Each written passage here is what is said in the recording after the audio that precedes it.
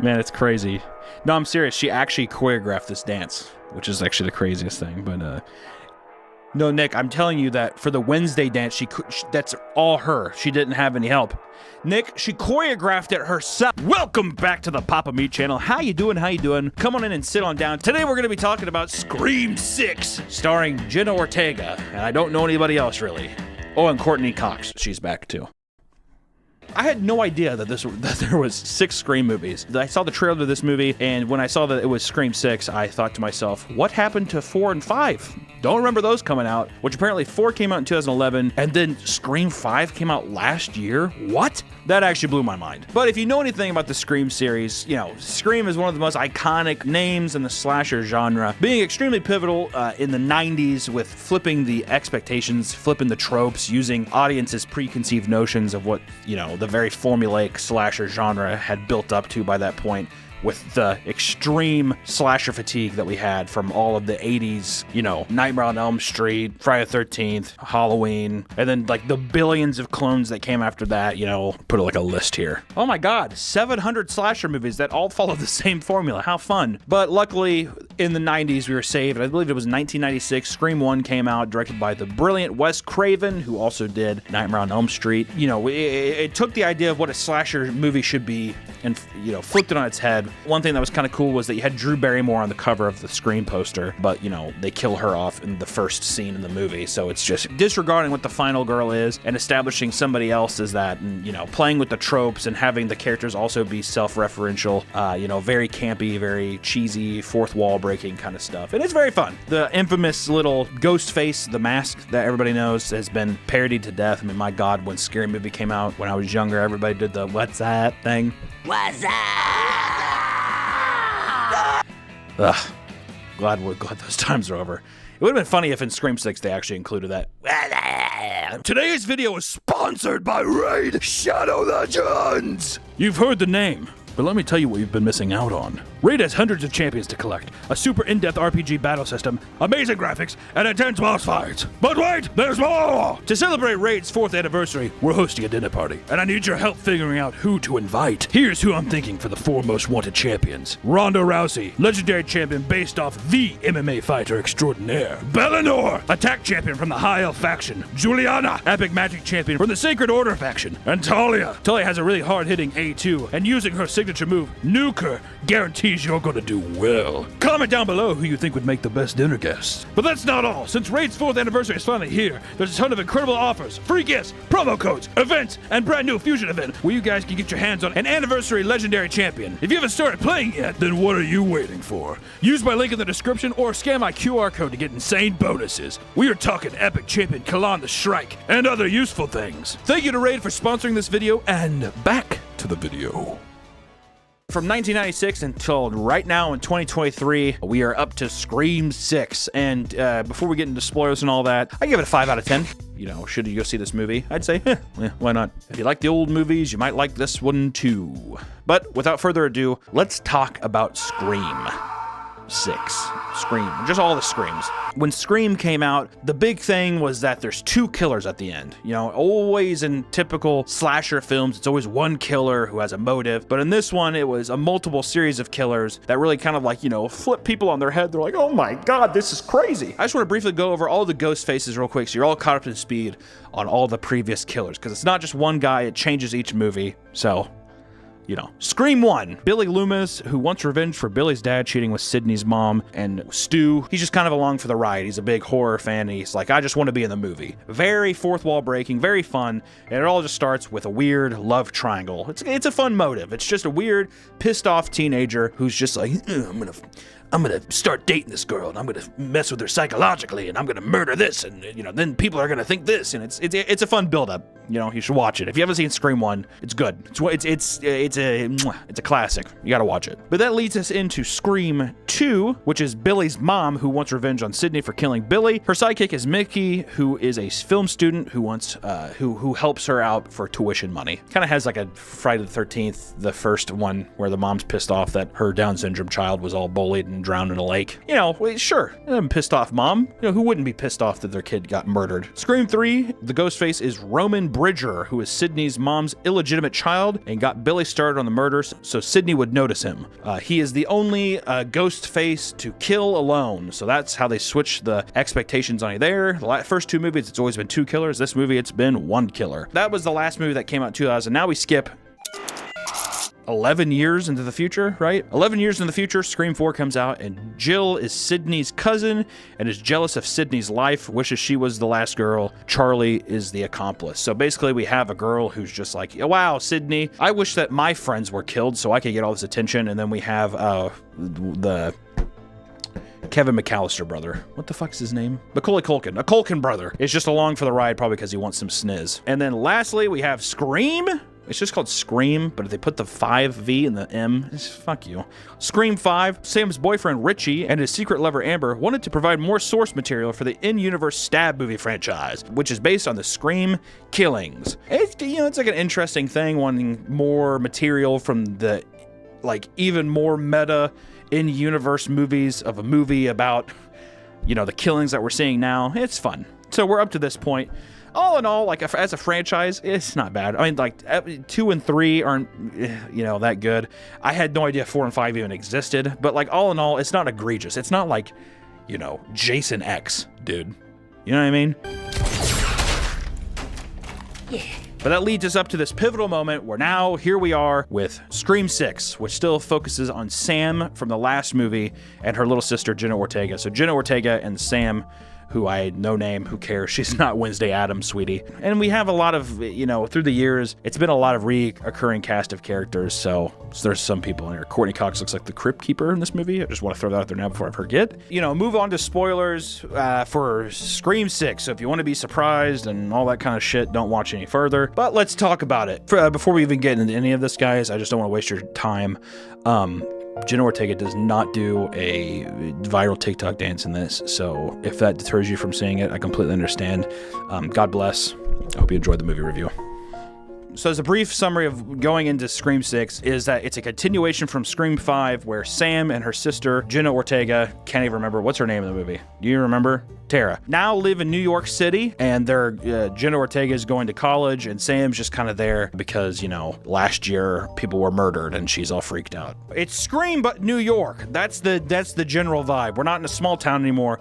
Now, how is Ghostface going to kill all these people in New York City, the city of people who don't give a shit about anybody else except themselves? That's crazy. Now that we have the premise out of the way, because that's the premise, they're in New York City, Ghostface is back, we know he's back, but how do they deal with it in New York? Every Scream movie is comprised of 3 things. 1, who is the Ghostface killer? What's the big Scooby-Doo mystery? Who gets unmasked and who's revealed? 2, the kills. Having Ghostface run around and kill people, stabbing people mostly. It's mostly stabs. I wish I had a number counter for how many times each character has been stabbed in this franchise, because some characters get stabbed like 57 times through the period of like however many years, and they're fine. And then somebody could get stabbed like twice in the shoulder and then they're dead. So it's like, And then number 3, how do they subvert the tropes of the slasher genre, or how do they subvert the tropes of the Scream franchise? Those are kind of what we're looking at here with this. So first off, let's just start off with, who is the Ghostface killer? Ooh. Isn't Ghostface also a rapper name? I feel like each movie gets a little more convoluted than the last, and I think that's fine. I think that the movies can be kind of, whatever. It kind of has a Saw vibe, where it's just like, who's Jigsaw this time? Who's the master, the puppet master? In this movie, it is, and like I said, spoils, it's the cop.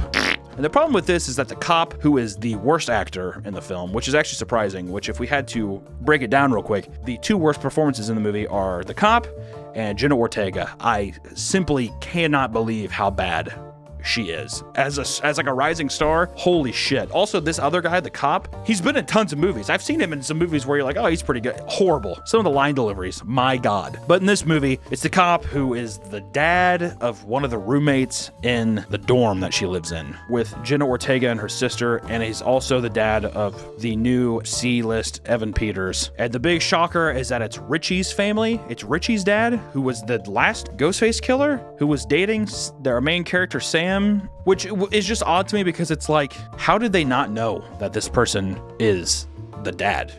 Why wouldn't they know about him? That was just kind of odd to me.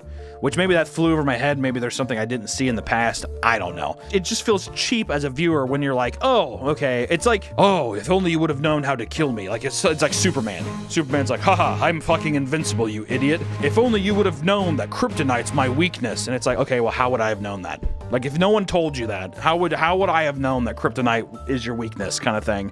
So to have the character just show up and be like, ha ha ha, what you didn't realize is that these two are my kids and that I am secretly his father, even though you should have known that, and these are his siblings, and we're all very mad. I think that what they should have done is you start off and you have the cop in New York, and you have Sam. She looks like she gets framed for these kills, and he's just like, listen up, you fucking little whore. I know what you did to my fucking son. And even if she's like, you're his dad? He's like, you bet your ass and you're gonna be behind bars for the rest of your life.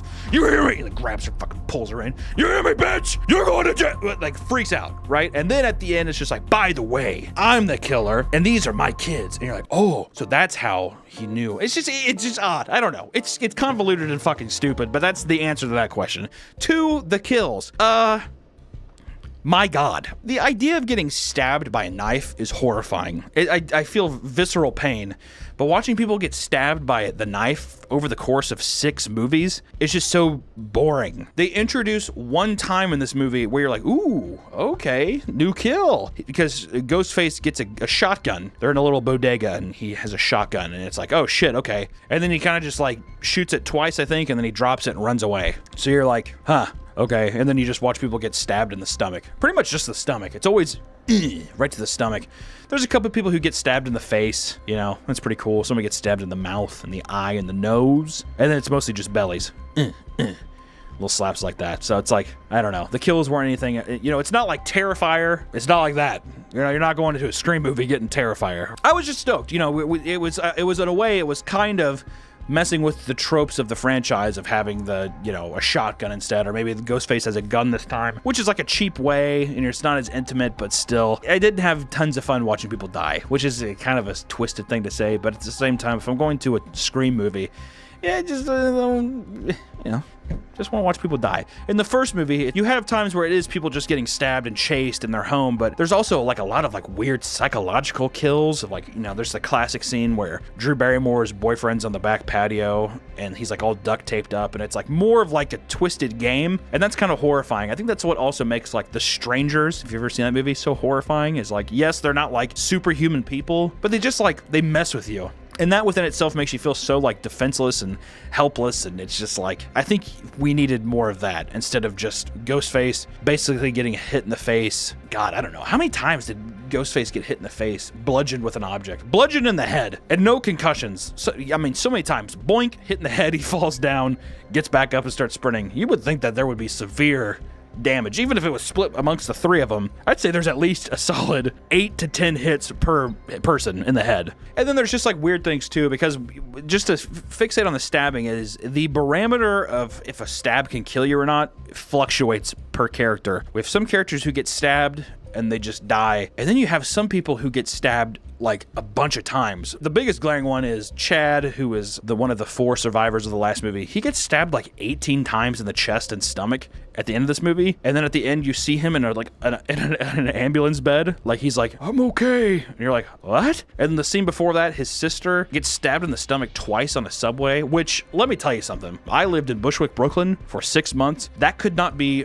a more accurate thing to happen. I've seen worse things happen on a subway train in New York City, and everybody in New York City does not care. I feel like people could see somebody get shot in the chest and they would just be like AirPods in and just be like looking at the ground. They just don't, no one cares. So to see that, I know I think I heard some people be like, yeah, right, in the movie theater. Oh, yeah, right. So no one's gonna help. And I'm like, no, go to New York, have someone stab you, and see how helpful people are, because it's not. But she gets stabbed twice in the stomach, and then at the end of the movie, after everything's said and done, you see her like sprinting up. So she probably got stabbed maybe a couple hours ago, and then she's like running up, and she's like, I know who the killer is. Dude, didn't you get stabbed twice in the stomach? Like, you would be in a hospital bed unconscious. And then, you know, just like little things where it's like there's altercations, and you can tell a scene is ending because you can hear the police sirens come. They always just come right at the last second, and it's just like, why even show the fucking cops? Are useless. There's 2 people in law enforcement in this movie which is the main cop guy who is the worst actor in the whole film. I cannot believe there's no way he did more than one take. And then also the girl from the 4th movie who is now an FBI agent, and she's in it, and it's like she's wearing like a Ghost Rider jacket the whole time, and it's just people get stabbed all the time, and there's no repercussions. This movie is like, I wonder if it's scientifically accurate. That's what I want to know. I want to know if it's scientifically accurate. If you get stabbed that many times, because she gets stabbed too. She shows a scar. She's like, yep, I have my scar here. And she gets stabbed again. I'm like, how many times can a person get stabbed before there's just like, you just don't heal back? There's no bounce back anymore. If you've been stabbed 15 times, after a while, I feel like your body's just like, nah, we're done. And then thirdly, you know, how does it mess with the tropes of the slasher genre or the scream genre itself? The film does start off super, super strong with, usually how all these films begin is somebody answers the phone call, and that's like the cardinal rule. Don't pick up the phone. It's like letting Dracula into your home. In this one, it's a girl who's waiting on a date outside of a bar. She answers the phone, and it turns out that her date is lost. She goes to look for him, and she gets murdered in an alley by Ghostface. So it's kind of, it was a fun way to subvert that. And then it leads us to follow this Ghostface, which we see who the Ghostface is, which is also a subversion of expectations. Kind of cool that you immediately know who the killer is. And then we go back to his apartment, and he answers the phone. And now it opens up the actual Ghostface of these two kids who are going to be the new Ghostface of this movie, but they get cut short by another one. So it was a really fun, strong start. I mean, for me, I was like, oh shit, okay, so this is like actually a pretty inventive new way to approach this. Right on. But as soon as we got back to Jenna Ortega and the other girl, we were like, oh wait, no, we still have an hour and a half. That's kind of how it felt for me. The only subversion I can think of is that none of the legacy characters in this movie die, which usually in other movies, there's always like one character, like I think in Scream 5, Dewey, who's like a cop. God, terrible name. He dies. And usually there's like a pivotal kind of main cast character that dies that has repercussions somehow. But in all these, they're still trucking on. But that's also because they want that sweet green, baby. Still waiting. Courtney Cox is sitting there. They walk down the fucking gothic church that she lives under in the crypts, and she's just like, Scream 7? Alright, I guess I'll be a part of it again. And they just basically, shoot her up with fucking, like, ghoul juice and revive her to come out and, be a part of the movie. They didn't get Sydney, though. Neve Campbell, I think her name? I can't remember her name. We do have Courtney Cox's character. She does say, Sydney's taking her family and they're going out of town. She just wants to send her love. She's safe. And it's like, you have to name drop her somewhere in there. We have to be sure. Is Sydney okay? Is Sydney still okay after 30 years of getting attacked by the same person or same kind of thing? Is she all right? Okay, thank God. And then you have things like at the end of this one, there's 3 killers instead of 2. So there's that. They show the daughter, who's actually one of the Ghostface. He does a fake death, but he just kind of has like a line at the end where he's like, it was easy enough. I pretty much just, before the cop showed up, I switched it out with an actual dead body, and there it is. You didn't see that, but I'm telling you. It was just dumb. Like, I mean, they didn't really do anything that felt like too grandiose or anything, but the movie wasn't bad. It's the worst thing that a movie could be, which is just kind of forgettable. The only thing that was memorable about the movie was the amount of times I laughed any time the cop opened his mouth, and just by how horrible Jenna Ortega is at acting. I can't believe it. It's physically, I couldn't believe it. She plays Wednesday Addams so well because there's no emotion there. She can just stand there like this.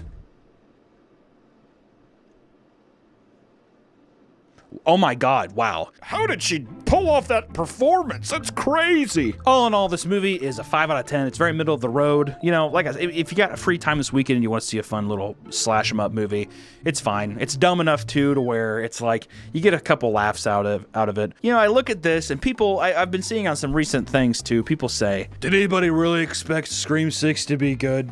Did anybody really expect this thing to be good, etc.? And it's like, just because something is either the 6th sequel, or if something is intentionally trying to be campy or stupid, it doesn't like give you a get out of jail free card with any kind of critique that somebody could have of the movie. You can have a movie that's really dumb, but it's dumb to such an extreme that it like is fun, and it's like over the top. It doesn't take itself seriously. Like, you can have a dumb story and have it still be structurally sound and satisfying, and like it's not trying to like blow your mind with anything, but it's like laying all these like tracks for it to be a fun, memorable movie. When I saw people say that they actually thoroughly enjoyed Willy's Wonderland, it blew my fucking mind. Because, yeah, Nick Cage is in it, and it's like, it's just a silly movie about animatronics, but there's nothing fun. Like, it's the same thing over and over again. I think that people also, like, when I'm trying to be critical with movies, it's not that I'm, like, trying to shit all over the movie and tell you how terrible it is. I guess I'm trying to lay out why I wish that it would have been something more fun. All I want to do when I go into a movie theater is have fun. When I sit down and watch a movie, I just want to feel like it's a visual experience from beginning to end. And sitting there and giving the excuse that things are intentionally bad, or you should like something because it's like, or not that you should like it, that things are good because it's trying to be bad and stupid isn't an excuse. It's like a weird form of irony where people are like, they don't ever have to actually commit to a joke or anything because it's like, well, I know I'm being stupid. It's just cheap. It's fucking annoying. And I think that like, there's so many films that like know their place and still, even like, Terrifier 2, I think, is a good example in terms of this movie, where Scream 6 follows the same kind of tropes and it has terrible acting, the script is stupid, and the kills are all really forgettable and annoying. Terrifier 2 is almost all of those things, except guess what? It knows that, like, hey, we can go so over the top with these kills and go totally insane to where you can leave that theater and it's going to be 10 times more memorable than something that's so middle of the road that it's forgettable. I think that you can do a Scream movie in 2023 and really try to push the envelope of what a Scream movie is. If it was just a Ghostface with a shotgun the whole time, that would be more entertaining than seeing him just with a knife the whole time, just because that's like what he is, you know? If you're gonna be bad, be fucking awful. If you're gonna try to actually be good and do something that is, you know, trying to push the edge or trying to actually resonate in people's hearts, then swing for the fences. Don't be a Scream 6 where everyone's gonna forget about it as soon as it's out of theaters. No one's going to revisit this film, and they're only ever going to talk about the first movie. I hope in the future that if there is more movies that have 6 sequels, that they're fucking crazy, but we'll see. As for this movie, like I said, not the worst thing in the world, but as somebody who paid money to see it, and you just want to have a good time, I just want a little more, I guess. Just want a little more. That's all I have to say. Willy's Wonderland fucking sucks. Banana Splits fucking sucks. Suck my dick. You know what I would have wished they would have done to subvert expectations? I wish that they would have put Jenna Ortega big up on the poster like they did, have her right front and center, and then at some point in the movie, maybe halfway through, you have a scene where they just fucking rip her face off, and they just like throw in a toilet, and the Ghostface sits down, he just takes a big shit all over it. He just pulls down his pants, and he still has the voice modifier on, and he's just like, what do you think about this, Jenna Ortega? And he says her actual name, and then it just... Welcome back to the Papa Meat channel. How you doing? How you doing? Come on in and sit on down. Today, I went and saw a Cocaine Bear because this movie has been hyped. I don't know if it's been critically well received, but the general public seems to like it. So I thought to myself, you know what? I'm going to go to a late showing. It's the only showing that had good seats left, whatever. So saw it, and, you know, here's hype. If this video ends, I would say if you're just looking for a blanket score, 6 out of 10. Today's video is sponsored by Keeps. Keeps is a discreet online service that brings hair care right to your door. One of the most terrifying things that can happen to a person is hair falling out, getting patchy, getting thin. I mean, it's a nightmare. Realistically, a lot of guys' hair starts to fall out by 35. That's not gonna happen to me. But if it did, I'd get Keeps. Keeps has expert recommended hair care treatment plans that help you with specific needs. The treatment plans are extremely affordable, and most customers experience results in about 6 months after using Keeps. Keep your hair issues a secret and gain your confidence back with one of the most trusted brands around. Whether you're looking to prevent hair loss, stimulate hair growth, or just take better care of your hair, Keeps has you covered. Hair loss stops with Keeps. To get a special offer, go to keeps.com/papameat or click the link in the description. That's keeps.com/papameat. Thank you, Keeps, for sponsoring the video, and back to the video. So today I did watch Cocaine Bear, which is a new movie distributed by Universal Pictures, directed by the very talented Elizabeth Banks.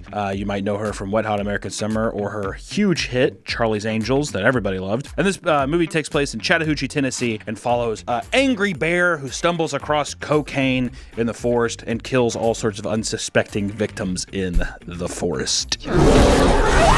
This is a true, based off a true story, which when people say based off a true story, it's like a very small fraction of something, and then they kind of just do whatever they want with something. And the actual Cocaine Bear, it was in 1985. A guy was flying an airplane, or what was the actual name? Andrew C. Thornton II was the drug smuggler's name, who was throwing duffel bags full of cocaine out of his airplane to lighten the plane's load. And he jumped out of the airplane, but his chute didn't deploy, and he died. He fell on the ground, and all the bags of cocaine went to the forest. And then a big American black bear ate up like 40 containers of cocaine and died of a drug overdose. So no, there wasn't any big crazy deaths in the woods or anything like that. But you can still see the Cocaine Bear, who was owned by Waylon Jennings. It's in Kentucky right now at like a Kentucky mall. It's the Cocaine Bear. They're the one who labeled it the Cocaine Bear. So it's based off that story. The movie, when it begins, it does a nice little montage of showing you actual news clips from that day, which is pretty fun. But then pretty much everything we get after that is just kind of shitty, generic schlock.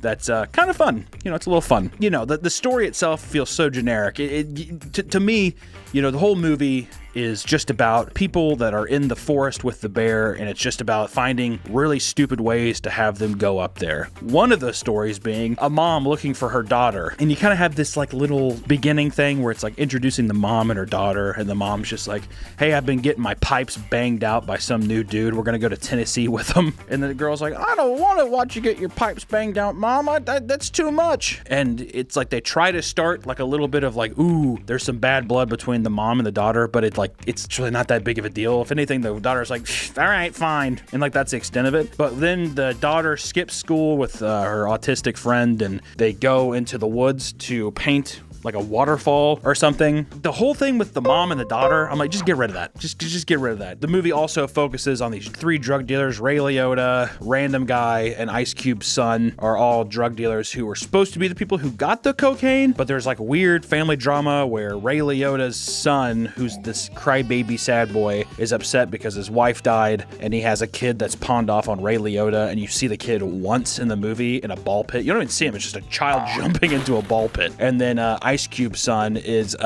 Ray Liotta's like goon, who's like, we gotta get my son in shape so he can go and get back in the drug business with his pops. And it's just like, it's just another huge story. It doesn't feel, it feels just as like grandiose as a main story. So it feels like it's just 2 main stories combating against each other, and it's just very odd. I think that, you know, keep the drug story line because the movie's called Cocaine Bear, and then get rid of the mom who's trying to get banged out by some dude that we never see, or at least show the fuck scene of the mom, dude. You know what I'm talking about? The little girl walks in on the mom.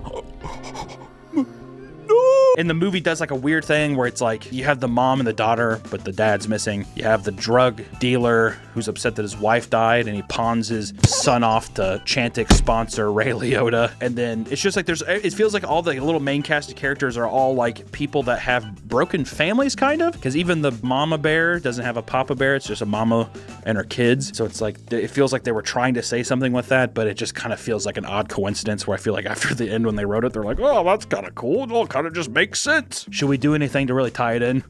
Nah, we're good. The whole movie is propped up on these like really weak stories, and there's like an ensemble of characters in this movie. It's like there's not like 9 main characters. It feels like it feels like there's way too many main characters. Like the storylines, they're trying to pull like a fucking Christopher Nolan, Memento, with like having all these stories connect and stuff. But it's Elizabeth Banks with a cocaine bear. Let's just focus on one person or like one particular group of people, and we'll just like get to experience people dying. But you know, in the studios, they were like scratching their head. They're like, how do we justify all these people being out in the woods? And it's like, it's 1985. There's nothing to do, and it's a state park. I think you can just have people out there, and everyone's gonna be like, okay, yeah.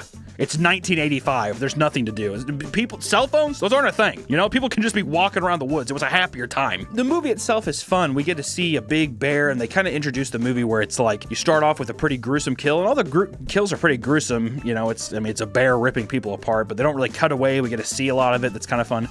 We don't linger on some stuff too long, but it's definitely gruesome in some parts, and it was a bit of a surprise. I mean, at the beginning, a pregnant woman dies. Thank God. No, I'm kidding.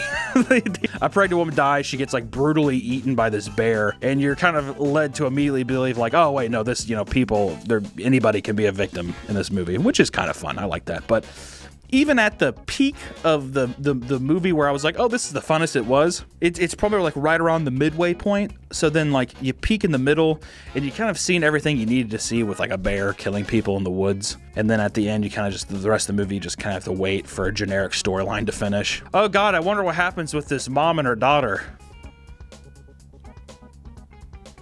I'm bored. So, it's funny because they establish all these different characters, but it's like all the characters we barely know anything about, they're the funnest characters. Big ranger in the park, this woman who basically just wants to get fucking her muff eaten out by some like hippie dude, and then some drug dealer kids, and then the ambulance people. It's like all those characters were a lot funner because it's like, I don't care about the emotional connections of people in a cocaine bear movie. I'm not gonna have my life change. I'm not watching Gangs of New York. Daniel Day-Lewis isn't walking around the forest like, oh, hopefully gonna get this bear. I don't know why. That's not what he sounds like, but I wish the movie would have focused more on that. You can have a similar storyline. Like, you can keep the drug dealers who are looking for these bags of cocaine, in the forest, it's their investment. They're trying to recoup their investment. I get that. That's fine. But like, cut all the other shit out. I just want to see people get attacked by bears. That's the only reason people are going to see this movie. Throw random characters that are showing up to the park in situations and fun little things, picnics, ambulance reports or whatever. Just throw them in there and have a big gruesome bear show up and fucking kill people. I mean, it's awesome. That was the pinnacle of the movie. The funnest I had was when the characters, I didn't really know anything about them, and it was just their genuine reaction. And all those performances were good. And that's one thing I guess I should say too, is that all the characters in the movie, they're fine actors and stuff. The script can be kind of cringe at times, but generally I think all the jokes landed pretty well, and I think that generally it was a pretty funny movie. Is it Hangover funny? No, sweetie, it's not Hangover funny. Is it Ted funny? No, sweetie, it's not Ted funny, but it's good enough. For a movie about a killer bear that does cocaine, and it's like supposed to be like, we're having fun, and tie your shoes. They're joking around. It could have been so much worse. The bear itself, the CGI, you gotta talk about the bear. I mean, he's on the cover. He's the poster child. He's the poster of the movie. Or she is, sorry. The CGI, it wasn't the best. I mean, what am I gonna do? Knock the fucking movie? It was made for like $30 million. It's a pretty small budget. For what it was fine, but just like particular moments were kind of distracting. It kind of felt like Yogi Bear at times. Like, it's so overly apparent 3D that in some moments you're just kind of like, okay, it's silly that these people are laying on the ground talking to nothing because this is obviously a CG bear. But all in all, I mean, it's fine. It's passable. And that's the kind of the whole vibe with this movie. I'm like, it's fine. It's okay. It's cool. I hate with these arguments too, though, Nick, is when people are like, oh, well, if it's so bad, then let's see you do it. You know what I mean? Oh, I'd like to see you do a movie for $30 million and do the CGI. I'm not saying I'm not knocking anybody. I mean, like, the people did a fine job. I'm just saying, like, is it Avatar 2, Way of the Water? I haven't seen it, but the trailers, the CGI looks pretty good. Just in terms of the tone of the movie, I thought was kind of particularly interesting was I wish that they would have kept the movie more cartoony. There's a lot of great, funny little moments, and there's moments where, like, even the bear acting seems a little more human or aggressive, or, like, it doesn't feel as primal. It feels more cartoony in their approach, and I always like that. And then it's like they tried to have a level of camp where it's like, we know this is a crazy little movie about a cocaine bear. But then there's other moments where they try to ground it and they're just like, we want to make you cry. This is actually supposed to talk about relationships with families, and it's supposed to talk about childhood trauma and having to deal with that as a child. And it's like, get that the fuck out of here, dude. Stay cheesy and campy. You can't have it both ways. You can't be like, this is so silly, and then try to like drop some emotional shit because it just like it grinds the movie to like a really boring halt where you're like, oh god, just someone die.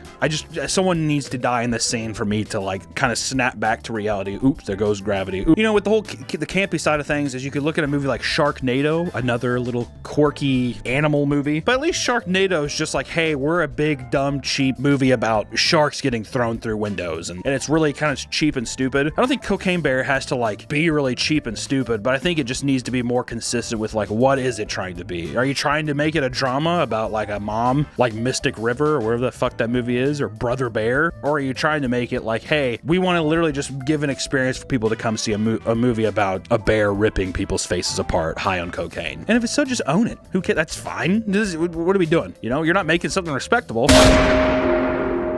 You know, you're not making something respectable.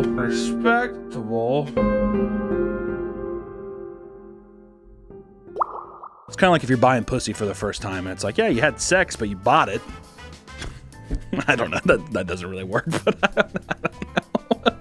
If they're trying to ground the movie and make it like, you know, have all these different things, yeah, maybe have the bear who's just kind of randomly going around killing things. Maybe have like stakes to the bear, like the mama bear is looking for her cubs, and it's like just apparently along that way she like got into some cocaine, so that's why she's so aggressive, is because she's on the defense, but now it's like elevated to that, you know what I mean, that extreme. She has some meaning as well, so maybe you feel more sympathetic towards the bear, but you can't just have a bear kill a bunch of people and then have her kind of, you come across, oh wait, she's a mom, she has cubs. Well, that makes me feel differently about the bear. I feel sad. It's like, no, you're a vicious fucking animal. Put it down and put the little cubs down, dude. Bash the fucking cubs in the head. Shoot the mom 6 times in the chest, and let's call it a day. You know, there's little kids out in the forest getting ready to get killed. Or we gonna just not kill the bears now? And that's where I could tell too. As soon as this happens, and also once again, spoiler alert, the mama bear doesn't die at the end. The cubs don't die at the end. And you know what I heard? Off in the distance, sequel bait! That's all I just, ooh, are we fishing? Like, let me open up my tack box here. Oh, there it is. That's the bait I'm looking for. Sequel bait. Ooh, there it is. Well, I don't know. They didn't find all the drugs in the woods. Maybe the bear will keep doing cocaine and killing people. Cocaine Bear 2. Except this time, probably the cubs are going to be, you know, grown up, and it's like 3 bears instead of just the one. But at the end of that one, the mom bear dies, so then the third one, now it's 2 fully grown bears, and it's just about those, like, basically those kids bears getting revenge. So that's already 3 Cocaine Bear movies. The only problem is, how do they justify that these animals don't have an overdose, especially with the amount of cocaine the mom does in the first one? I thought the movie was going to end with her having, like, overdosing, which would have tied in perfectly with the real story. You know, I mean, the bear does overdose in real life, but it's just fucking weird. It's like, really? There's no repercussions. You have children doing cocaine, like a lot. The kids in the movies, spoilers, the kids in the movies do cocaine, big mountains of it, and they know their tiny little hearts don't just fucking explode in their chest. How is that possible? If there would have been one moment in the movie where the children had an overdose on cocaine, that would have been like, this is like Oscar contender level thing. If you could be as bold to have kids do cocaine in a movie, and one of the kids is just like, I don't feel good, Rebecca. And the kid's just fucking like, and his chest is he just dies of a heart attack. How fucking cool would that be? The bear doesn't even kill him, the cocaine does. And then see, you have another message too, dude. Drugs are bad. Bam. It's a great, just like one and done watch. Like a studio spent $35 million to give you an experience that a bear does cocaine and kills people in the woods, and it's not 2008. That's like a miracle within itself. So I would recommend this movie. I'd say go see it, enjoy it. Sure, the storyline's pretty fucking stupid. It's forgettable. You have way too many characters. Get that annoying ass kid, the boy, out of there, unless he has a drug overdose, then keep him in for the drug overdose, because that would be funny. It's a shame this is like Ray Liotta's last movie, which it's like, fuck. With the success of these movies as well, you're gonna have spin-offs. I know Asylum, oh god, Asylum Pictures or Studios, or what the fuck they're called, that garbage studio. They said Meth Gator is coming out, and they were trying to like market it in the replies, I think, to Cocaine Bear articles. It was really odd, but Meth Gator, you're gonna see a lot of weird shit coming out like that. You know, I wouldn't mind seeing though, Heroin Duck. I'm not gonna see Meth Gators. That's just not gonna happen. I think as long as this movie doesn't have a sequel, I would be like, it's fine. Like as a movie just to go see, it's fun. Throw it up on a stream, you and your buddies are hanging out, you want to watch something stupid and kind of laugh at like gruesome violence, just throw on Cocaine Bear. I just am praying, and I know it's gonna happen, but I pray to God every day I say, listen, Muhammad, please, don't let this be a franchise. Don't let this be a franchise, please. You know what? I tip my hats off to Elizabeth Banks. Do I think she handled the failure of Charlie's Angels a little poorly? Sure. You're not going to have a winner every time. But you know what? I like Elizabeth Banks. I'm glad that this movie's doing well. I hope everybody in the comments goes and sees this movie and they get to experience it. And then let me know down below what you thought of the movie. And also, I want to just see out of 10, what did you give this movie? And if you say 10 out of 10, give a justifiable reason. And if you say lower than a 6, I'd like to know why. I don't think the movie was that bad. Nick, do you think the movie was that bad? Okay, Nick he's a big stickler. His favorite movie is Stalker, that Russian movie. We'll just play like a little clip of Stalker. That's his favorite movie, and he said that he thought that Cocaine Bear was good. So I think it's pretty universal. It's a fun thing, you know. So all in all, Cocaine Bear, thumbs up. I'm excited for this year of more horror movies and stuff. If there's a horror movie you want me to watch, be sure to let me know. Also, check out the Patreon for exclusive content. We got some fun stuff up there. We're going to be doing more Patreon videos, a new Patreon video game soon, which will be fun. Oh yeah, also, this is a major announcement, is if you have a link to the Mean One, that Grinch horror film that came out, that like it did so bad that they fucking Thanos snapped it out of existence. I desperately want that, so that I'm trying to watch the Grinch horror film. I'm trying. I messaged the director on Instagram, and all he said was like, you gotta be patient. It's coming to streaming services hopefully real soon, which isn't thing that's saying like no streaming service is buying the rights to this movie, which I thought he would just hook me up with a link, like a Dropbox link. Just give me a fucking Dropbox link of the Grinch movie so I can see. I just want to see it. So, thanks for watching. Cocaine Bear, 6 out of 10. There it is. I never liked Smokey Bear. It's like I get that you're trying to help the force and stuff, but I didn't like how fucking bubbly and cute he was. It made him more intimidating because he's so large and he has this tiny hat and he's just like, you can prevent forest fires. And he like would walk up to you and shit. And I'm just like, can you imagine like a big cartoon bear just walking out of the forest and like accusing you of starting a forest fire? Today's video is sponsored by Cream Crew, my podcast with my friends. Go download it. Go check it out. For real. Welcome back to the Papa Meat channel. How you doing? Come on in and sit on down. Today we're going to be talking about a movie that I love called Event Horizon with my friends, Flash Kids, Tom and Don. Hello, Which one's Tom, which one's Don, we'll never know. I'm Tom. Bleep that. Cut that out. This is just a sci-fi movie that came out from 1997 starring Sam Neill and Lawrence Fishburne, Neo, and that one guy from Jurassic Park, right? Which one? Sam Neill? Oh yeah, that guy. He was in Jurassic Park. It's a sci-fi horror film about a ship rescue, and it's about all the spooky things that happen on the ship. General, before we get into spoilers, would you guys recommend the movie? What would you give it out of 10? 6. Oh, that's pretty high. That's higher than you would give it? Yeah, it felt like it's just kind of a standard, not very good horror movie, you know? You're such a Debbie Downer. I'll give it a 5 for originality. I would personally give it an 8. We have quite the little fluctuation of scores here, but, spoiler warning if you haven't seen this movie, even though, it's been 30 years. Like, what the fuck? Well, now I'm curious, because obviously I never watch your channel. But what other movies have you given 8? Let me tell you something, not a lot. People are usually very upset by how low I give scores to movies. What did you give The Thing? The Thing? I haven't done a video on The Thing yet, but if I did, I would say it's the best movie ever. So it's a good 8.5. Yeah, that's a solid, probably 8.75. Okay, so it's around The Thing in its execution. I'll defend my 6 in that I think the set design's pretty good. I think like a lot of the concepts are actually pretty cool for most of the film, and then it takes this weird turn into almost like scary movie-esque comedy. Oh shit! That's what makes it even good, though. See, you're giving it negative points for a thing that I think is a positive. That is the high. That's where your 8 comes from. For a movie that is 30 years old, that's the kind of stuff that makes it rewatchable. It tries really hard to like make everything kind of cool and believable. And then there's just this one character called Cooper, who is the biggest like stereotypical like black guy from the 90s. Mr. Cooper. Skipper! Ion Drive in 10 minutes. Ooh, it's time to play Spam in the King. He's a good guy. Yeah, and they're just like, okay, after the scientist explains like the graviton field and the warping through dimensions, can we have Cooper say shit in like the most stereotypical accent possible and then fly around the room like a empty balloon? Well, I mean, a product of its time. I always just to apologize for everything that we have It's so here. funny though. It is really funny. Yes! Pretty much the movie is all about, like I said, Sam Neill and a ragtag team of rescuers. It's like 2047, not that too far from the future. They said that in the beginning of the movie, they say in 2015 that they've colonized the moon. And then 7 years later, in like 2023 or like 2022, we're full-scale industrial mining Mars. It's not far off.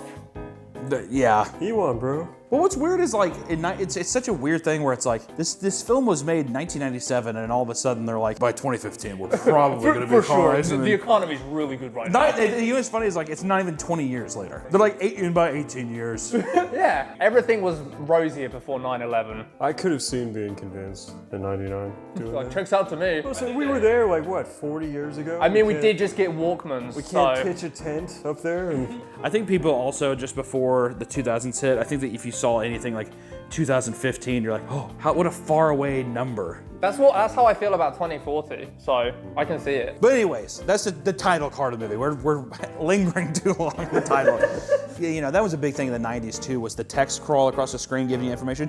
Beep, beep, beep, beep, beep, beep, beep, beep, beep, beep, beep. I still fuck with that. Do you like that? I don't. It's so outdated now. No. It was killed with me whenever I watched MacGruber. Now I can't take it seriously anymore. So it's 2047. Sam Neill, he's like the engineer. He's the maker of this ship, the Event Horizon, which is meant to go light speed. He's with a rescue team to go find them because the Event Horizon went missing in 2040. And in 2047, the year now, now put that, now, the beacon is back. They can go find it. So now they're gonna go and look and see what happened to the Event Horizon. And you know, the whole thing, did you like the way that, because this whole movie is, in a way, it's like a mixture of time travel, interdimensional travel, in a way. Wasn't it time travel? I mean, the whole thing is that if Sam Neill, who was supposed to be on the ship at the time, and you know, later on in the film, he's dead, right? Wasn't he on the ship? Oh, I thought that was just like it's the end of the movie that we saw at the beginning.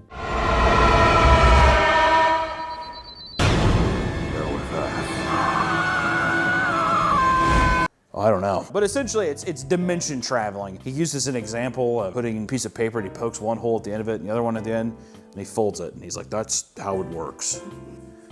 He does this for like 2 uninterrupted minutes. And all the girls like, There was a missed opportunity if he poked a hole through her mouth, a hole through her pussy, and he folds her up.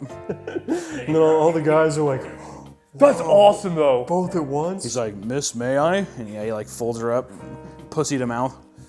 Yeah, it's not even the paper anymore. It's just the woman on board the ship. Just folds her over. We bend her, yeah. The human origami. So yeah, it's about this whole deal. But then the big twist and turn of this movie is that by doing so, the dimension they go through is hell. Which is very reminiscent of Warhammer 40k. Which is literally the only reason why I brought you guys here to do this, is because you are the Warhammer experts. And is it or is it not, did Warhammer steal from Event Horizon, yes or no? I can't answer that with a yes or no. We didn't do enough research. We're not sure. Your gut reaction, what would it be? It stole from Warhammer, yes. Oh, Event Horizon stole from Warhammer. Yes. Nick edited it to where they say that the Warhammer stole from. It stole from Warhammer. No. Warhammer would never steal from anything. And at that part, you can go through a whole bunch of side-by-sides of all the things Warhammer has stolen from. The reasons why I give this an 8 out of 10 for me, the space future set is so 90s, and just like basically the entire space aesthetic since Alien has been the exact same. Everybody copies Alien, even to like kind of modern day sci-fi films too. There was that Kristen Stewart movie where she's like underwater or some shit. There's a lot of space movies where people are underwater for some reason. Pandorum, remember that? That was like the whole twist. Spoilers for people who haven't seen Pandorum. Is that the one with Chris Pratt and Jennifer Lawrence? No, I don't know what that is. I know they fucked in that. No, so if you want to see a fuck scene between them, you know, it's there. Yeah, so the sets. Yeah, the sets. The sets are good because he does that thing and you know, you're talking about how the cheesy charm of the text going across. I love random buttons and people typing on keyboards in in future things. Yeah, no, they're clicking all sorts of like highlighted buttons and shit like that. Lawrence Fishburne's got his little ceiling-mounted cripple chair. Yeah, the cripple chair, which reminded me, I don't know why, whenever I was watching it, it made me like think of Viggo Mortensen. How the fuck do you say his name? Aragorn. in Crimes of the Future, that Cronenberg film, he has like this fucking bed that he lays on and he chokes. Whatever, he's like, kind of remind me of that. Also his feeding chair. You guys don't know what I'm talking about, but it reminded me of that. But it was funny because during the crash, the set is like, it looks okay, but it's very cheap. I don't think it was built very well. I mean, like even... I thought it looks pretty good, but you can tell he's using his muscles to shake. He's like, whoa! Whoa! He's very Star Trek. He's shaking it, but it's also like, it's like supposed to be this big heavy metal chair. Like it's supposed to be like all metal. And he's swinging like it's a fucking toddler at a park.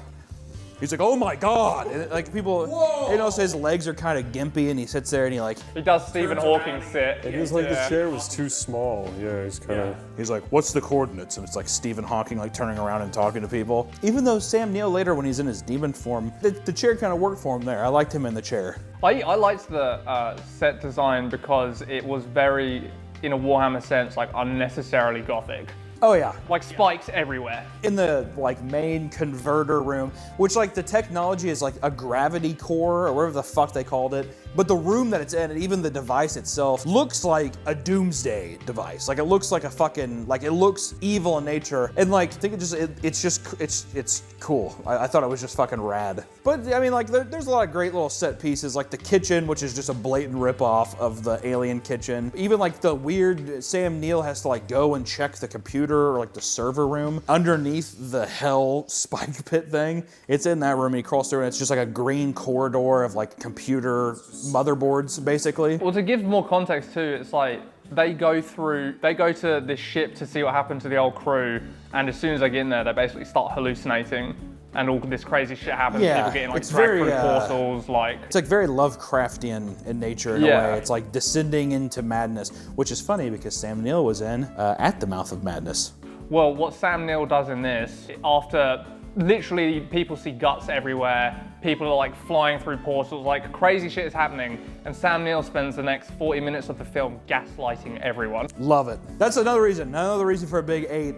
I love in movies, that's like another reason why The Thing is one of my favorite movies ever, is because it's just, I don't know why, in movies, I love when people gaslight people. He's like sitting there and he's like, I don't know, you're probably just hallucinating. She's like, no, I saw a dead body, like it was like, and it's like multiple reports to where it's like, this can't be a coincidence. He's like, man, you're probably delirious. You're probably, she's probably tired. And if someone's on the rag. Period. Yeah, it's like literally recordings of like demons talking Latin. Yeah, that was so funny. He's just like, oh, I mean, it could be anything. Atmospheric, like, exposure. That feels like the number 2 reason is because all of the moments that are hilarious that aren't meant to be funny, that are played really straight, and it feels like it's like, yeah, this is like kind of weird and cool, but no, it just comes off really, really funny. Oh, there's a transmission, and as soon as they click it, it's just, ah! And everyone's just like, And there's like a Latin voice like, What is that? what the hell is that? You brought up the funny fact too that it's like one guy on the ship's like, oh, it's Latin for save me. And it's like out of all the scientists on Earth, Yeah, Sam Neill's like, this is gibberish. I mean, who could understand this? And the guy's like, I think it's Latin. oh, you're like, okay, NASA didn't think it was like Latin. Like, no, indecipherable, can't get it. there's a lot of moments like that. Like I also love the moment when the character Justin is going insane and his eyes are exploding in this decompressing chamber. And Lawrence Fishburne is like, Justin! Swimming through space to get him. He tackles him and comes inside. It's just like the whole sequence of that event is just really funny to me. I just don't understand their like choices. Because like I said, for most of the film, they're trying super hard to keep it grounded. And then out of nowhere, the black guy gets shot into fucking space and he uses his little like jet boosters on his, it's not even boosters, it's like decompression air. It's like oxygen. He's in space looking down at the whole of the planet. Because the ship blows up, their getaway ship blows up, and he's like stuck on it. And as he's hurling through space, he's like, ah, man, me again? Of course this would happen. Yeah, he's like, motherfucker! And then he uses oxygen tanks to blast back into fucking orbit. Unironically, Cooper is the Elmer Glue to this film. He really if he wasn't there to be so over the top, I don't think any of the other scenes would really read that funny. I think it would just read bad. I don't think it's meant to be a comedy. No, but see but that doesn't matter. It's the fact of like how you read him in the movie and like how his performance comes through. That's all that matters. Yeah, but 75% of the film they were on like the same track, and then suddenly from orbit he You think Saturday pinpoints Night- the ship. Let me explain how retarded this is. From orbit, he pinpoints where the ship must be in this giant storm. He could see like the whole continent of that planet. Yeah. And he still pinpoints the exact window that the ship is on, just so he can like press his face against the glass autistically and be like, motherfucker!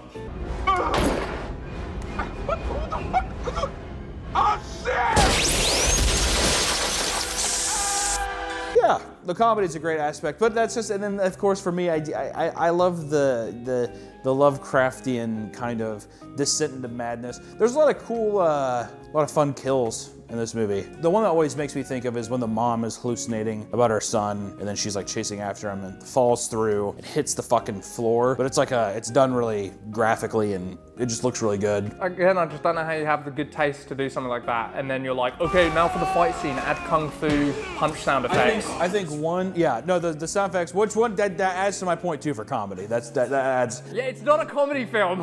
It doesn't have to It is, be. but it's not meant to be. I think that at the time is also, it's definitely a studio coming in and being like, you need to have a fight sequence here. Because there should not be a fight at the I mean, end. I think the fight was okay. It's just that you It- have it- when it- he's hitting him with like a CO2 If Sam tube. Neill is a demigod from hell come back, there's no reason why he should be in a fist fighting combat. He should just like lift him up with like telekinesis, whatever, you know what I mean, throw him around or something. But instead they're like, oh, right now, like action movies, we need to have like something that's tonally the same from all these other fucking movies that are out right now. What is weird is that it is 2 years before The Matrix, and the soundtrack sounds like The Matrix. You know, Matrix came out, I think we looked it up, it was 99. And like, it's just the 90s aesthetic of things. It felt like you see this movie and you're like, oh God, it just feels like the Matrix part. When they're on the ship in the Matrix and all that stuff. I think the soundtrack was the same too though. Like Well, it that's the thing, sounded too, the is, like, same, the- it looked the- the same. Especially like the credit sequences and all these like 90s movies feel like they No, I have mean like the orchestral start was like da, da, da, da, da, you know. Yeah, the what are the brothers called? Wachowski? the sisters. Back when they made The Matrix, they were the brothers, no? How about this? Yeah, the directors of The Matrix. There you go. Heard about this fucking epic space war. They're like, we gotta make The Matrix. The Wachowski duo. The Wachowski duo. We gotta make this. We gotta make The Matrix. This film's coming out. It's gonna do gangbusters. You'll be pleased to know it did not turn a profit. It did not make its money back. Matrix didn't? Well, no, that clearly did. Oh. Event Horizon. How much did Event Horizon make? It came in $20 million. $20. How much did it cost to make it? $60 million, and they made $40 million back. Ah, that's unfortunate. You're the horror guy, Hunter. How would you fix this movie and make it a landmark horror? How would you make it a 10 out of 10? Every time I see it, well, 10 out of 10, more gaslighting immediately. There has to be more deception. I mean, in a way, it's almost like The Thing. There's deception, people don't know what's going on. It's like a mysterious source. But I think there is an element that I think you could play into that more about who activated the gate or something. Like I said, get rid of all the bullshit, even though you do see titties. They're not that good. They are kind of like orangutan long nipple, like a mom's nipples. They kind are of proper thing. mum nips. But that's also kind of spicy. What did you guys think of the, what'd you think of the ship? Did you like the design of the ship? I didn't like the outer design. I kind of liked it. I like how it looks like a giant diesel truck. Looks It's like how a- the front looked to me. Giant uterus. Maybe it was supposed to be. It's supposed to be the uterus going into hell. That's good. The birth cavity to hell. The women in the film were insufferable. I didn't think they were that bad. No, they weren't. Really? Shut up. Really, I liked all of them. I liked all the characters. I like whenever one of the guys is freaking out and then the other guy like immediately threatens to slit his throat. Yeah, he starts. So he gets like betrayed and gaslit by Sam Neill, and he shouts a bit, which is kind of understandable considering everything that's happened. But his mates just like grabs the scalpel, and is like, "Don't you fucking say another bad word, I'll kill you." He's just like, "What?" The whole thing. I guess they were getting like fucked up mentally though. It was supposed to be kind of crazy. Yeah. After the afterthought's always like, oh, I guess they're going insane. But there's no buildup of like them actually like, you know, like they all should be seeing things. You need to have more of the surrealist element of like a literal portal to hell is on your spaceship. You need to have more of that. But to be fair, for a movie that like it misses almost every mark that it hits, I think that it unintentionally hits something else in a very strong, funny way. Which is why I always come back to this movie and like it's not a perfect film, you know? And also like, you know, little quirks I like too when you start a movie off. When you start a movie off, especially in the 90s, and they're trying to show you all the new CG technology they have. Yeah. And it's like low poly renders of like cups and stuff floating in space. You're like, oh yeah. Because you know some guy like was sitting in a studio and he had his 3D computer and he just got done rendering and he was like, yeah. Like watching this low poly cup like float in space. Yep, that's why they pay me the big bucks. Did either of you feel like Sam Neill just could not, for some reason his face just doesn't sell the demon self? Oh no, he hammed it in. But the demon stuff, it just did not like work for me. It did, not only did it not work, he doesn't go into it. Sam Neill's a great actor. He's in this movie in the 80s, I think it's like 1981 or something called Possession. It's fucking crazy. He's great in that movie. He's great in Jurassic Park, whatever. In this movie, he has 2 moods, upset and angry, or 3, confused, upset, and angry. Gaslight. But the whole part is, I'd say that's confused in a way. I mean, What? I mean, what, you're probably just hungry. Hey, sweetie, you're being kind of a bitch. Are you an Empyrean? That's literally, yeah. But yeah, and that's all great. But I think that he was just like, He kind of just hammed it in. The reason I also say that is he has one of the worst scared yells ever recorded on cinema. 100%. Oh! You know what I'm talking about, that part? Mm-hmm. Oh!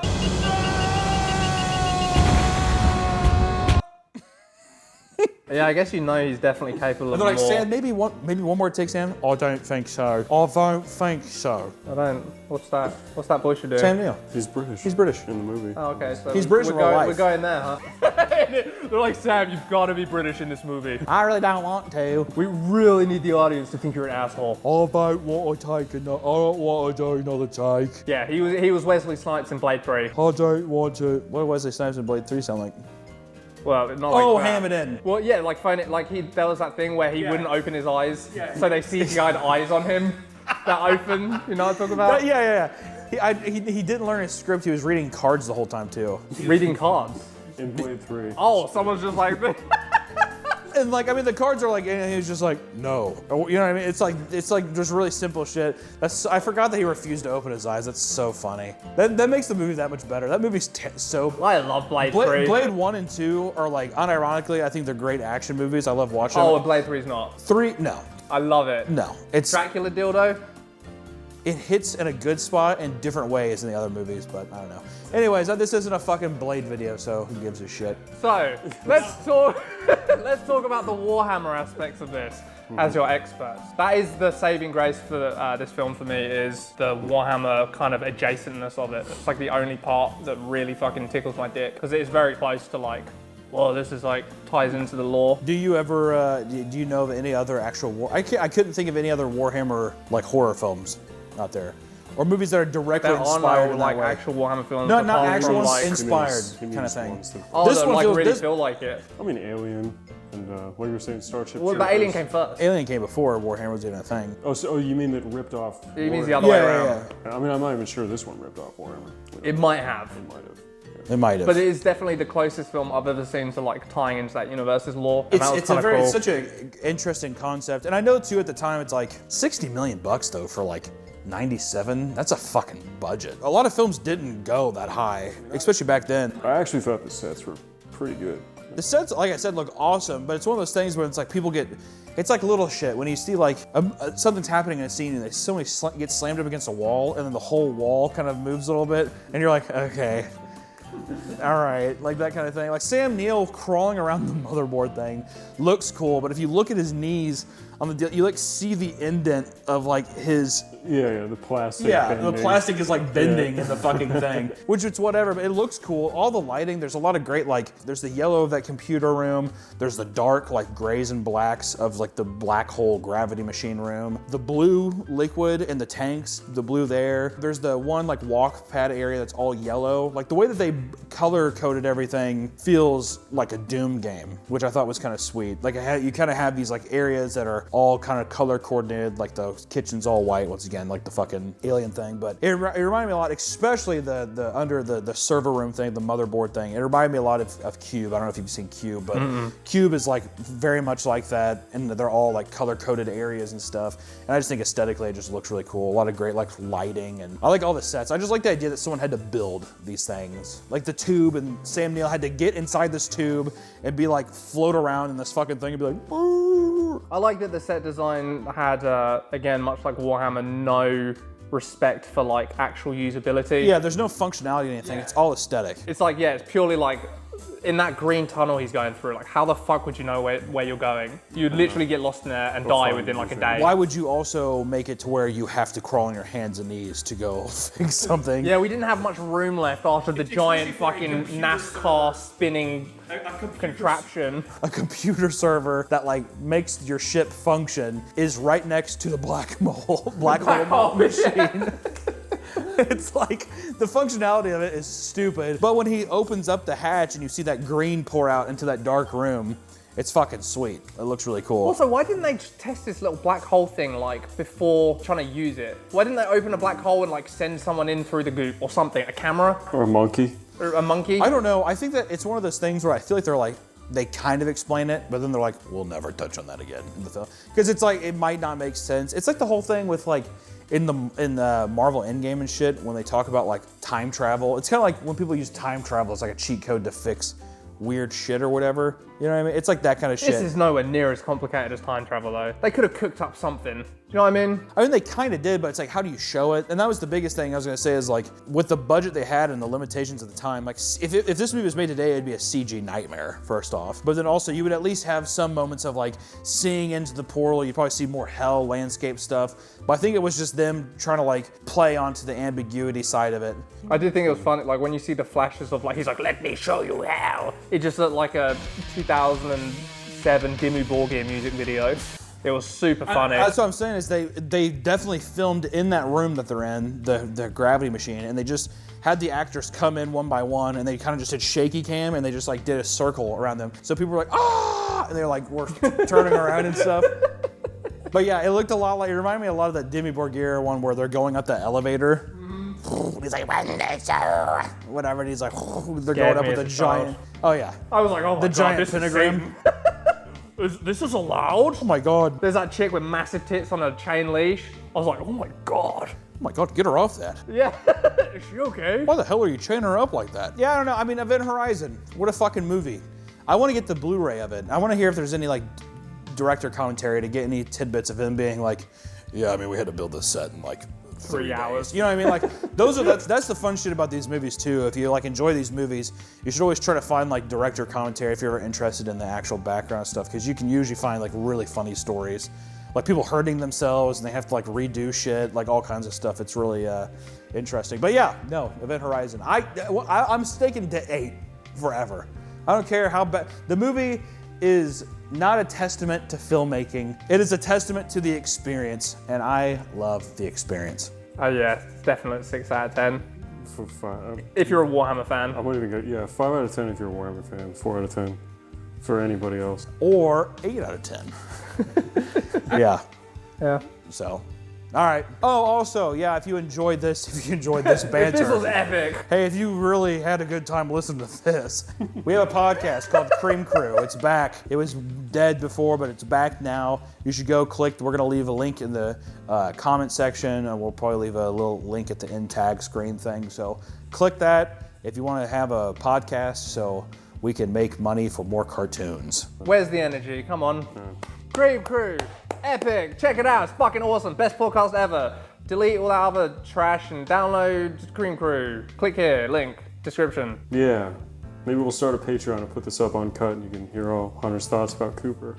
His real, My thoughts about Cooper. Tom's thoughts about Cooper. What does that mean? Tom, what was that one word? I never heard that word before. The what? The one that started with. Why are you whispering it if you've never heard it before? I just didn't know. Something. Well, I just didn't want to say it wrong. How was that pronounced? Okay, we're done. I see trees, green, red roses too. I see a face for me. So I think to myself, you should go check out Cream Crew. Did you like that? I see how I did that. You should go check out Cream Crew. I said that. That was nice, thanks, buddy. Welcome back to the Papa Meat channel. How you doing? How you doing? Come on and sit on down. Today we have an excruciating video for you. I decided to watch all of the Paranormal Activity movies in one setting. I think everybody's at least seen a couple of the Paranormal Activity movies. I mean, when I went and saw Paranormal Activity in theaters in like 2008, 2009, whenever that was, it still is today probably the funnest, scariest movie theater experience I've ever had. And if you weren't there in that cultural kind of moment in history, I don't think a lot of people will know how absolutely massive this movie was. So today I'm going to rank all of them out of the 7 movies, and yes, there's 7. People say there's 8 because there's one called Tokyo Night, but that's not an official Paranormal Activity movie, so I'm just, watch that if you want, but I didn't include that in. The Paranormal Activity franchise was all birthed from an indie film that blew up, and I feel like I wanted to rewatch it with all the success that we've been seeing with some of the independent movies lately. Terrifier had a $200,000 budget. It grossed like 10 million, 12 million, 15 million, something like that. Pretty awesome. Skinamarink was made for like $7 and it made like $1 billion. That was like $1 million. Paranormal Activity was made for like $10,000. It was shot in 7 days at like the director's house and it grossed almost $200 million. I mean, we're talking huge overnight success, like pop culture phenomenon. Before, this is like MySpace era when you'd go to somebody's profile and it would just be playing Escape to Fate, that one song that was like,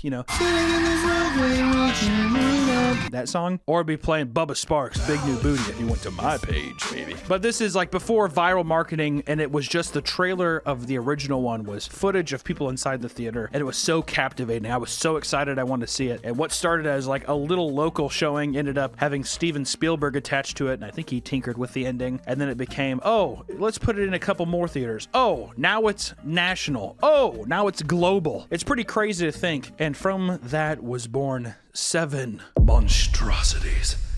Maybe not monstrosities, they're okay. So let me just get this flat out there because we're gonna be hopping around different, we're not going in chronological order here. The intricate lore of the series is basically a family have been plagued with a demon who wants to take over the body of a child. Every Paranormal Activity movie, every single one, maybe except, no, I'd still say even the last one. The first 20 minutes of the film are gonna be, let's show off every gadget we have so you know how things are getting recorded. And also, we're gonna joke around. It's gonna be, oh, come on, stop pointing that camera at me. What are you doing? People joking around, whatever. And you maybe get one thing with, the first night might come in there and a door might barely move, but nothing really happens. The next hour of the movie is people sitting in beds, watching things slightly kind of move, people being very skeptical. They don't really believe anything, even though it's like, dude, you saw this shit on camera. Why the fuck is anybody not just being like, let's stay at a church? Let's just camp out at a church for a couple days. It's always just like, well, I mean, God, what are we supposed to do? Believe in these wacky ghosts? Okay, I guess we'll do it tomorrow. But then it's just like, okay, tomorrow they're gonna die. And then the last 10 minutes, almost on cue, the last 10 minutes of every Paranormal Activity movie is the big crescendo ending, and it's usually very uneventful. It's kind of stupid, and it's just like, and we're done. And that's how that's how every Paranormal Activity movie is. So that's the structure. Go ahead and put up a little map. There's your road map of every Paranormal Activity movie. Coming in dead last, absolutely dead last, is Paranormal Activity 6, Ghost Dimension. Paranormal Activity 6 was one of the first ones where we deviated away from the normal cast of the first 3 to 4 movies. This is a new group of people, and they completely ruined everything that was fun about the Paranormal Activity movies. You know what's cool about these movies is that it's all imaginative. You don't ever see the demons or anything like that, because if you saw the demons, you'd be like, wow, that looks fucking stupid. And here, hey, newsflash, this was stupid. It's like a black and like it looked like Venom, kind of. I thought I was gonna see Peter Parker fucking swing in and start fighting this motherfucker. I mean, it was like literally strands of gooey smoke. Oh, they have a fancy camera, and it's like, with this, we're able to see all the different dimensions with this camera. And you see the the gooey ghost, and it whips past the camera a bunch. Whoa! And all the sound effects are super fucking annoying and over the top and stupid, which is a staple of the series, but still. So many screenshots of them being like, what the hell is this thing? And it looks like a DeviantArt ghost face that they have stilled and blurred. And they're like, what? This looks like a face. Does it? Does it look like a face? Duh. I mean, all in all, it's just, you don't care about any of the characters. The acting is terrible. It's like such a stupid, forgettable story. And also by this point, we're 10 years into this movies. And the Paranormal Activity movies, you have to realize, follow the exact same script formula for each movie, and they don't deviate away from it until the last one. We'll get to that, but yeah, Ghost Dimension. I mean, there's a point in the movie where a portal opens up in the little girl's bedroom, and she just like she walks in, and then she dies. It's just so stupid. And by this point, my God, let me tell you, 6 movies in with the same kind of like family and drama and whatever else, and now we have new characters that are finding mysterious tapes from the previous films. So tiresome. This movie was. Wow. And this is effectively what killed the franchise, too. This movie basically killed the franchise, and then I think the next one didn't come out for 5 years, which up until this point, I think they came out every year or basically every other year. So I think everyone was just like, okay, let's call it quits on this. I think we're good. So Paranormal Activity, Ghost Dimension, dead last. My God. Coming in at 6th place is Paranormal Activity 4. By this point in the film series, we are now once again deviated from the main course, and all of the weird little babies from before have now grown up, and we get the autistic little boy named Theodore, and he looks like a tater tot. He kind of looks Amish, weirdly enough. It's just weird, but the whole thing is he's the kid next door. You have a very charismatic lead actor. She's really great, but by this point in the franchise, people are using like new technology. Like the big gimmick in this one was they have an Xbox Kinect.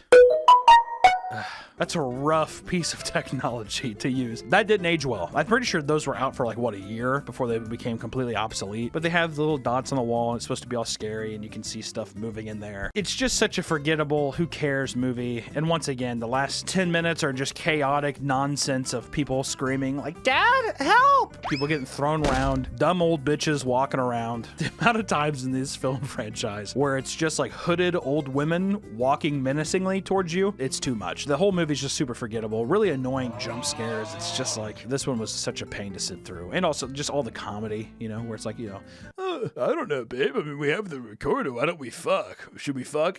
Come on, Garrick, we're not gonna do that. I think that's just about in every one of the movies too. I'm trying to think about anything else to say. It's just such a forgettable movie. There's really nothing else. There's like a scene where one of the kitchen knives, you see it go up and it builds up the tension all nice, and it takes forever, and then it drops down and it like lands in front of the dad, and it's been hanging up for like a day. Like I think like almost a day, which no one has seen a floating knife apparently just hanging up there for a day. And the dad's just like, what the hell? And he starts yanking at it, and he's like, okay. And like the wife's all pissed off at him because his dick can't get hard anymore or something like that. He's just like, nothing happens. Imagine just all of a sudden a knife drops from your ceiling and it hit. I mean, wouldn't she be like, I think there's something wrong. I think there's something crazy going on. Also, my daughter has been bitching and complaining for like a month about ghost shit, and this happens and you don't do anything? Okay, dude. But yeah, I don't know. I mean, it's like, for me, it's 6th place. It's a rough one. Coming in at 5th place, almost getting to the podium, Paranormal Activity 2. Probably one of the most disappointing sequels I've ever seen in my life. Paranormal Activity 1 nails it so hard that Paranormal Activity 2 literally could have just kind of been a recreation of the first movie, and it is, but it's just like such a watered down version of everything. You can tell that immediately with all the craze, they were like, quick, make another movie, hurry, hurry. And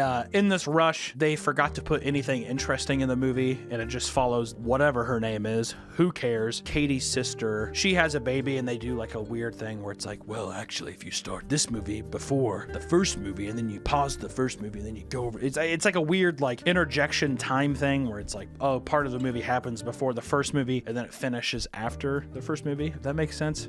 I don't know. Once again, baby stuff. Things are going weird. The only good thing that puts this kind of higher up on the list is that the ending to the movie is so abrupt that it's really funny. You're like, oh wow, some interesting stuff is happening. And then all of a sudden, Katie from the first movie shows up. She snaps the dad's neck in a really, really funny way. Like he's like, and they use like a funny sound effect. And then Katie just walks upstairs. Her sister's holding the baby, and she just like force blasts her sister into the corner.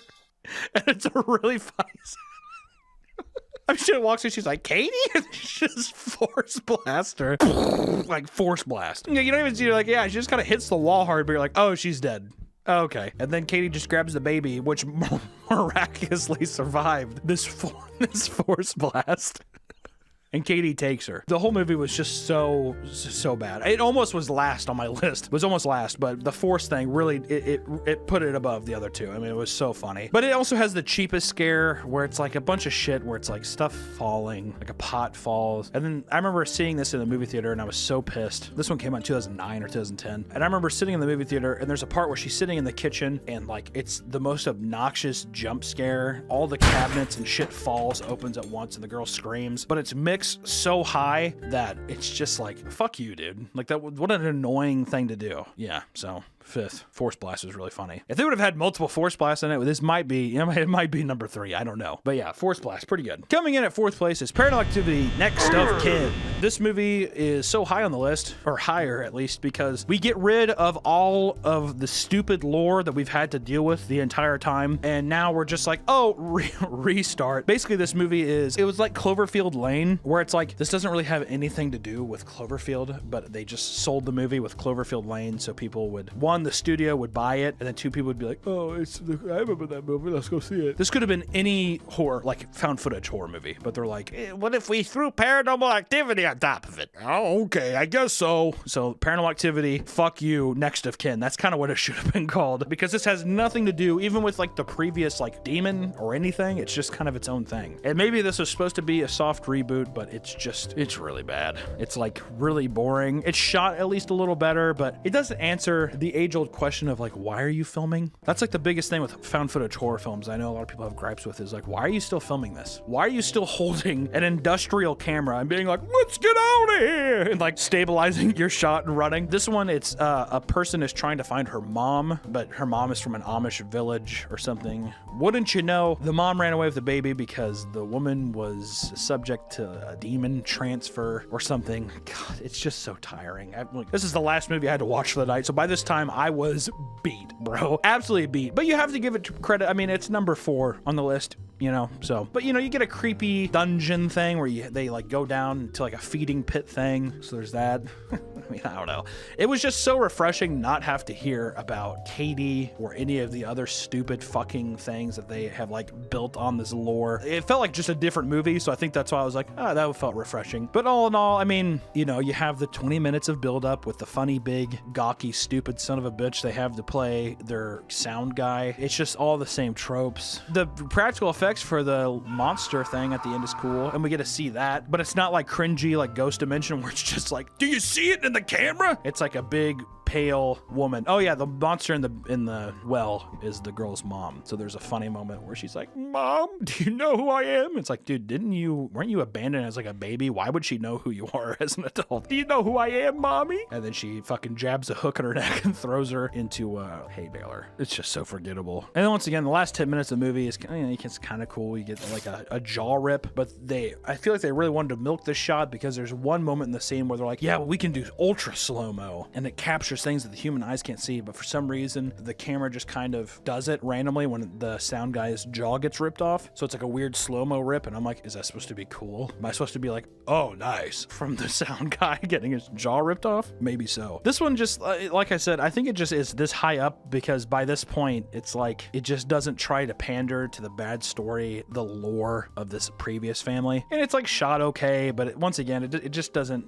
It's fine. Out of all the other ones, this one's like just as good as those movies, except it like is a new take. So it's 4th. I'm done talking about it. Finally, we're at the podium. Coming in with the bronze medal is Paranormal Activity 3. Paranormal Activity 3. I thought I had more to the title, but it doesn't. Paranormal Activity 3, this is a fun one. It looks at Katie and his sister. I've already forgotten her name. Katie is like really the only sister that people care about. I want to say Kelly. I don't know. If it's wrong, freeze frame it and call me a fucking idiot. But it follows them back in the 80s. We get a little piece of lore in the first movie, a little nugget, where Katie in the first movie, she's like, how do we have this picture? My house burnt down and there's no way that we should have this picture in my attic. The movie producers were like, yes, let's do a movie of that when they were younger. Yes. But it kind of works out. It's cool. With the limitations of the time of not having like fucking such an accessible camera, they kind of do some funny things where like, of course they have the dad's like, oh, I got this camera camera, this fancy camera. But they do an interesting way of like doing some of the jump scares, which I'm not the biggest fan of the jump scares, but it's kind of cool. They put on like a fan, so it slowly goes left to right and right to left. And it's an interesting way to like show new scenes, introduce new elements, and like build anticipation. You know, that's kind of cool. And also the little girl actors are really good. There's a really funny part where I think it's one of the, I think it might be Katie as a little girl. She gets like sucked into a closet and you're like, God damn. I was like wondering how they filmed it because it's so visceral and so violent where I'm like, I hope that was 3D. Little girl, we're going to put a harness on you and you're going to get sucked into a closet today. All right. Okay. It was interesting. I would say that this was one of the funner adaptations because it felt like I liked a lot of the characters. There's like the dad of the two kids, his assistant. There's like a really creepy part where he's playing Bloody Mary in the bathroom with the girls, which on paper that doesn't, but no, he's like it has like a funny beat. He's a likable guy. I liked all the characters, and the ending of the movie it's okay. Once again, I think this one has hooded bitches in it too, but it's like one of the first times that we branch out of the house and like the people are like, fuck it, we're gonna stay at your mom's, and you're like, oh, that's like logical. Like all these time people are just like, well, let's just stay here, all right, because some dipshit's like, oh, they're demons, they're gonna follow you. It's like, why would you care? I'd be like, okay, so I'm just supposed to trust you, whatever. Creepy old mom, turns out she's a Satanist. It's kind of a fun reveal. I mean, it's like obviously you see it coming from a mile away because this is the third one, and God forbid they deviate from the story and try new characters. But Paranormal Activity 3, it's all in all pretty fun. Except it's like, I don't know why, but the best thing that they can do in this franchise early on is they just like break people's bones. Like Katie snaps a bunch of necks, people get force blasted into corners, and at the end of this movie, it's actually pretty funny. The mom, she's dead. You don't see her die, but she's like hanging upstairs, and then the ghost like throws her, but you can tell that the actor was on like a pulley, so it does like a swing, and it's just like a ragdoll body, and then the dad gets his spine broken. But it's like, is that like a fun way in a ghost movie to see? I mean, I guess it's like supposed to be like more realistic, but it just felt stupid. But then by the time I got to Ghost Dimension, let's bring back Ghost Dimension again. When you see the big stupid black cloud like stab people in the back at the end of the movie and like rip people apart, you're like, this okay. I'd rather have just the neck snap. So Paranormal Activity 3, I think this is still in the realm where if you were like, oh, I want to watch like a found footage movie, I'd still recommend this one. I think the top 3 I'd recommend. Yeah. Why not? Coming in at number 2, the silver medal is Paranormal Activity 5, the marked ones. I'm going to let you all know right now that this movie is like, it's okay. All of these movies are just all right. Like, when we're this late in the video, I'm just now telling you this. But coming at second place is the marked ones. Once again, it's just because we deviate from the normal cast and crew, and now with a new set of people, a teenager living with his family and their friends, and it's them stumbling across one of the cult members who lives down below, and it's like how this evil energy affects them and how it like ties in with the main storyline with Katie and all the fucking forgettable stupid characters. It's fun. I like the characters a lot. I think the guy's funny. I think a lot of the build up and the creepy apartment that they're breaking into, it's just more interesting watching these characters proactively do things versus like, how about we just leave the tripod in the corner the whole movie again? It's like, that's a fun gimmick for the first one, but my God, 7 movies? Fuck, it's brutal. So by the time you get to this part of the franchise, you're like, oh, this is fun. And also, oh, this has the best ending in the whole franchise, but easily. Basically, I'm just spoilers. By the end, the Hispanic kids have shotguns and they're gunning down the old bitches. So you know how I said the trope of the old women? You're like, oh God, here comes the old women menacingly. By this time, the Hispanic kids, our main characters, have shotguns and they're just like blowing these old bitches away. And you're like, this is like campy and stupid and fun. This is cool. And it has like a clever twist at the end where you find out that the kid, I guess it's not clever, it's kind of fucking stupid, but at least it's like cohesive. And the main character you follow, he's kind of becoming possessed throughout the movie, and people are like, they're worrying about him, but by the end of the movie, he kills his buddies, and he is the monster from the first film that kills Mika. It's like a fun tie-in. I mean, it's like I said, it's fucking stupid, but it's like for a franchise like this, it's cool. I mean, like, out of all of them, I would probably recommend this one first before anything. Like, I feel like this one would be fun to see before you see the first movie. Maybe. I don't know. But, you know, the part where them shooting those old women with shotguns is super, super funny. And there's also some interesting jump scares in it. I mean, mostly just also having it be so confined in an apartment is also really funny, because the rest of the time it's just like rich assholes who like live in mansions in San Diego, and they're like, there's a ghost in our house, and it takes them 7 years to run from one end of the house to the other one. So having a 2-bedroom apartment, it just like oddly made me like the characters more. I sympathize with them more. Not to say that the other people deserved it, but I was just like, yeah, fuck, you've had a good ride so far. I mean, you lived in an LA, like a San Diego mansion. I think that you could get possessed and suck some in hell forever. You did your part. All in all, more likable characters. The comedy was kind of cringe, but at the same time, it builds to their likability. It didn't feel like it was just following the standard trope of like, it follows the tropes, but it feels at least like fresh and new enough that the characters are likable, which beforehand, in every other movie that isn't the first movie, you hate. Actually, even the first movie, you fucking hate the characters basically the whole time. It is what it is. Paranormal Activity 5, the marked ones. For me, I'm like, to be 5 movies deep and then to at least be like, yeah, let's try something new. I have respect for that. I'd check that one out. If you haven't seen it, the poster is so bad. Don't let that judge it. I mean, you might hate the movie too. I don't give a fuck. You know, I'm just giving you my list. And coming in with the gold medal, of course, is Paranormal Activity 1. I mean, obviously, right? To really even put into how important this movie was in like 2008 or 2009, I don't think I could ever do it. I am looking at this film through rose goggles. I'll tell you that right now. But if I had to put it into an objective thing and leave emotions out of it, it just feels like a classic found footage movie. The camera's kind of shitty. There's scenes where the characters aren't even in focus. It's just, you can tell this was done so quick and so like cheaply, but that like lends itself to the authenticity of like some asshole going to Best Buy and like grabbing a camera. Like, he's not gonna know how to like mess with the fucking what's he doing there? He's not gonna know how to like set the aperture settings, like making the lighting all good. It feels like a guy who's just like, hey, you said that some weird shit's been happening, I'm gonna document it. And that's like the funnest part of this movie, is how simple it is. It really lends itself to the structure that they basically copy every time, because it's very effective. I mean, seeing these two characters, and it's only basically 2 characters the whole movie, Katie and Mika, which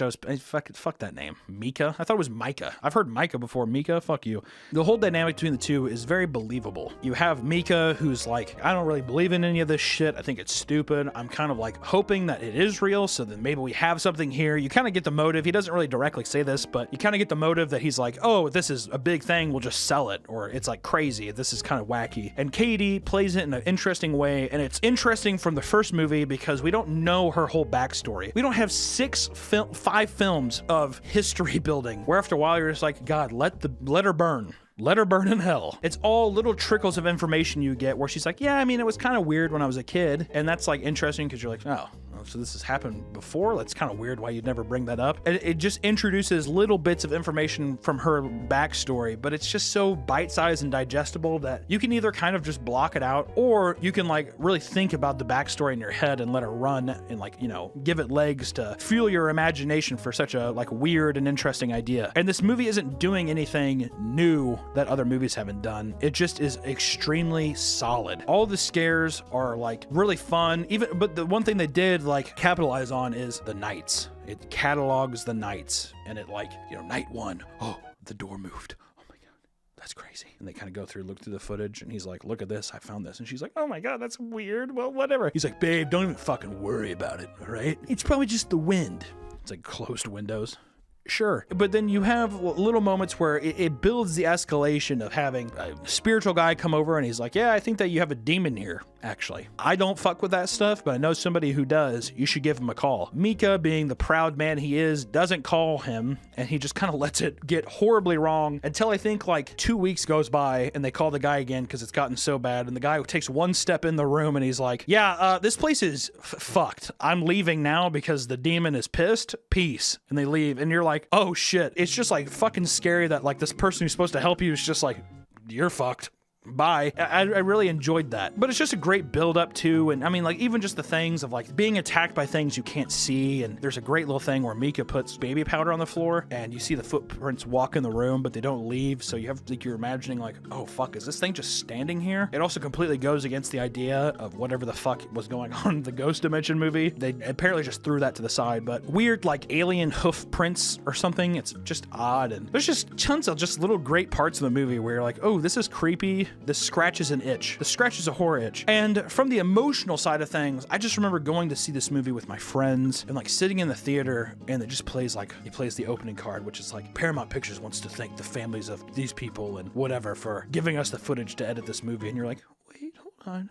is this real? This isn't real, is it? And then the movie ends and there's no credits. So it's just like a fun way that Blair Witch Project back in the day made a fake website, and it was like, hey, these kids are missing. So people were like, oh my God, this is fucking real. Which it's like, you know, obviously hindsight, all these fucking Zoomers now are gonna be like, oh, you guys are stupid. Bro, we didn't have the iPhone just came out. We had flip phones still. Fuck you. But it was such a amazing movie experience. I remember going home that night and being so scared, and everybody was like staying awake, and they're like, did you hear that? I think something said my name. And it was just a perfect movie experience. One time. Then you see it like a bunch of times and it's like, you know, really shitty and predictable. But as like a piece of like art for a one-time experience, it is awesome. I really wish I could go back and experience it again fresh without having seen it and relive that memory. But I would say it also propelled found footage, which I love. I love the cheesy aspect of found footage. It's such a fun medium to play in, and Paranormal Activity like gave that legs. Granted, it also caused thousands, if not tens of thousands, of knockoff paranormal found footage movies. You know, some of them I think are liked. Probably the biggest one is Grave Encounters. I remember that first one that got a lot of praise, but just tons of, you know, put a list of DVD titles that are found footage movies just here. One of them's Paranormal Entity. That was like one where I was like, this looks creepy, and it's just fucking stupid. But, you know, I don't know. I think it gave more people an opportunity to get into the found footage franchise, and I think that's cool, because you get cool movies a lot of the times that I think people write off. Like Lake Mungo, I know I've recommended that one before, but that's a great found footage kind of fake documentary style movie. That's really cool, and I don't know. It's just cool. But, you know, that's my list. Would I recommend anybody actually watch the Paranormal Activity movies? I would say if you haven't seen the first one, I'd say just watch that. And if you enjoyed it, then, you know, Godspeed. Good luck diving through the rest of them. All in all, they're like very mediocre movies, but it's a prime example of like just doing something extremely simple right will go so much farther than trying to make some big convoluted piece of shit. So hats off to you, Paranormal Activity. You did one thing good. Proud of you. If you want me to watch another franchise, you should let me know below. Maybe I'll do it in one sitting again. I hope not. There's a lot of franchises that have too many films. This took me like 9 hours to do, and my wife was very mad. So there's that. Thank you for watching. Don't get too afraid tonight when you watch Paranormal Activity. I hope there's not a demon that's gonna touch you. I think if I had to do another one of these, though, I'd probably just do Final Destination. I was thinking about that. I don't think I've seen any other Final Destination movie outside of 1 and 2, and that always fucked me up as a kid. There's like a period where I was afraid to get on a plane because of the first Final Destination movie. You know what I mean? So maybe that one. I would hate to do Saw. That would be, what is there, 12 Saw films? Fuck, that'd be brutal. Welcome back to the Papa Meat channel. How you doing? Come on in and sit on down. Today I got a bit of an interesting one for you. It looks like TikTok has a new star, a new northern light that guides everyone to prosperity and to freedom, and his name is Anuk. And my God, is he beautiful.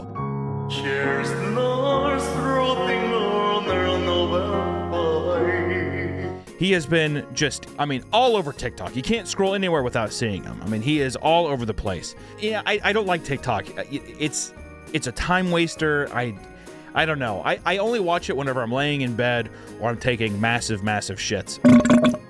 So, you know, it is what it is. There's a lot of funny people on there, but I don't know. But I will say that I see so many of my cartoons uploaded with that fucking Subway Surfer thing added to it to, you know, overstimulate your brain so you can, you know, sit through a cartoon of all things. But I thought to myself, why am I so bitter? Why am I so old? So weak in the mind. I have to join the TikTok crowd to win people over. My very career could be at stake. So I thought to myself, Anuk is popular right now. People watch my stuff with Subway Surfers. Why don't I animate Anuk singing his beautiful song? And I'll tell you right now that I'm currently in the middle of a production that's going to be released on Christmas Day. We could not be more stressed. It couldn't be more crazy. So I'm going to completely stop that and see how fast can I make a viral video on TikTok, baby. Put everything aside and really jeopardize my main moneymaker and see if I can't get some fucking useless likes on TikTok. Let's ride! This video is sponsored by Displates. 'Tis the season to deck the halls with Displates. Displates are a one-of-a-kind metal poster that brings a nice pop to any kind of room that they're in. And you can show off your unique passions in seconds with easy magnet mounting system. Displates are great because they're super durable and they have so many great design options to choose from. I usually get some band posters for the studio, but lately I've been grabbing some movie posters for my living room. Since it's Christmas time, I got some OGs, Harry Potter and Home Alone. Home Alone? But Displate has a lot to choose from, including Marvel, Star Wars, and DC. Go grab a Displate. It's the perfect gift for a loved one or hell, even a little gift for yourself. If you order now, a Displate will show up at your door within 4 to 5 days, and you can start enjoying it right away, baby! Click my link in the description to get 25% off when you order 1 to 2 Displates, and 35% off when you order 3 or more. Whoa, that's crazy. Thanks to Displate for sponsoring the video. Happy holidays, everybody, and back to the video. So the plan is simple. I need to animate something in about 3 hours. I got to get back to work on this thing. I have to sleep a little bit. I mean, it's already 3 in the fucking morning. So by 6 o'clock, I got to, finish this thing, put it up, and I'm going to aim for, what's viral? 500,000 likes? We'll do 500,000 likes. If I can get 500,000 likes with a 3-hour production cartoon, come on. That's a win in my book. So we'll put it up there. I have 3 hours to make the cartoon. I'll upload it, and the goal is to get 500,000 likes. So I say, you know what? Let's go. Let's get it. I'm ready for the challenge. Anuk, this is for you. My love, my sweet angel, my beauty. Everyone else can go die. Firstly, I must design this beauty of an angel. Beauty of an angel? Oh my god. My brain is fucked right now. First comes the design. I need to draw this man in an accurate depiction with a little bit of flair, a little bit of zest, so people are like, ooh, I know who that is, but that's kind of scandalous. We'll do that, and this part I found to be particularly hard. I went through many trials and errors with him. I had to, it took way too long. It took so long that I had to kind of reset. I had to refresh because I just simply wasn't having it. It was weird. It's not even that he has a fine face, perfectly symmetrical. He's a beautiful face, but I think that's the problem. He's too pretty, and I need to draw things that are disgusting. I have to draw people that are revolting. It helps. I'm a hack. I'm a fraud. Don't watch me. What are you doing? Don't watch my stuff. Stop it. But after a couple of revisions, I really honed in the vision of what I was trying to do, and I think I settled on something pretty. I think this looks okay. Does it is it exactly like him? Could you take this to a 3rd grade art contest for realism and get a blue ribbon, first place blue ribbon? I don't think so. But you'd at least have people be like, I know who that guy is. But once we have the design, we have to do something called rigging. We have to rig up this little drawing. It's tedious, it takes a while, but we have to basically break up his face into several layers. We have to make a mouth layer, an eye layer, a base layer for his head, and break everything up so it can be animated separately, and we can kind of come in and do some goddamn magic. And if you want to know more about that, I have a Patreon, and we just uploaded an animation tutorial. Please do it. The weight of YouTube's ad system is killing me. I'm dying. I have to take sponsors every video. There was probably one in this video. Please save me and get things in return. It's an exchange service. We're exchanging goods. I'm like a merchant. All right, back to what I was saying. With the mouth pack, I had to be, when he's singing, his mouth, everybody's mouth moves in a very particular way. I usually draw my mouths in a very generic way. I do it every time just because it's quick, but I wanted to really capture the essence of how his mouth moved, how his beautiful lips, they tremble when he hits those. Ooh. So you gotta make sure and get that shit. We have to have the nuances. People have to feel like they're watching the real thing. And by God, I think I did. After a series of screen caps, I kind of put it all together, and we got our first pass of the mouth. Next was the eyes. He blinks his eyes very seductively. People blink their eyes very slowly and very lusciously. They give me one of those. Oh, what did I do? Uh-oh. I think I like you. So it was about making an eye pack that we could get a nice, slow, seductive blink. And that was quick, nice, quick, and easy. Sat there and blinked it out. And once we got that in there, he started doing his blinks, and that mixed in with the eyebrow animation. We were on our way. This thing is looking like a full-fledged cartoon. And then a couple little subtle movements to the head, a little bob up and down, a little side to side, and you got yourself a finished animation. I think all in all, it took about 2.5 hours. And this is what the final looked like. This is what the original final looked like. Cheers, Lars, dropping on Jack Frost sleeping at your nose. But it doesn't end there. See, we have our regular animation, but if you remember back at the beginning of the video, people like my videos whenever it's accompanied by, you know, Subway Surfer stuff. It's accompanied by video game stuff to stimulate your brain to keep you, you know, hooked to the video. So along with the normal export that I'm going to upload, I'm also going to make 3 other variables. One's going to have some weird, like, it's like a jumping Minecraft stage. I don't know. I see that shit all the time. The second one's going to be Subway Surfers. And the last one's going to be me singing on the bottom of it with both Subway Surfers and Minecraft jumping Let's Play, whatever, to stimulate the brain as much as we possibly can. I mean, we're trying to really stimulate, really massage that brain of yours. I want you guys to feel like you can't even fucking look away. You're trapped in my world now, bitch. Get ready. So going through Premiere, we just found some of the clips, easy fucking peasy, boom, cut them together, and it was time to upload. And this was a crucial moment because, like I said, the objective of this video is 2 things. Paying homage to the beautiful Anuk. I love him so much. But also getting that 500,000 likes and at least one of the posts. Which one of these bad boys is going to perform the best out of all of them? I mean, I still have the idea of wanting to hit 500,000, but out of all of these, I started to think to myself, which one's going to get the most views, get the most likes? Which one's going to get the most interactions? You know what I mean? I'm curious. This could be a good way for me to break into the new scene. All these little Zoomers going around, the most popular app on the planet, and I could find a way to manipulate it and learn from it? I think I might have became a god. I uploaded all the videos, and now it's time to I'm going to give it a couple days, and I'm just going to see which one rises to the top. I'm going to get some sleep, and I'm going to keep working on this cartoon that I hope you watch over on my main channel, Meat Canyon, youtube.com/Meat Canyon. I hope you watch it. It comes out on Christmas. If you're wanting, if you celebrate Christmas, that would be my gift, is that you go and watch it. It has been a couple days, as you can tell. My hair's nice and greasy. I haven't showered because I've just been animating and working. It's just so fun making cartoons for YouTube. But I do have results, and surprisingly, I'm surprised. The winner of the triathlon is just the regular vertical video. It's at 300,000 likes. We were so close. Oh, we were so close. I'm surprised. I didn't think it was going to do that well. The worst performing out of the original 4 was the Minecraft hopper one. So if you guys are thinking about uploading content, don't use the fucking Minecraft hopping one. You know, and I woke up the next morning and I did a couple where I kind of just, you know, I just edit it by myself, just sleeping, all sleepy-eyed, just to see if that did anything. But all those did really bad. But sure, this wasn't an analytical win. I didn't reach my goal. But something beautiful happened. Anuk himself, the angel that I decided to animate, he commented on the post. He said, "I'm very angry that you made this picture for me because you painted this picture too much handsome than me, period. LOL. Crying laughing emoji.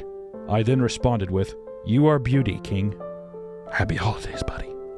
That comment made me feel like it was God looking down on me, smiling. And he said, "My son, you may not have won the battle, but you're gonna win the war, as long as you keep uploading really random TikToks and keep experimenting and spamming them. Really forcing it down people's throats until they have to love you or until you completely sabotage your career." And you know what? I thought that was pretty cool. Bye-bye. Push your halo march on, hold me in your arms, baby. Squeeze me oh so tight, show me. Welcome back to the Papa Meat channel. How you doing? How you doing? Come on in and sit on down. Today, we're going to be talking about the Super Mario Brothers movie. Oh, Chris Pratt. He's so cool. He can't do a Mario voice. Jack Black was the perfect cast for Bowser. This movie's going to be epic. It is currently 8 in the morning because last night I went and saw the only tickets that were available were at a 10:40 screening of Super Mario Brothers. It was a very empty theater. I think that was too late. The children were asleep by then, and it was only adults in there giggling and being atrocious, but we'll get to that very soon. So I am kind of awake. I'm kind of not. I was going to record last night, but I ended up not doing that, and we are recording now. Thankfully, I wrote down all my thoughts about what happened in the movie, and we are good to go. Super Mario Brothers, which, if you haven't heard, Nintendo teamed up with the studio that does Minions, and they decided to make a Mario movie. People are excited. Yeah, the people that sold out tickets everywhere. This is a highly sought after movie. Everybody's favorite Italian man, Mike the Situation, I mean Mario, has come to the animated big screen. And, you know, people are hyped up for it, which is why I sat down, I plopped in my seat, and I was ready for the big show. And let me tell you, today's video is sponsored by Rocket Money. Rocket Money is an all-in-one finance platform that helps you save more and spend less. This personal finance app allows you to manage subscriptions, lower bills, build a custom budget, and grow your savings all in one place. I mean, what do I use Rocket Money for?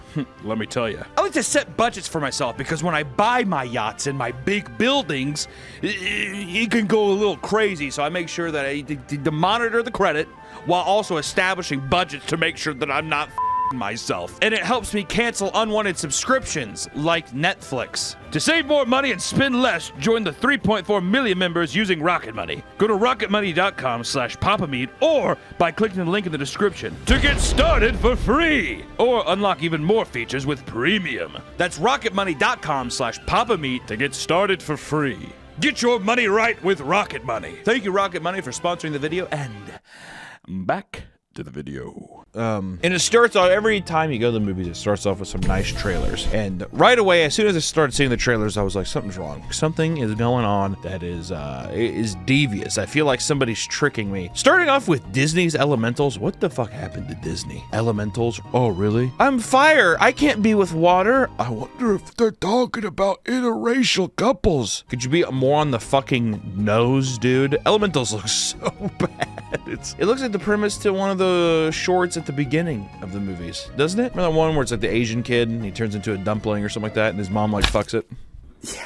It's about separation anxiety. The other trailer was Dear God, It's Me, Margaret. That movie felt just like so generic. This is a girls movie for girls who are getting their periods, and Rachel McAdams, who's still very sexy, doesn't want to give her daughter a bra. So then it's just about girls wanting to like themselves and look after boys. It didn't like, it just felt like a coming of age movie, but this feels like a PSA ad. It doesn't feel like an actual movie. They did a Barbie trailer, and Margot Robbie got me nice and hard. And then last but not least, the DreamWorks movie about a Kraken. It looks like the ugliest movie I've ever seen in my life. The design for the Kraken girl is it's actually unbelievable. It was just a whiplash of bad trailers. Like I didn't have fun watching any of them. That's usually the kind of thing with the Disney movies though. You usually go to you see a kids movie. I'm not supposed to be hard the whole time watching a kids trailer. They all felt just terrible, which didn't prime me up. I wasn't positively ready for the Mario Brothers movie when I sat there. Alas, the movie did start, and whether I liked it or not, I was in for the long run. So before we get into the main show, spoilers! Because I'm going to talk about probably the whole, I'm going to ruin everything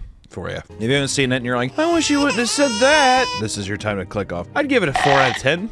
That's my general overall rating. When I went into it, I thought it was going to be a 3 out of 10. But it was a 4 out of 10. That's not a good score. It was barely over my expectations. Let's dive in! The movie starts off with Bowser's invasion on like a frozen area. And there's a silly little reveal of how menacing Bowser's army is. It's so epic. There's just so many flying Koopas. Yeah, Koopas are the turtle monsters. In case you don't know some lingo, try to catch up, sweetie. All right? They go outside and then it's silly, cute penguins. Also, this is Illumination, so Illumination Studios is the worst, and they will do anything they can to make everything look cute and silly. It's kind of their whole vibe. I mean, Minions, that's just, there it is. But the penguins, they throw snowballs at Bowser. Bowser grabs one of them and shoots flames at the castle and finds a star. And that's kind of how we set up Bowser has a big, powerful star, and he's going to take over the world. That's the kind of the premise. I wouldn't say he's as tyrannical as Hitler, but he does say some very questionable things in this film that I think that's where they drew their influence from. Transition to a commercial. It's the Super Mario Brothers plumbing commercial. How silly, and they're doing their classic voices. And Chris Pratt, give him some slack. It doesn't sound bad. It's me, He does the Mario voice there. I think it sounds very believable. And Mario and Luigi are sitting in a diner watching their commercial. They just got done quitting their jobs, put all their life savings into this commercial so they can start their own business, own plumbing business, and they're very excited. They have a very, I'm just gonna put it on the table right now because I felt weird about this, but they have a very like incestuous relationship, and I don't like to put that out there. You know, it's not something I like to report on, but it felt like they were fucking the whole movie. I wouldn't be surprised if Mario's mom walks in and sees like Luigi beating off Mario because they live at home. We'll get to that in a sec. I'm getting ahead of myself. It's just a very odd incestuous kind of feeling I get between the two of them. They're very brotherly, if you catch my drift. At the pizzeria that they're at, because they're Italian, because Italians don't like anything besides pizza under the spaghetti. I'm an Italian man. My favorite show is The Soprano, The Godfather. I have a hairy knuckles. I'm an 8-year-old Italian girl and I have a hairy knuckles. In the pizzeria, Mario and Luigi are talking, and their old boss Viper. Is Viper a character in the series, or is it just a made-up guy? He's a made-up guy. Okay. Oh, is it Spike? Whatever. Spike Viper. He's the bad guy. He's the cool guy that's like, you guys suck. I can't believe that you guys left my plumbing company to start your own. You realize that you guys are fucking losers, right? And everybody knows that you guys kiss and jack each other off. And this is the part where you're like, oh, people don't respect them. They're fighting for their respect, their lives here. Luckily, though, while they're talking to Spike, they get their first call, their first big hit in Brooklyn, New York, and they go to fix a leaky pipe. They go to a fucking gentrified neighborhood. I was pissed off. Puerto Rican children crying in the streets as these white people live in this fucking art museum in Brooklyn. They go inside to fix this leaky pipe, and there's a silly moment with the dog. And Illumination can only do one dog design, and it's that dog again. So you're probably like, haven't I seen that dog before? And Illumination's just like, This is our staple dog design. you know, they fix the pipe, but of course, because Luigi stepped on the dog's bone, the dog has a bone to pick with them. You like that? The dog fucks up the sink, makes it look like they didn't do a good job, and now they are shit out of luck. When are the Mario Brothers gonna catch a break? This is a weird part in the movie because they kind of do a callback to Nutty Professor, where Eddie Murphy plays every family member at this family dinner, and they make a blackface joke. There's a big Mario family dinner, and the Mario Brothers are sitting there, and they're all making fun of him, and one of the Mario Brother guys takes out a cigar, and he huffs it down really quick, but he does, and the smoke covers his face, and it's black. He wipes his mouth like that, and it just looks like he has big cartoon, like, racist lips. I can't remember exactly what it was, but he said, you jive turkeys, there's no way you guys are gonna actually be able to survive out there as local independent plumbers. And it just felt very tone-deaf to me, because I was like, that feels oddly racist, Mario movie. That's kind of weird. Especially the use of jive turkey, which I'm pretty sure I thought was only for, I thought that was a racist term for like white people. I'm under the camp that you can't be racist towards white people. Harry, what do you think about that? I have two POCs here, and one of them says that's true, and the other says that it isn't true. Okay, well. But yeah, they have that weird racist moment. They go around, they do the bickering thing, and Mario's fed up. He says, you know what? Fuck you guys, I'm going to bed. Which is, I thought, how old is Mario supposed to be in this movie? He goes in and he lives in a room. It looks like an 8-year-old's room. He goes in there, then Luigi comes in with a plate of spaghetti. Oh yeah, also almost forgotten the scene. Mario doesn't like the taste of mushrooms. Oh, he's gonna have a gonna be hard pill for him to swallow later on in the movie, I bet, especially with the Mushroom Kingdom. Anyways, Luigi comes in and he basically comforts Mario. His family's a dick. His family's saying, "Oh, Mario, you're bringing Luigi down with you with your guys' stupid plumbing design. You guys are idiots. Mario, you should kill yourself. You should actually take a rope, tie it, throw it in your closet, and fucking yourself." That's kind of what happens. But yeah, then he does try it. Mario's sitting there and he's tying an albatross in his room, throwing it over, and it's kind of weird because they're having this conversation with Mario. He's like throwing the rope over the coat hanger in his closet and he's talking to Luigi, who's just like, Don't worry, Mario. You're not bringing me down with you. I brought you a plate of spaghetti. That's actually partially true. Luckily, Mario on the TV sees a big break because Brooklyn is flooding, and this is his time to save Brooklyn. It's time to prove to his family, his mom, his dad, the guy who did blackface, and his kitchen, and also his boss, Spike. He has more to give in this life than just being a goddamn burden. So he says, come on, Luigi, we're gonna save Brooklyn. And they run down because Brooklyn's flooding, and they're gonna go fix the pipes down there. They were unable to fix a drip at a gentrified apartment, but they are going to stop a city-wide flood. That makes sense. They have the tools to do that. Pops off the top to a manhole, hops down. Luigi's like, Mario, are you sure about these? And Mario just kind of jumps down. They do some side level stuff. You see in the movie, they try to do some callbacks to the platforming side of things. It's kind of fun visually, but you know, they go over, there's a pressure valve that Mario has to turn off, but the pipe breaks and they're thrown through a wall. This is kind of odd because it's like, I just didn't understand it. They get thrown through a wall and it looks like the exact same sewer that's above them, but they just look down and they're like, what is this place? What the hell is this place, Mario? And he's like, wow, nobody's been down here for years. And there's like some cobwebs. And then amongst all these pipes, there's one giant green pipe.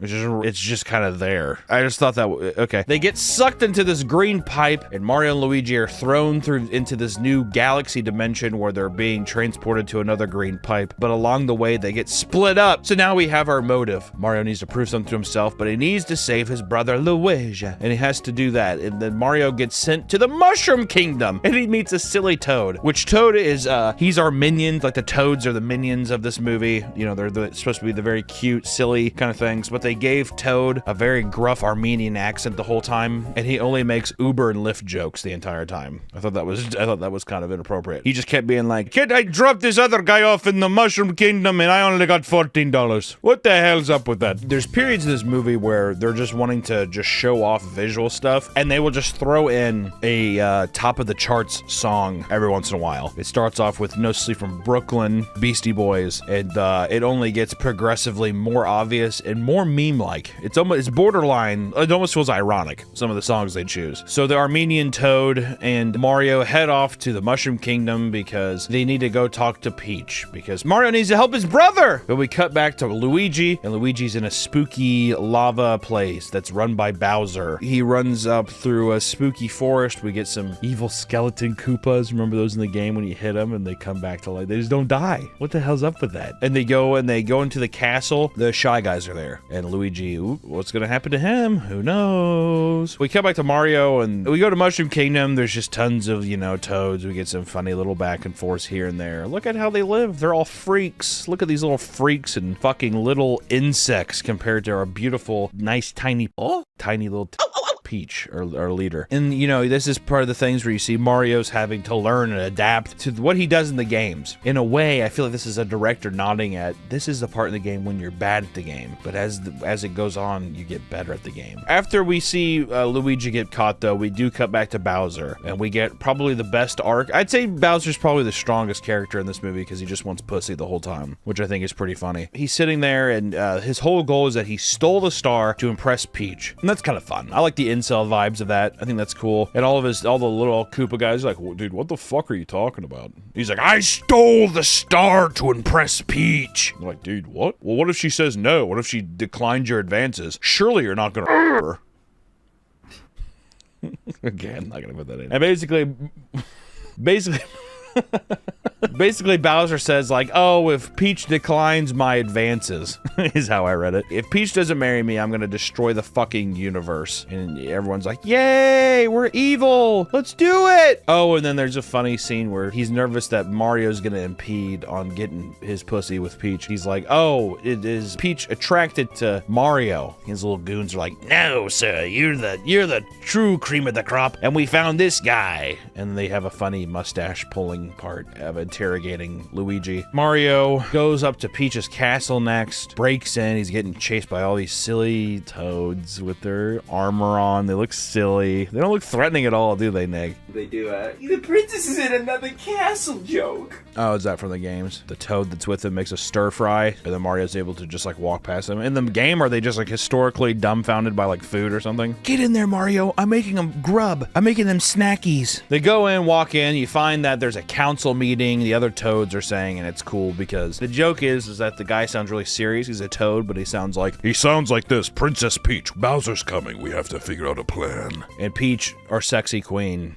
Bowser is coming. Basically, Peach is like, well, I'm gonna go and I'm gonna try to get help from the Kong community to gather an army. I'm gonna get help from the Kong Kingdom and get an army together, and from there we'll be able to stop Bowser and his tirade. And it's like, oh, it's like a big, like, you know, the end of the world is near.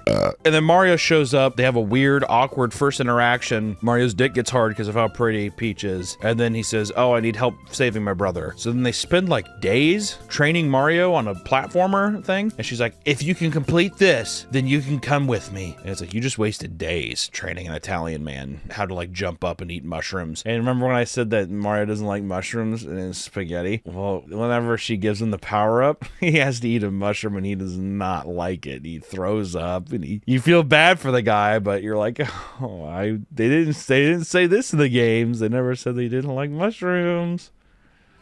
Does the whole training montage thing. They do the I Need a Hero song. Well, every time there's a pop song in the movie, it feels like, oh, we had audio here, but we lost it. And we're Nintendo, so we just bought these songs. We legally own these songs now. Not the rights, we own them outright. The discography, we own that. Mario's training and he's about to beat it, but he doesn't. And he's like, oh, damn it, I failed again. Another huge blowback for Mario, who's this entire time really dealt with the ins and outs of being a disappointment in literally everyone's eyes. He feels like a total fucking failure.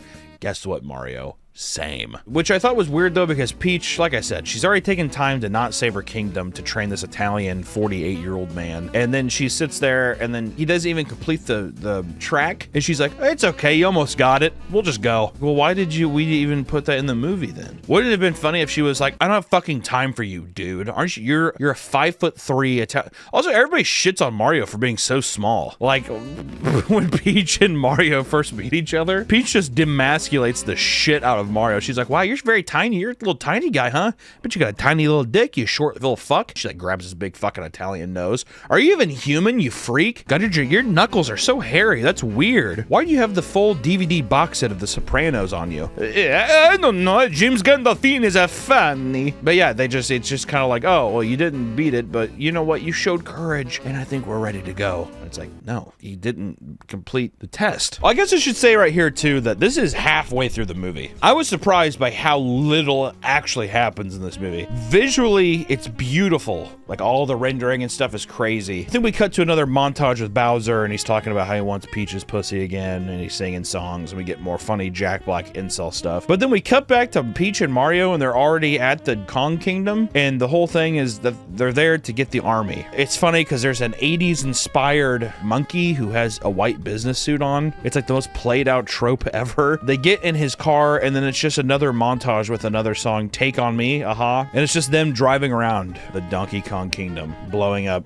stuff, or they kill a guy. There's a guy who actually dies in this scene. The monkey guy throws a banana on the ground and it causes a wreck, and the guy just like, oh my god, no! And he like actually freaks out and he fucking like explodes into a building. He's dead. I thought that was like graphic. That was the only time I audibly laughed really hard out loud. I think everybody else was very confused because I was the only person that laughed at that scene. They get there. Fred Armisen is Cranky Kong, which is Donkey Kong's dad, and he's being a real fucking dickhead about not giving the army to Peach. So he says, well, if you beat my son. They do like a very weird like old Jewish man's voice for Cranky Kong. I was like, I'm not Jewish or anything, but I feel bad for Jewish people right now. If you want my army, you're gonna have to beat my son in a fight. And Mario, because he has so much courage and he's so brave, he says, fine, I'll do it. And we're introduced to Seth Rogen as Donkey Kong. It's probably one of the worst performances of like a voice actor I've ever heard in my life, which I had this thought this morning when I woke up. I awoke with clarity in my mind, and I thought to myself, I feel like Seth Rogen came in for 35 minutes, he laughed into a microphone. That's all he did, is he just laughed. He just did his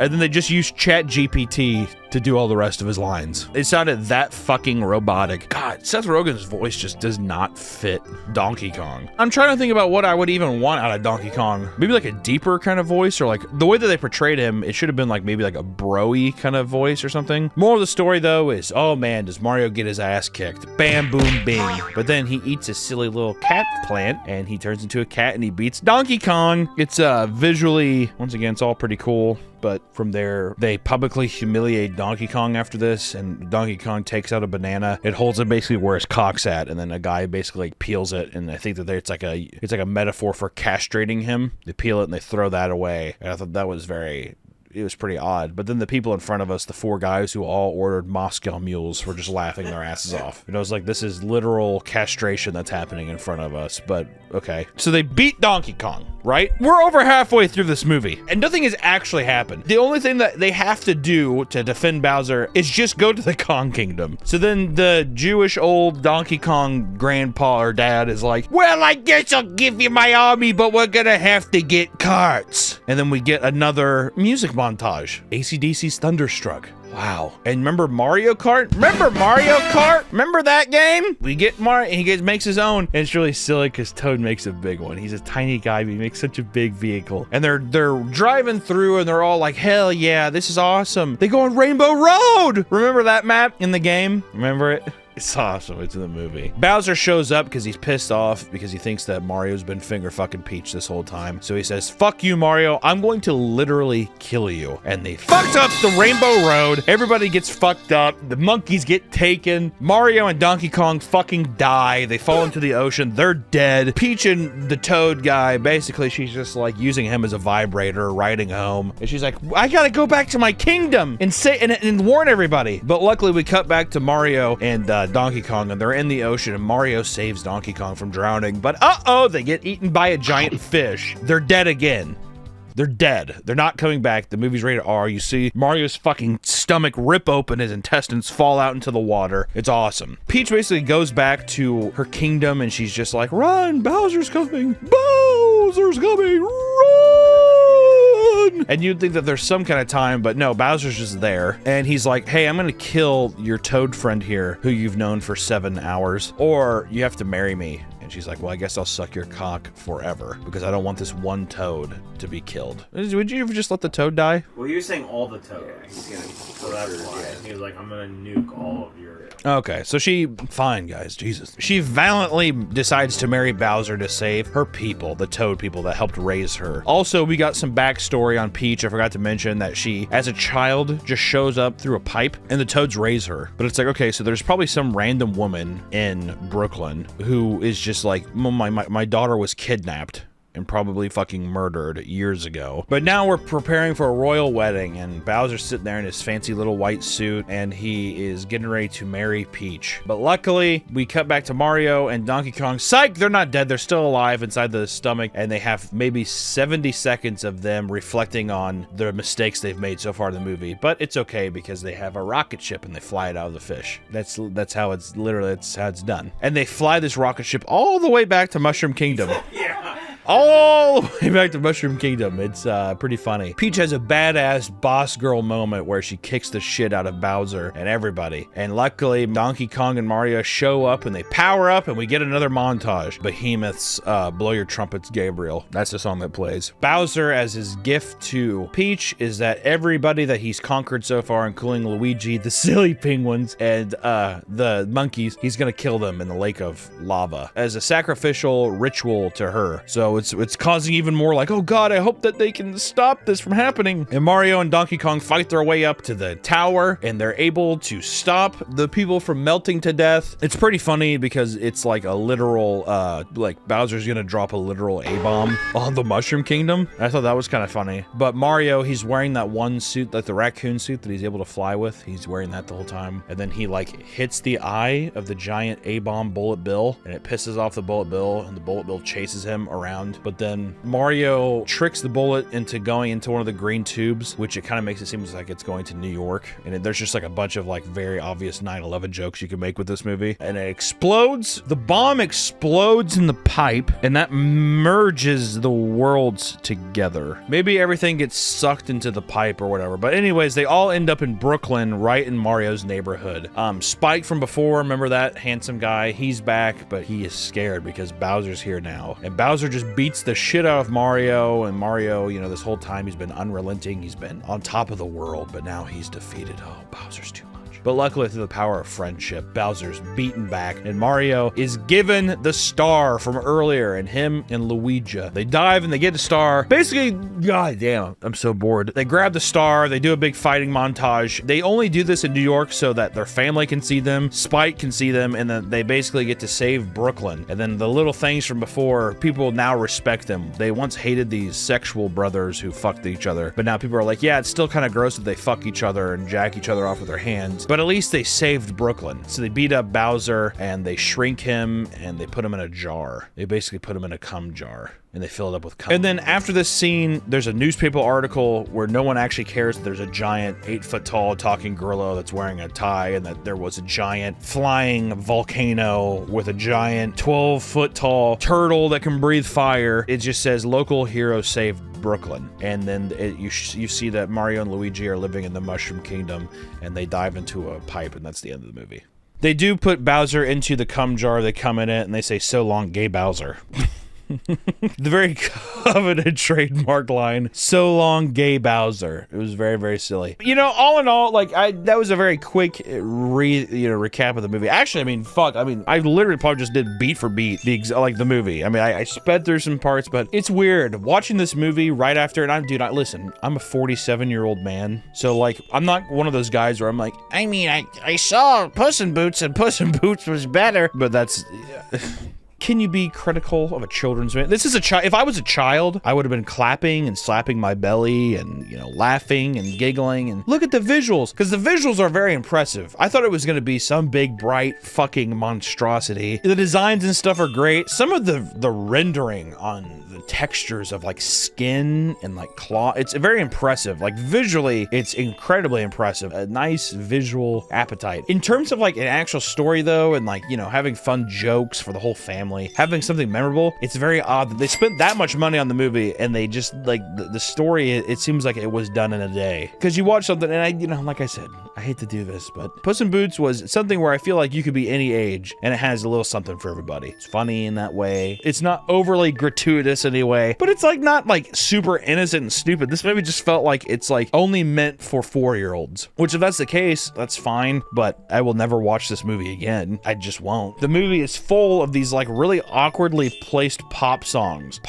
from like 40 years ago. It was just odd. So there's tons of montages, which also made it like very apparent that there wasn't hardly any dialogue in the movie. Like people say things, but there's really like not a lot of like actual acting and like pivotal moments of Mario saying like having something meaningful to say. It's all just like it feels like they wrote a script after the movie was already done, and they kind of were just like, can you just say these lines really quick? So all the dialogue felt unimportant. Like everything was just rushed. It feels weird that to protect your kingdom, the only thing that you had to do was go to a monkey area and try to ask monkeys for help. There was no buildup of like having to have these trials and tribulations that build us up towards like these characters and like also show the world that like we are in. It's just like, we're gonna go see the monkeys. Okay, that worked. Let's ride our Mario Karts, because that's another game. It could have worked, but there's like a montage where you see Mario and Peach walking from different worlds to get to the Donkey Kong thing, and you see some Yoshis in the background running around. Could there not have been anything along that way that would have at least even just made it more difficult to get to the Donkey Kong place? That this journey feels sought after, that whenever we get to the Donkey Kong area that you feel like, fuck, they made it. And we don't get that.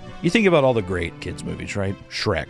Puss in Boots 2, because I just saw that and I thought it was awesome. Fucking Mulan, Lion King. Fucking any Ghibli film that anime art girls flick their clits to. You need to have a solid baseline story that you can fit jokes into, that you can have some kind of just an interesting story. And the movie to me gets such a low rating because there's no fucking acting. The script is basically non-existent. Every time that they just wanted to show off stuff, instead of thinking of something interesting to do with their characters or with, you know, hundreds of millions of dollars as your budget, you basically just bought the rights to incredibly like already memeable pop songs that have already been used a billion times over, and that's how you showed B-roll or your characters doing shit. Seth Rogen it's an atrocity that he has a career still. Anything he touches now is just cancer, literal cancer, and it's just a bad movie. I think if I had a child and he was like, ooh, I can't say that. It would be a fine movie to show a child. The only redeeming part of this movie is there's one shot, and whoever did this shot over there at Illumination or Nintendo is on the Rainbow Road. We see Peach pull forward, and you see her fucking giant ass hanging on this seat, and she is groping that son of a bitch. You basically see the outline of her and her giant ass, and she's looking back at Mario because she knows he's looking, and Mario's literally like this.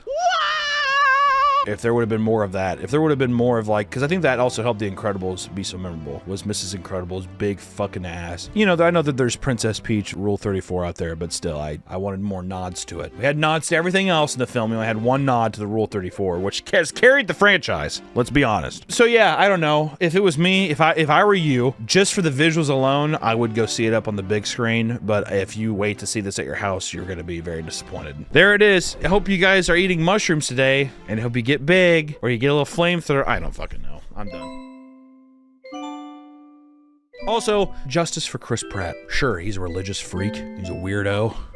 A religious freak. Just a Christian. You're a monster! Everybody gave him a lot of shit. People need to give Seth Rogen shit for how terrible. I mean, just like, no effort at all. Chris Pratt, honestly, probably like one of the best performances in the movie, if I had to say. Granted, he's Mario, he has the most lines, but still. Welcome back to the Papa Meat channel. How you doing? How you doing? Come on in and sit on down. Today we are talking about A24's newest film, Beau is Afraid. I'm visiting my mother tomorrow. Do you ever wish that she was dead? What? Beau is Afraid is made by Ari Aster. He is probably the golden child of A24 with such hits as Hereditary and Midsommar. Two movies that I found incredibly influential when they came out and still love them very much to this day. Hereditary really changed my perspective of what horror films could be. Before that, I didn't have as much love and respect as I do for horror, because up until that point, it was just like jump scares and it was just people dying, because that was the trend with Saul and Final Destination and all that kind of stuff. It was just who could have the craziest kills? Or how can we put a ghost in a house and scare you? Remember that? Or with, you know, Hereditary had the idea of family trauma, not having jump scares, having moments in the film that are very quiet and building tension. And that got my dick very, very, very hard, because I thought to myself, my God, that's something I want to explore with my art. And I did. That's why I was excited to dive into this, because I love Ari Aster. I love all of his work. You know, Hereditary, like I just said, Midsommar is great, but also his student film. He made a student film called The Strange Thing About the Johnsons, which I'm going to just play this clip here.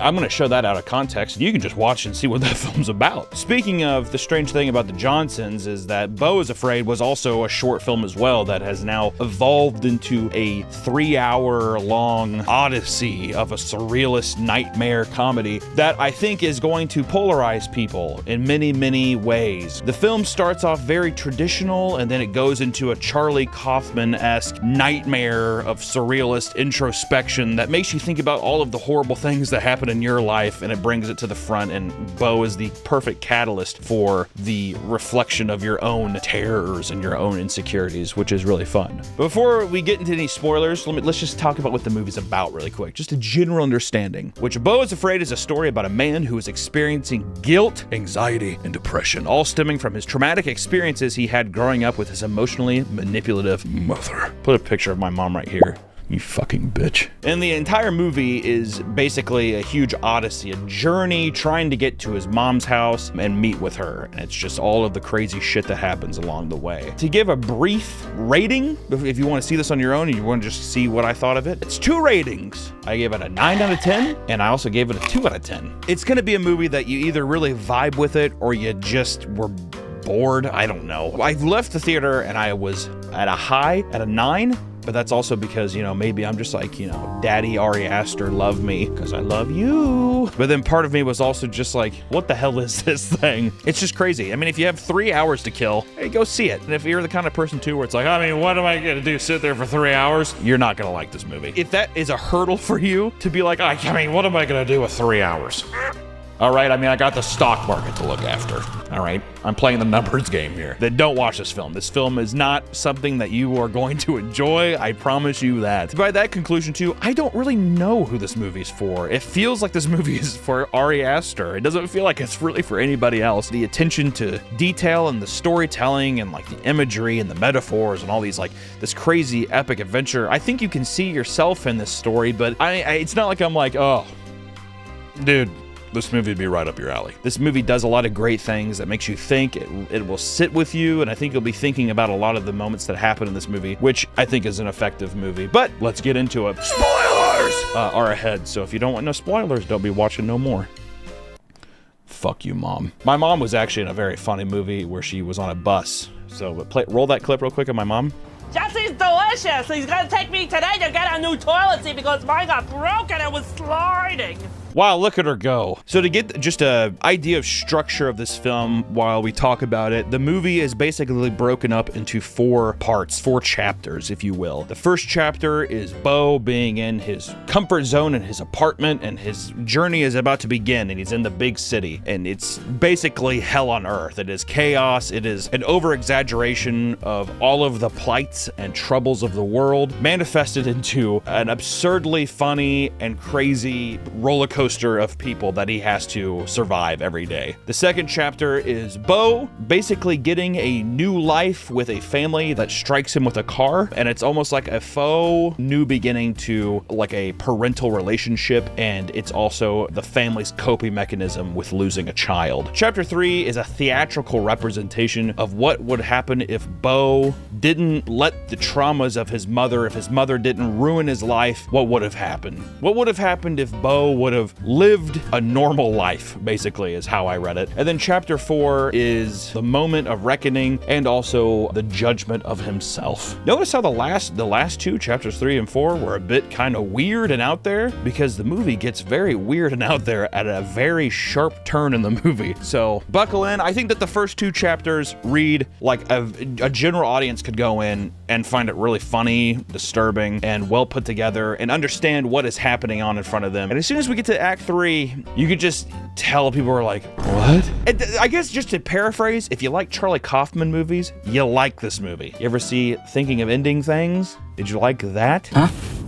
What? Did you say something? Maybe. Did you see Syndicate, New York? However the fuck you say that mess. Pick a better title, Charlie Kaufman. You know, adaptation, being John Malkovich. Weird, ethereal movies, very surrealist in nature. It's a Charlie Kaufman movie. And it feels just like Charlie Kaufman movie because it feels like a depressive fucking nightmare. And very much like how Charlie Kaufman is very unapologetic with his writing. He writes exactly what he wants to make. He writes things from his morbid, depressed heart. And if you don't get it, it's just like, okay, fuck off kind of vibe. And Ari Aster is making a movie that he wanted to make that has meanings to maybe just himself, that if you don't understand or if you can't keep up, I don't know what to tell you. He made the movie he wants to make, and from an artistic standpoint, I respect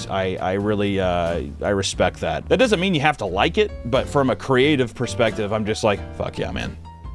Hell yeah. You do you. Make nonsense. I'm depressed. I'm gonna make a movie. That's gonna be me in a couple months, dude. Hey, 25 cents, Hunter.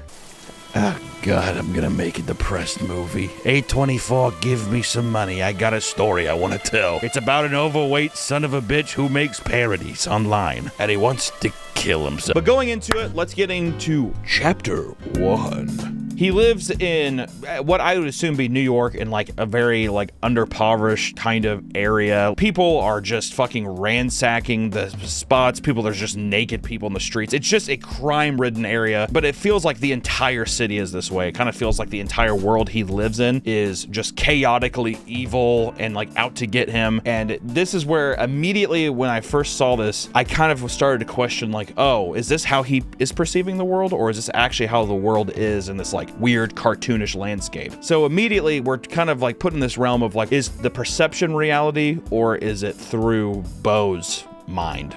Who knows? The one thing that I really loved about this chapter 1 sequence is for a movie that is supposed to be about, I mean, anxiety, depression, just this chaotic evil. The movie is so funny. I was so surprised by how much I laughed at this movie. There's this great shot that was so funny. You see Bo from the distance just dead sprinting down the road, and as soon as he starts to get to his apartment complex, this like completely tattooed man chases him into this building. It's done in a way where it looks like this is an everyday occurrence. Another great standout moment from this chapter is Bo is given like a new kind of pill, and you have to take it with water, and every source of water in his apartment is shut off, so he has to run across this chaotic street to, then it's like the bodega next door, and he is trying to buy a water that's like $1.70, and he has the dollar and he's trying to dig out change, but as he's doing it, the door that he left open, every single absurdist evil character is like pouring into his apartment, and it's just really funny. There's a lot of great comedic setups, and the whole first chapter sets us up beautifully with showing Bo as like a hypochondriac, the absurdist nature of what this movie is going to be, along with like the comedy that's to be expected, and all of it was just, I mean, it's fucking great. Joaquin also is like, I mean, like obviously he's a great actor, but he embodies this like very meek, funny guy that is so kind of relatable in a way. I just released a cartoon called Melvin, which it has similar themes of like the way that I wanted to make a character that embodies all of the poor ways that I handle my emotions, or the way that you're a pushover. I do feel like Ari Aster is doing something similar, where I feel like it's just the insecure, maybe hypochondriac version of himself that is completely manifested into the character, and it's just really fucking cool to see. I really liked it. There's a lot of parts of the movie that are like, what the fuck does this mean? One of these things for me, which I think I need to do like multiple rewatches of this film, but his balls are so big, and later in the film you find out it's because his mother lied to him and said that his dad had sex with her and it killed him, and he has the same kind of disease. So I think it's supposed to be like, oh, he's never had sex and that's why his balls are so like swollen, but they're massive. I mean, they are so big that it's you first see them and you're like, what the Before we exit chapter 1 as well, we have to acknowledge that Bo is supposed to go to the airport, but through the circumstances of what's happened, he has to basically reschedule his flight, and he ends the call with his mother where she's disappointed. And the chapter ends with him getting a call from a UPS driver that found her body, that her head was crushed by a chandelier and she's fucking dead. So before we even leave the city, before Bo even leaves, he is conflicted, like, is his mom dead or not? And we get like a very brief cameo of Bill Hader as the UPS driver, and it's just really funny. But that just like propels us into him having an emotional breakdown and getting hit by a car, which is like, it's just such a beautiful way to transition us into chapter 2. Chapter 2, like I said, is about Bo starting his new life. Basically, the people that hit him with his car have been taking care of him, and he's living with this Midwest religious family. They have a dead veteran son that they are kind of like replacing Bo with. The parallels between every family in this movie that is introduced is disconnected, it's disjointed, but in just different ways. In this way, the parents that are taking care of Bo, and the two parents are Nathan Lane and Holly from The Office. I don't know the actress's name. She's awesome, but Holly, Michael Scott's whore. No! They are so funny, but they are also like so emotionally manipulative, and it seems like they are not processing the death of their child in an appropriate way at all. And it's this awkward thing where they are like immediately making Bo this like replacement of their son, and it makes the chaotic energy of their daughter that much more insane. Nathan Lane is like this doctor, and there's this great scene with the daughter where she's like, she just takes this whole thing of pills, you don't even know what it is, and he's like, don't be mixing those with the other pills you took. They're like, she's gonna do what she wants, because she is like this doped up kid that they just don't really care about, because I think they're so blinded by the trauma of what happened with their son that they're just kind of like, you know, she has pills, whatever. Like, guilt is another huge part of this, of Bo feeling guilty for not being able to make it to his mom's house, and his mom's lawyer basically calls him and they're like, Bo, you're fucking up, you're such a disappointment, you're not here, we can't even bury the body, we can't have a service, so it's just this decaying corpse without a fucking head just sitting here there because they're waiting for Bo to get there. And it's another underlying theme of guilt, of Bo feeling guilty that not only did he miss the flight, but now he's like stopping the funeral of his mom. But that guilt translates so well because I feel like the parents feel guilty over their son's death, and they feel guilty for not being able to, I guess, protect him in a way, because they're letting the dead son's buddy, who was a war vet, the shell-shocked veteran, live in the backyard in a trailer, and he's like emotionally totally unhinged, and they have to like sedate him with syringes. It's like a twister. I was having a panic attack watching this guy. There's so many moments where this huge man is just like glaring at Bo through these like glass doors, and Nathan Lane, who's like steals the show of this movie, is just like, Bo, don't worry about him. He's a big teddy bear. He hasn't had his pills yet. And it's there's so many great moments with Nathan Lane trying to be like a cool dad, you know, like, I'm gonna catch you on the flip-flop, Bo, and you're like, it's just so out of place. But I mean, chapter 2 is basically just a large character study of a family not processing emotions, each individually such interesting characters. Nathan Lane is like a hotshot surgeon who is taking care of Bo, but also he keeps like making up reasons why he can't take Bo to his mom's funeral, and it kind of seems like they're just trying to sedate him and like make him feel comfortable enough to where he'll forget about his old family and just be indoctrinated into this new family. The mom is just as crazy. There's this great moment in this dinner scene where they're all holding hands as if they're praying, but they're not saying anything, and they're just looking at this like picture of their dead son. Underneath their dead son's like painted portrait, it's like, it's not goodbye, it's just like a temporary hello. It's a really weird sign that's like you would find it at like in someone's bathroom. I don't fucking know. It's just such an inappropriate sign to have under like a dead child's photo. I mean, I'm saying dead child, he was a man, but still, it's like their dead son. So it's both thematically two themes of like not handling your emotions properly and just like guilt. Guilt is such a huge theme in this movie. But as we transcend out of chapter 2, this is where the movie gets completely surrealist. The first 2 chapters are very funny, and it's like very easy to understand what's happening. It kind of feels like the roller coaster is starting to dip, and it's going into an insane surrealist nightmare, which feels intentional. It feels like the farther we go, the more intense this like illusion or this nightmare becomes for Bo, almost as if you're watching his own descent into madness. It's like almost like you're trying to crawl into the deepest parts of your mind to find an answer for something that's probably just not even there. Which chapter 3, Bo stumbles across a traveling theater group, but essentially they sit down to watch the play, and it's verbatim what's happened so far in the story of Bo's life, except at a certain point in the story, Bo freeing himself of the guilt he feels for his mother, which I'm pretty sure she's embodied as an angel. And it's about him going off and not seeking this significant apology or answer for the traumatic things his mother has done. It's about him serving himself and finding a new family, putting his love into a wife and putting his time into a craft, which gets him money. He finds value in that. He has children, and it's this transcending, beautifully shot voyage of animation, set pieces, Joaquin living an entire life in this theatrical experience until there's heartbreak and there's a great storm divides him and his family, and the rest of his adult years are spent looking for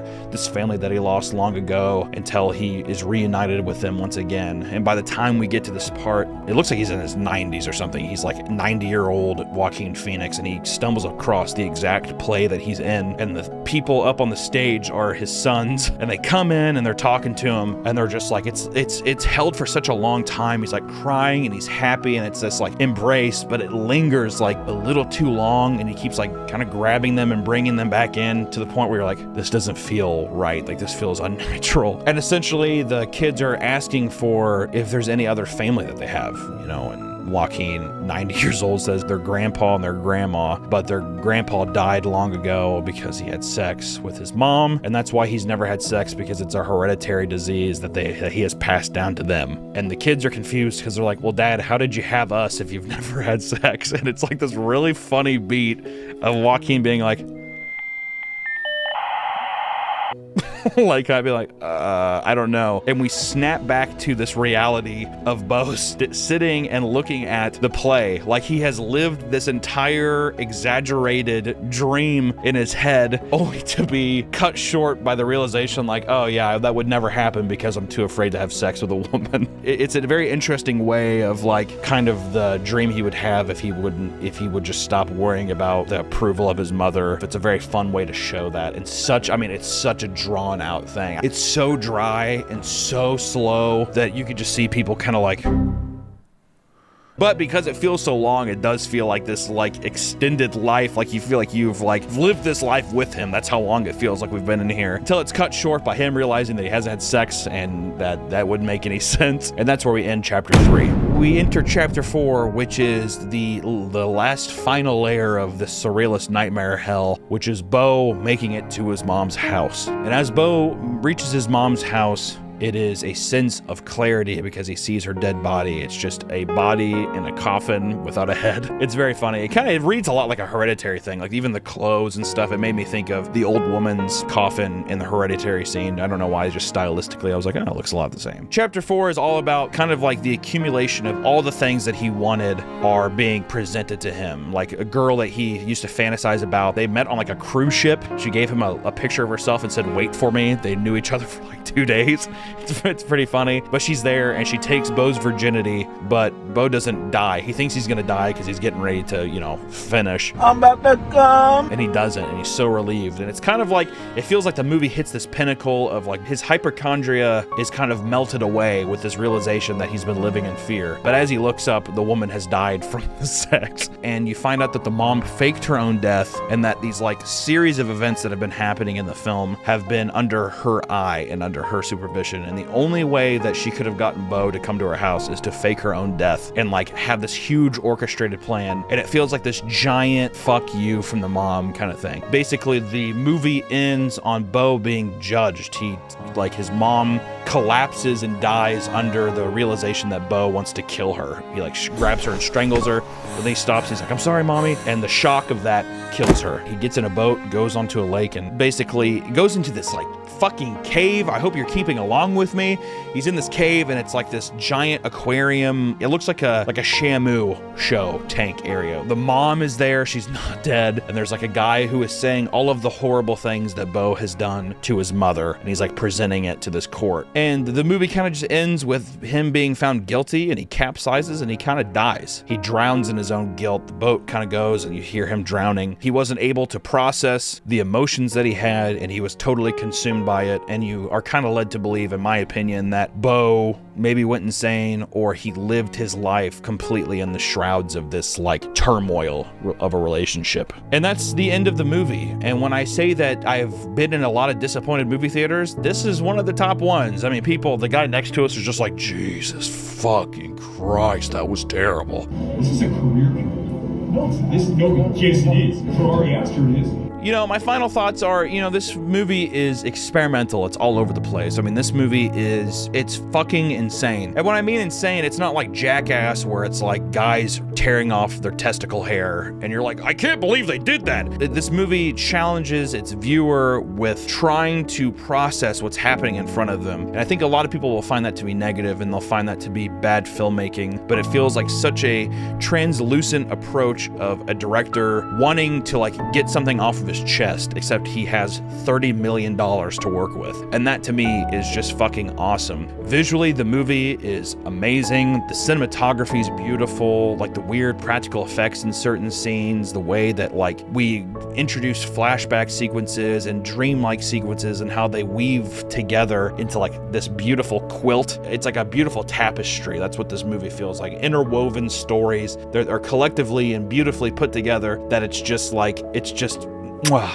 feels great. If you go into this movie and you're completely absent with the idea of wanting to look into a deeper part of yourself, then I could see you being blind to this. But I think watching this film, and if you have any instances of being depressed, having anxiety, rough relationships with your family, having any kind of guilt over decisions you've made, it's very easy to associate a lot of this iconography and the storytelling with yourself. I know that there's a lot of parts in the film where I was like, holy fuck, that's talking directly to me and this decision I've made or problems I have with my own self that I'm not gonna get into It's been a long time since I've been so viscerally, I don't know, touched by a movie in a long time. Yes, I'm a fan of the director. I think I might be biased in that way. All in all, a 9 and a 2. I don't know what to tell you. You know, it seems like a wish-washy answer. On some days, I think I'd be like, fuck that movie. And other days, I think I would just be like, oh God, that just hit the spot. It's like a good back itch. That's what I would say. So if you don't have to itch your back, just, you don't need to itch it. But if sometimes you gotta itch that back, get your hand back there and go to town. Check out this movie, Beau is Afraid. Also, Strange Things About the Johnsons. Maybe do a double feature. Maybe start off with the strange thing about the Johnsons and then see how that translates into Beau is Afraid, because I feel like Ari Aster's got a little bit of problem. I think he's got something, some kind of family issue that we're not aware of yet, and maybe in the future he'll make another fucking disturbing family piece. Because essentially that's been every single one of his movies are a nightmare family scenario. Did you catch that? Strange Thing About the Johnsons, Hereditary, fucking Midsummer, and now Beau is Afraid. My God, man. Call your mom. Call your mom. Call your mom or fucking find her and beat the shit out of her. I don't know what you have to do, but do it. I should probably put at the end of the video that the Strange Thing About the Johnsons all about family rape. About the son raping the dad the whole time. That's the big twist. It's a short film. I'm gonna be real. I bet there's gonna be a lot of people pissed off. Is it like Hereditary? Not really. Welcome back to the Papa Meat channel. How you doing? How you doing? Coming and sitting down because today we're looking into the odd and disgusting world of storage units. Is stuff starting to pile up in your house? Are you running out of room? Are friends and family starting to make weird comments about your life choices? Fear not, friend.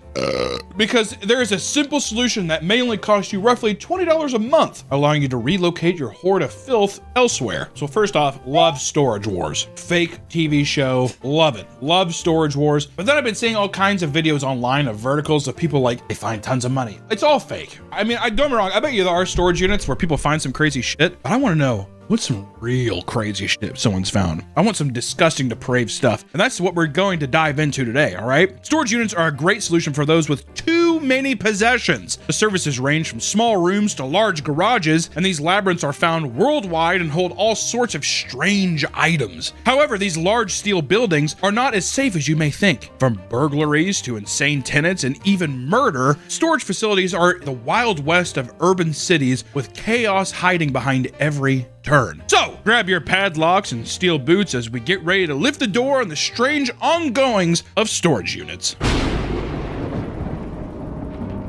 I lived in a storage unit for 2 months. How was it? Horrible. Oh. It's horrible. It's hot. There's no power really. Did you crank the door open a little bit? No. I was too afraid. Just lock it. I had like a little heater in there and doesn't matter. Don't even know that about my life. If you've ever watched shows like Storage Wars, which was one of the most popular shows of the 2010s, it goes without saying that there are all sorts of crazy things to be discovered in storage units. Storage Wars followed a competitive group of buyers traveling from auction to auction, trying to see who could make the most money with the units they purchased, right? $500, sold to the guy for $500. Now I need to make $500 plus more money for profit. That's the show. That's every episode. And there's some bickering here and there. It's trash television. It's also all completely fake. It doesn't matter. Still, eat it up all day. Love that shit. That's what I do. I watch, Storage Wars on. That's what I do. Over the years, some of the people on the show have found insane things like rare art collections and priceless vehicles. And although this might look impressive, they pale in comparison to some of the stuff we are going to talk about today. Starting in 2018, a man who bought a unit for $500 and was so excited about what he found that he approached Storage Wars auctioneers Dan Dotson to spread the word. Inside the unit was a lock safe and took multiple attempts and 2 different locksmiths before the code was finally cracked. When they opened the safe, they were greeted with $7.5 million in cold, hard cash. I'd come. I'm not even joking. I would be leaking. I'd be oozing the honey. The maple is going down the tree. You know what I mean? It would be a beehive in my pants, is what I'm saying. Sticky. News of the discovery made it back to the original owners of the unit. Realizing their money had just been sold for less than 1% of its worth, they contacted the buyer with a lawyer offering $600,000 for the unit and the money. No. After intense back and forth, both parties settled on a reward of $1.2 million and the owner received their money back in full.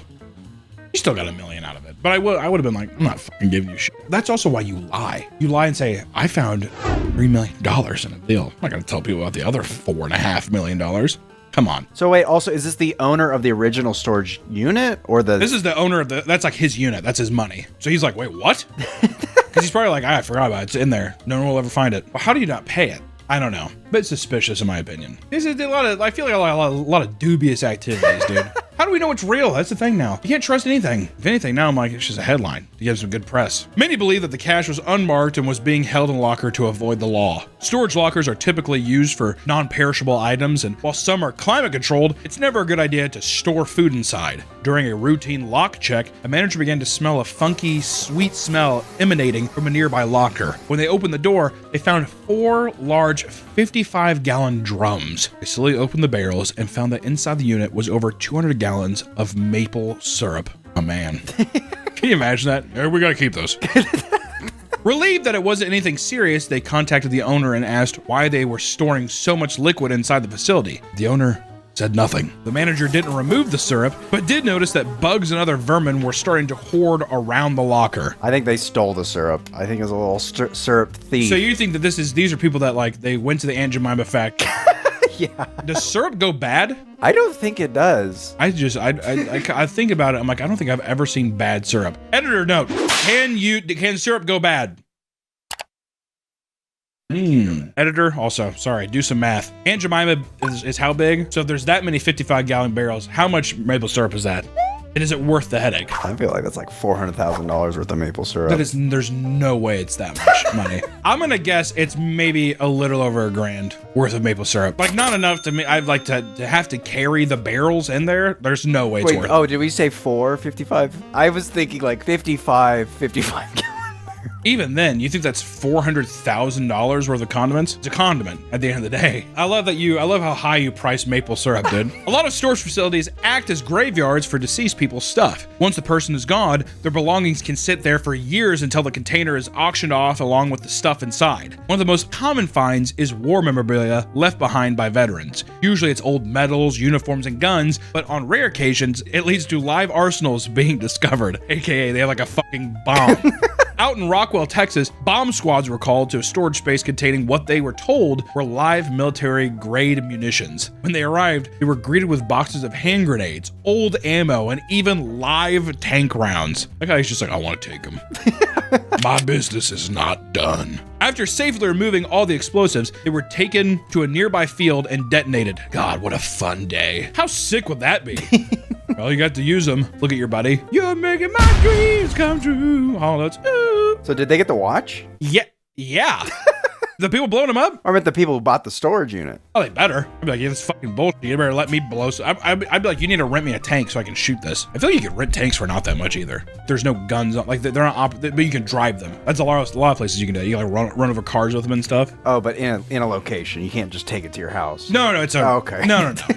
No, the treads would tear up the road. The city would be very mad. It is unclear who the previous owner was and how they acquired such a dangerous collection. I like to think it was a Nazi. Why would you like to think that? Why does that like give you a smile thinking that? I don't know, just I don't know. I said like. A little Freudian slip, probably. At a different facility in Pennsylvania, police removed nearly 60 homemade explosive devices. A lot of bombs in these storage. Kind of makes me want to steer clear of them. Now every time I go by a storage container, I'm gonna be like, motherfucker's getting ready to blow.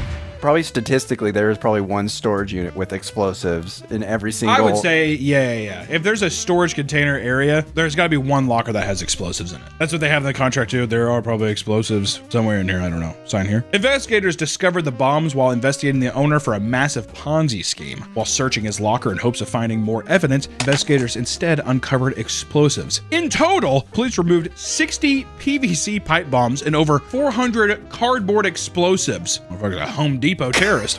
The owner, Svon Merchenthaler, was arrested and sentenced to 11 years in prison for illegal possession of explosive and weapons. That guy was starting a revolution. That guy was getting ready. I'm like, some bank just got spared because that motherfucker was going in with that Office Depot fit. If you go digging through people's stuff, you were bound to find creepy items that they didn't want you to see in the light of day. In Florida, a former medical examiner's dirty secrets were aired out when he defaulted on his storage payments. Dr. Michael Birkland, a medical examiner based out of Pensacola from 1997 to 2003, was fired for not creating proper autopsy reports. Uh-oh. Yeah, this does not sound good. My asshole immediately did. Following his departure, he continued performing autopsies until 2007, when he stopped altogether. And in 2012, Michael's storage locker was auctioned off for $900 as he could no longer afford it. When the new owner started digging through the stuff, he found a stack of boxes in the back corner and was disgusted by what he found. Inside were organs belonging to over 100 different people. Brains, lungs, livers, and hearts were all found in formaldehyde. That would be a smell alone. When you open that store, you would have to smell it. Formaldehyde is strong. But it should be sealed, right? Yeah, but I would still think of, 100? I would assume that you'd be like, it smells weird in here. Which maybe all storage units have like a funk. But formaldehyde, I feel like you can smell that shit still. I feel like it would emanate a little bit of scent. Even worse, the organs were stored in basic Tupperware and double gulp cups from local gas stations. That definitely has a smell then. I thought they're in jars. Oh my God, not even glass jars, plastic Tupperware and big gulp cups, dude. Fucking big gulp cups. Police quickly tracked down Dr. Brooklyn and all of the organs were removed. He was charged with keeping a public nuisance, improper storage of hazardous waste, and driving with a suspended license. Just threw that on top. They're like, we gotta make sure we get this motherfucker. 10 families were notified of their deceased loved ones being found in the locker. Michael never faced any jail time. How? Because he posted his $10,000 bond and walked away. Posted $10,000 bond, but was unable to afford the storage. I'm telling you. Every one of these is just a little suspicious, isn't it? To be fair, if he's putting the brains and organs in big gulp containers, I don't think he really gives a fuck that much. So that's kind of cool. Yeah. Threw it in there. I want to know why he did it. Do you think it's just trophies? Probably. If you're doing the autopsy stuff, you have to have a fascination with the human body in some way where you're maybe they're probably like prize organs. That's the most beautiful liver I've ever seen. You got to take a little trophy every time you cut someone open. Well, exactly. You're not going to need this in hell.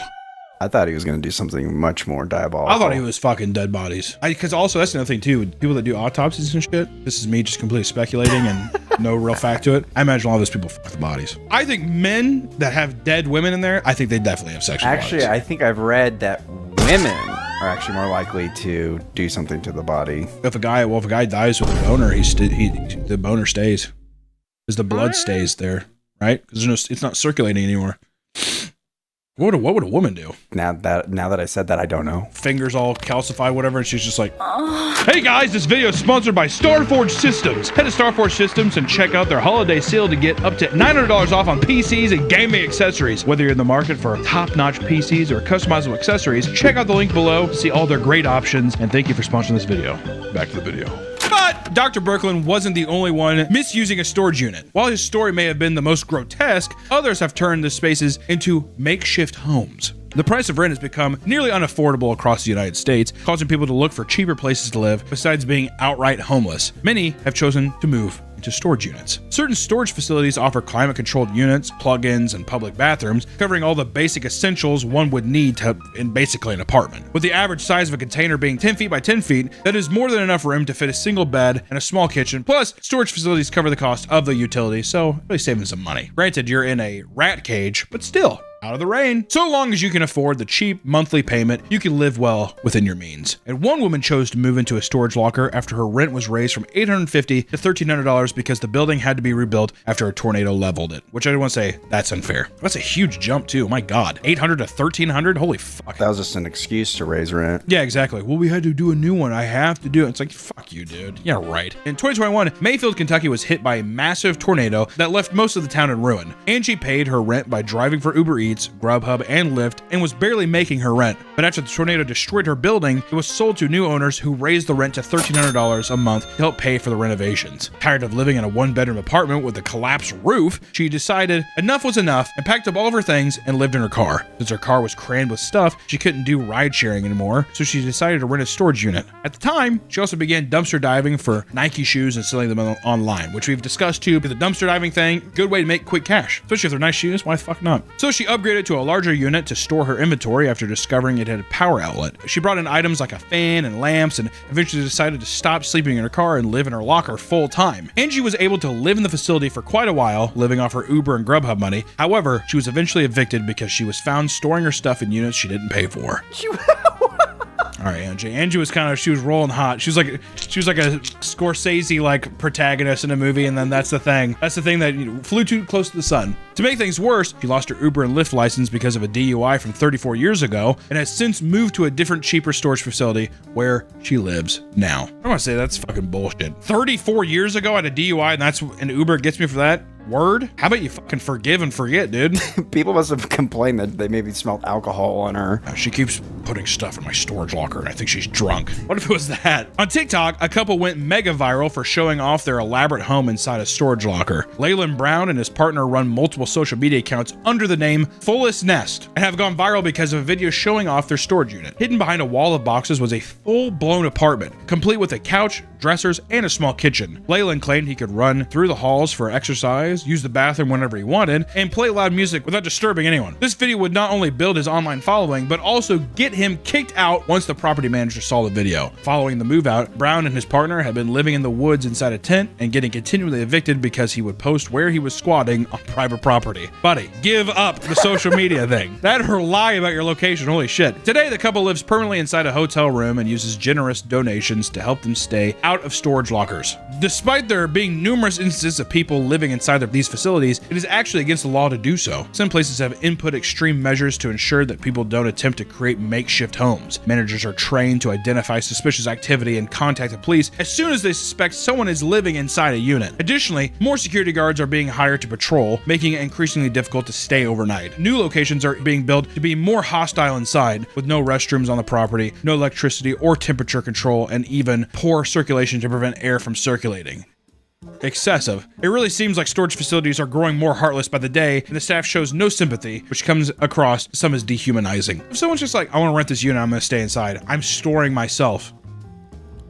What's the big fucking deal? It's a violation. It's a code violation. Also, you're not paying enough rent to live there. Yeah, exactly. Well, do you think they're just like, well, you just give me somebody using the bathroom way more. Utilities are going to go up. I'm going to start my own storage facility, and then I'm going to have an option to live in the storage unit for a little extra. You have to sign a waiver being like, if you die from a heat stroke in here because I've done the AC sucks, you're in a storage unit. Okay, you can't sue me. You need to realize this is a storage unit, so they don't come to me and be like, it's too hot in here. Is it?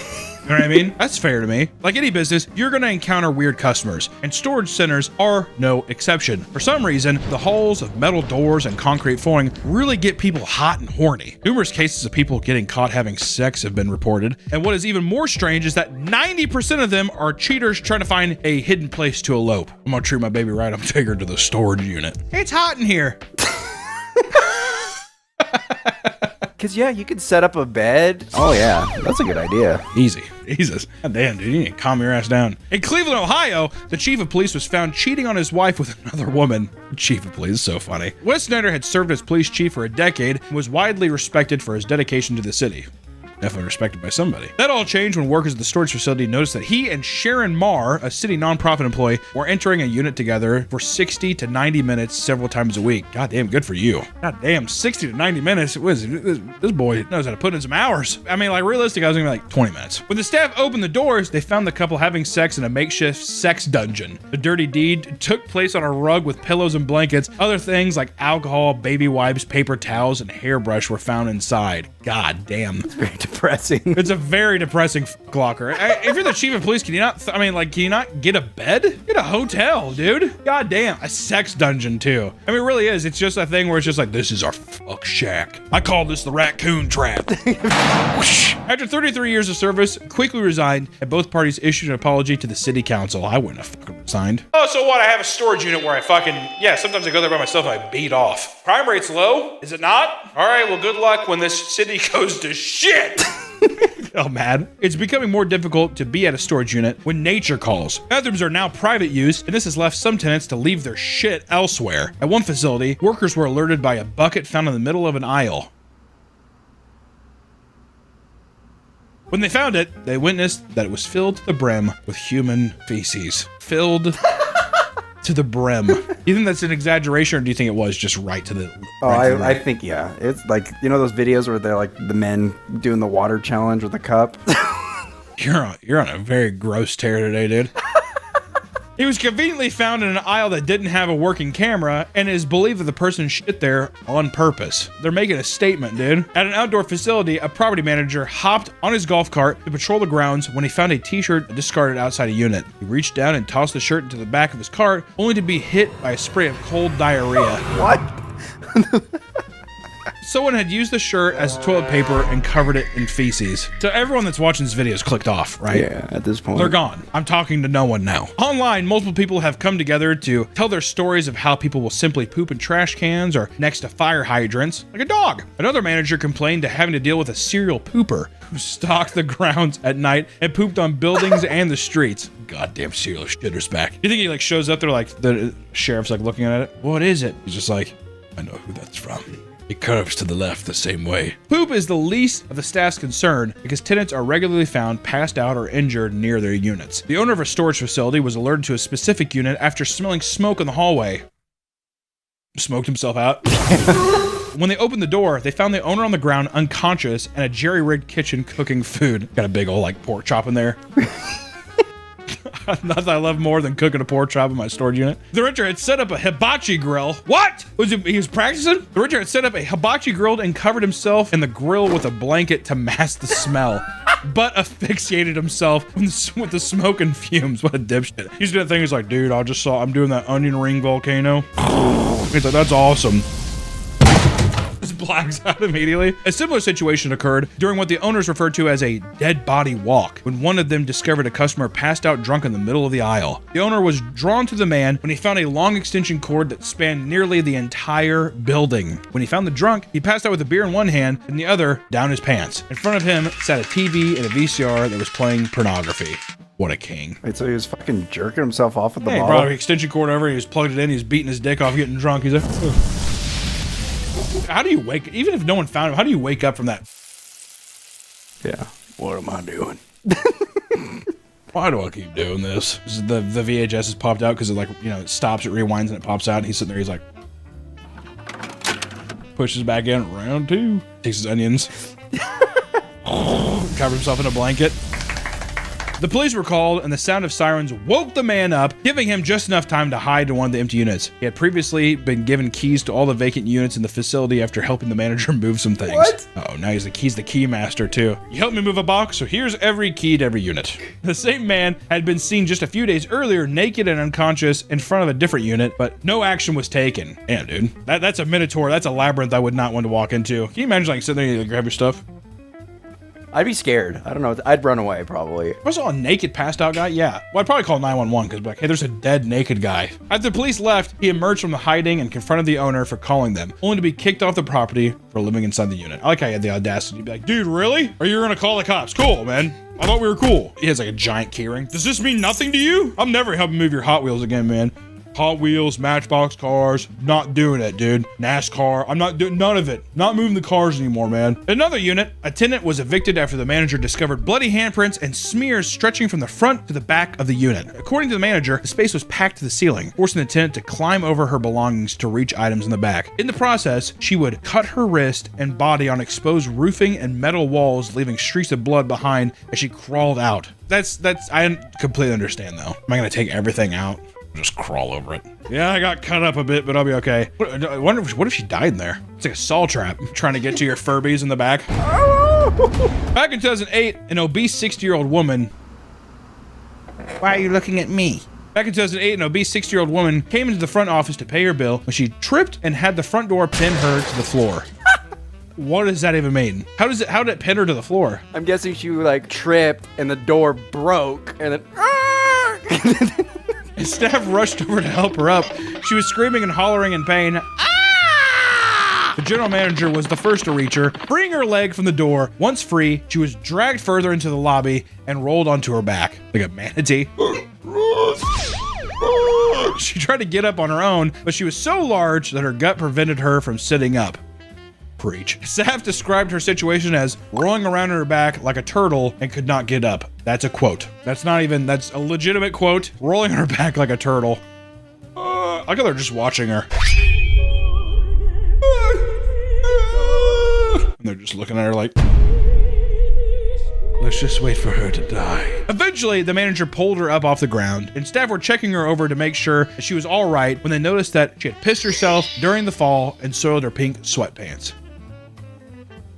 You fell down and got pinned, I'm gonna piss myself. All right, that's not even an act of rebellion, that's just the facts. After she was deemed okay, she paid her rent, but moved out about a month later. Because why, how embarrassing is that? Yeah, I'm gonna be fucking embarrassed every time I come in here. There's a girl rolling her back like a turtle and pissed herself, and we got it on camera. Renters can be a pain in the ass because of their behavior and odd possessions, but sometimes evictions are not enough punishment for these depraved people. There are numerous bizarre and horrific renter crimes. Tenants and managers don't always see eye to eye, but that doesn't mean they can't get along. Eric Adams worked at the 1 in 5 mini storage near Portland, Oregon for 15 years and was liked by most of the tenants. After about 5 days without hearing from Eric, a friend drove to check on him. He opened his storage unit and found Eric dead on the floor. Police determined that the cause of death was blunt force trauma from items found in his own unit. Suspicion grew when none of Eric's valuables were taken, suggesting it wasn't a robbery. His death would remain a mystery for a year until police gained access to the keypad records and found that one tenant was at the facility during Eric's final moments. Rob Caputa had entered the facility around the same time that Eric did, but after an hour, only one left. He was a long-term tenant at his unit since 2019, averaging about 55 items per month. But after Eric's last signed in, he avoided facility for 3 weeks. Not good, Rob. Suspicious activity, Robert. Rob was eventually arrested after DNA was found on Eric's body and was sentenced to 3.5 years in jail. That seems short. In court, it was revealed that Rob killed Eric after someone ran over his dog at the storage facility, and he blamed Eric for its death. He fucking John Wicked him. He doesn't know if it's Eric, he's just like, you have to die. Yeah. Another man in North Carolina was locked in a unit for days without food or water by his girlfriend. Women, man. In 2024, police responded to a call at the Cooper storage compound from a man who claimed that he was locked inside his girlfriend's storage unit. When they opened the door, they found Gary Oxidine, weak and emaciated, on the floor. He had been surviving in the unit for days with no supplies until he found his phone in complete darkness and called for help. It took him 4 days to find what? How big was that store? 10 by 10? I imagine the first day he was just like,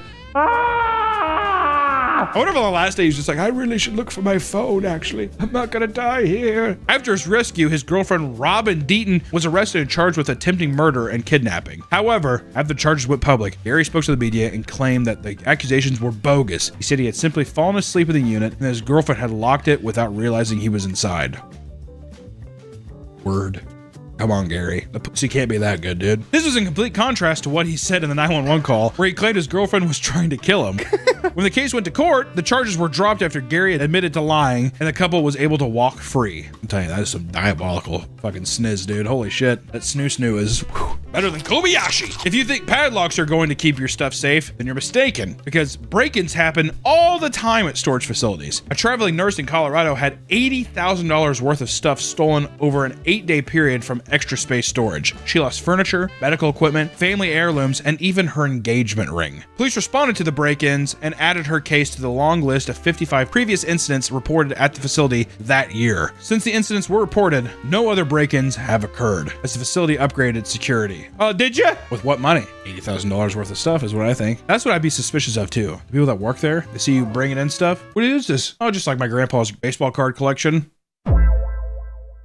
I mean, look at the guy who gave his fucking friend the keys to the castle to go fucking open. Beating his dick off all day and fucking... Oh, boys, La Vida Loca, dude. At a different Extra Space Storage in California, 4 people lost thousands of dollars worth of stuff after thieves cut through thin sheet metal walls with a saw. One of the victims claimed the thieves stole most of the audio equipment, including TVs, car stereos, and mixing boards. Police wonder how the criminals were able to pull off the heist because although units are indoors, have a code at the front door, and they are equipped with cameras everywhere. California appears to be a hotspot for criminal storage activity. Just a couple 100 miles south of the last break-in, Steve Bohannon and his nephew purchased an abandoned locker for $80 at auction and were excited to flip whatever was inside. They were greeted with a bunch of boxes that read, "Danger, poisonous." What is that, Uncle?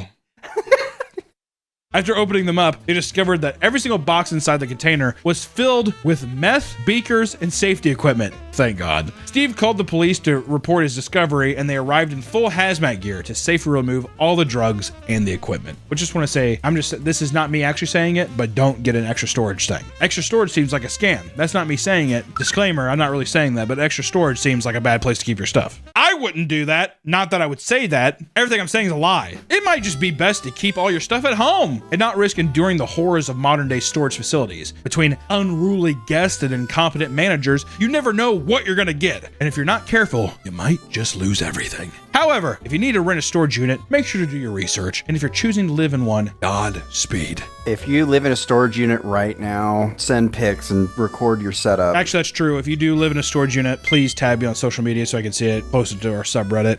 And then also just type in Phoenix Foxtrot Harbinger in the comment section. And only us Papa Meat stands will know what you're talking about. Godspeed. Phoenix Foxtrot Harbinger. Let's move on to monsters. My monster list, I'm not gonna lie, is very normie, but it's I think it's just the classics during the spooky season. Can't go wrong with the classics. Would you like to start off, or would you want me to? Yes, I can kick us off. My first recommendation for this is also debatably a monster movie, but I consider it technically a monster movie. The scariest quote-unquote monster movie I've ever seen is Hellraiser. The box. You opened it. We came. It's just a puzzle box! Oh no. It is a means to summon us. Oh yeah. So I'm sure, you know, Hellraiser, not new information to a lot of people, but a lot of people who are like our age or younger, they don't watch it. They don't watch it. It's that whole thing where, like, if the year has a 19 at the beginning of it, they're just not interested. It's too old. This isn't for your eyes. Yeah, exactly. Meanwhile, Hellraiser has some of the most terrifying visuals ever. Oh man, some of the best visuals ever. Also, some of the best lines. Jesus wept. The design of the Cenobites, the like practical effects for all the gore and what have you, it's so terrifying. Like, Hellraiser set the stage for a lot of, like, some call it prop horror, but, like, you know, practical effect horror moving forward, and with good reason. That movie's terrifying. Come to daddy. Oh my god. I think I'm just gonna start mine off and get the thing out of the way. We're gonna draw a little bit of everybody's blood. We're gonna find out who's the thing.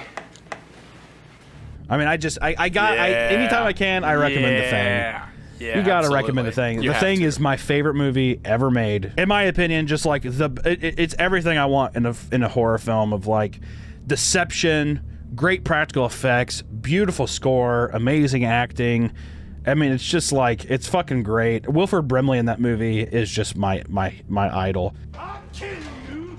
One of my buddies was joking me today about the scene where he's like in the hut outside. He's like, "Let me back in. I want to come back in." They're like, "No, just let me inside. I'm normal. I can be trusted." But we were wanting to make like an edit to where it's like you hear like whatever meme is going on, like we were gonna. He's like listening or like watching Big Mouth in the background. You like hear it in the TV. He's in the shed. He's like, "Let me back in. I'm normal. I'm fine." You see Kurt Russell shut the door. I like that. That'd be pretty good. Yeah, I thought that'd be a fun edit. But John Carpenter is like one of my favorites. I mean, he's just so fucking good, and it's just the ending of that movie is perfect. It's just like, in my opinion, a perfect movie. There's like some weird stuff. There's like some stuff that like it looks a little dated in terms of like some of the stop motion stuff they did, but other than that, like the practical effects, in my opinion, I don't think those practical effects have ever been topped or will ever be topped. It's one of my favorite movies ever. If you haven't seen it, because so many people are like, "Oh, I hear it's good." People usually say, "Oh, it's a good movie," and they've never seen it. Take time to watch it. It's a fucking great movie. Man, what I mentioned with Hellraiser, of how like it set up a lot of prop horror, The Thing is like the golden standard. There's few movies I would consider perfect, but I have watched that movie so many times and get something new out of it every time. Just the way they slowly get picked off, the way the distrust builds up, it's poetry.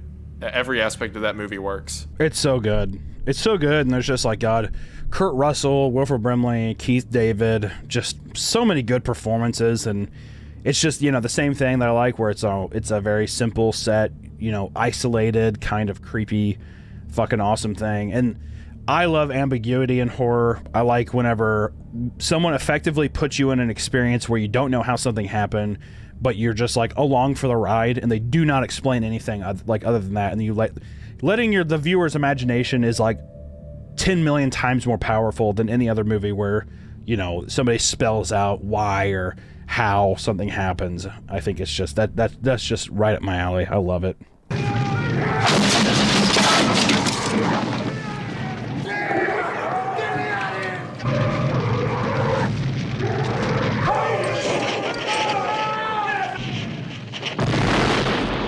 Today's video is sponsored by Established Titles. Now, I've been called many things in my life, but Lord is not one of them. Until now. That's right, you little peons, and I have the certificate to prove it! And it's all thanks to Established Titles.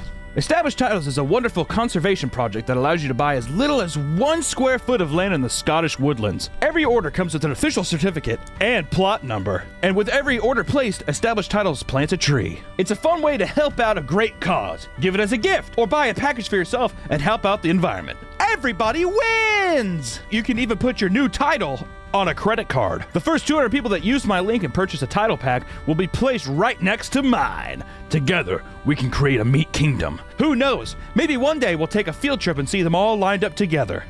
It's not gonna happen. It'll be like that scene from Braveheart, except without that racist guy. So what do you say? You looking to increase your status and do a little good? Go to establishedtitles.com/PapaMeat and use promo code PapaMeat to support the channel and get 10% off your purchase. Thank you to Established Titles for sponsoring the video, and back to the video. So the next movie for monster flicks has to be The Blob. Paul!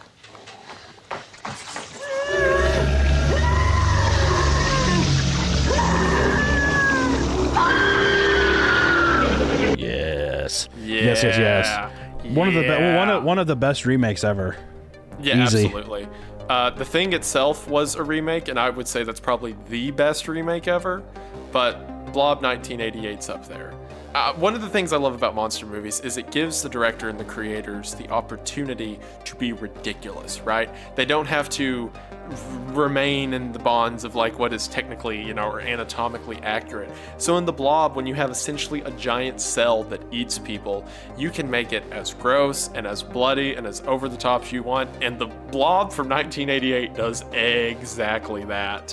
There's this very niche subcategory of horror movies called melt movies, that specifically the horror derives around the concept of people being literally melted or like torn down into basic parts. And The Blob is like the best example of that, I feel. Watching people melt, watching their bodies be assimilated, and it like does not hold any punches. No. Regardless of who is the victim, it is bloody, it is brutal the whole time. It's great. Yeah, there's a couple, even just some like children death scenes in this movie, which is very rare. Yeah, and they're not just like, oh, the kid dies off screen. No, like, it's brutal. The kid melts. The kid fucking gets, dissolved. I mean, the motherfucker dies for real.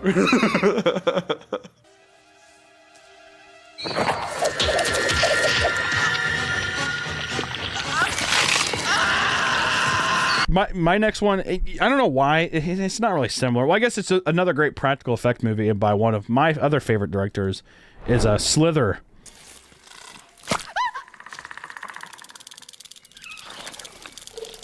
What the fuck? First off, James Gunn is just such a fucking great director. I love him. This movie is so fucking weird and fun, and like has like some weird, like oddly sexual themes to it. And so there's just about space maggots. I think that's why maybe I thought Blob or The Thing is just another element of like space coming down to Earth and terrorizing a town. In this one, it's just, people fleeing from giant, basically leeches.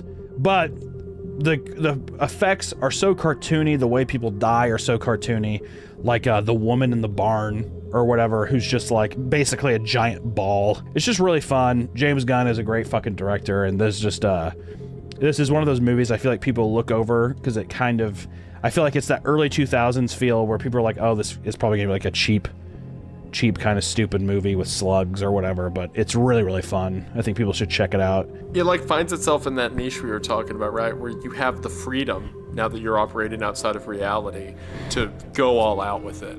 And that creates some of the best, like, honestly, cosmic horror that we can get a hold of. Some of the best, like, modern horror authors, like Junji Ito, but capitalize on that. Like, okay, I made this world, I made this monster, it can do whatever I say, and I'm gonna make it gross. And I love it whenever they, like, go through with it, like with Slither. Yeah, it's yeah, the nice ambiguity factor of just being like, this is the rules I'm giving you. It doesn't matter how we got here.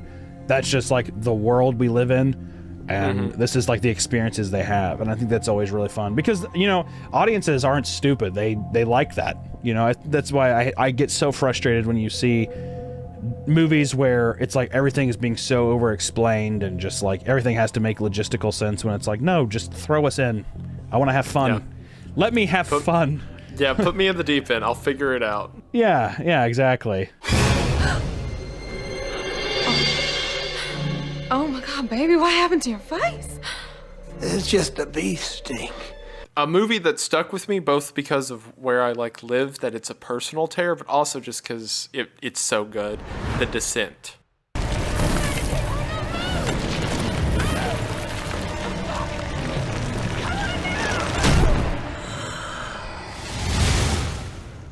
Oh man. That's like that's one of the movies that fucked me up so much when I was a kid. That movie fucked me up so bad. Dude, okay, so there's different kinds of, you know, like scary movies, quote unquote, right? There's movies that focus on scare, like when you're watching it you get creeped out, like creepy faces, jump scares, what have you. And there's movies that focus on fear, the concepts or things you're dealing with, like, stay with you. Descent is like a perfect middle line, right?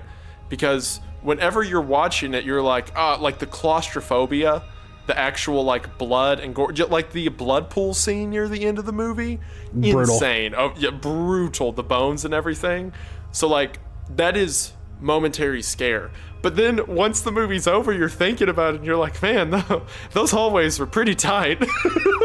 Yeah, it's fucking crazy. And also the way the tension builds into it, like when you take some of the end scenes out of context, you're like, man, this is over the top and like just insane, which it is, but in the context of the movie, it never breaks the feeling of this is real, or this is like a real threat these characters are facing.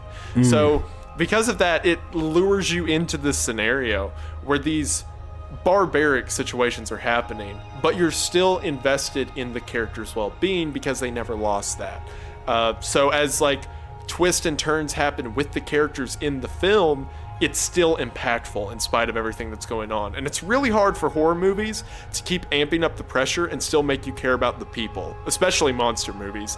They always get to the point where you're just like, oh, well, here's the walking buffet. Right, and I think that the protagonist in this movie is incredibly strong. Like, I feel like I was rooting for her the whole time. Like, yes, yeah. Really, really, really great protagonist. I think, like, you know, you already touched on, I'm claustrophobic as all hell. I mean, like, extremely claustrophobic, so... Yeah, even spelunking. I fucking hate when I go on TikTok and I see, like, there's this one skinny man and his son who, like, spelunk through caves, and he's like, yeah, this is a tight fit. And, like, you're like, why? Why are you down there? So get the fuck out of there.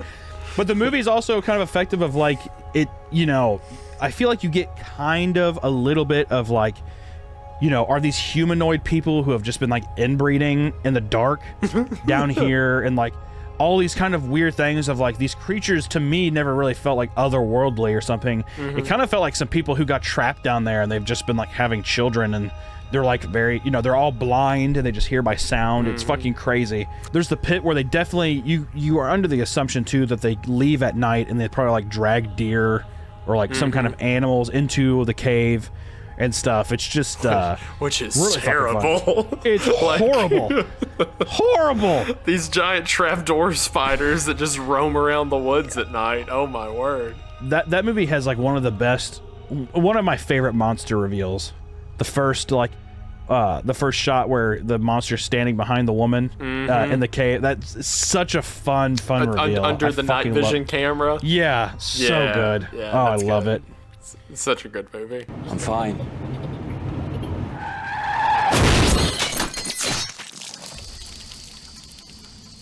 I feel like I have to be this guy, and I feel like I just want to recommend a classic, because like I said, people just don't watch enough of the classics. You got to check out The Creature of the Black Lagoon.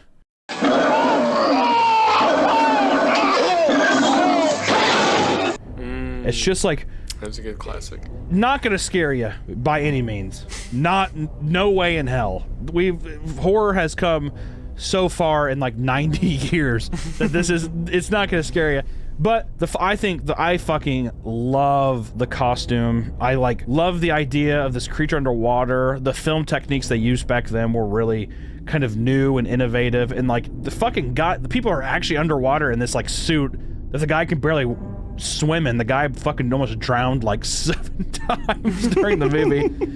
But it's just awesome. It's just like one of the most iconic fucking like fish people. And I'm such a Lovecraft person. I just love fish horror for some reason. Fish horror? Yeah, it's fish horror. There's tons of fish horror. This is one of those movies. And I'm going to parlay that in as well, because I said fish horror, with Dagon, which is a great Stuart Gordon movie from the year 2000. Dagon? Like the Dagon. Canaanite god? Yes, it was. What? Well, first off, let me go into...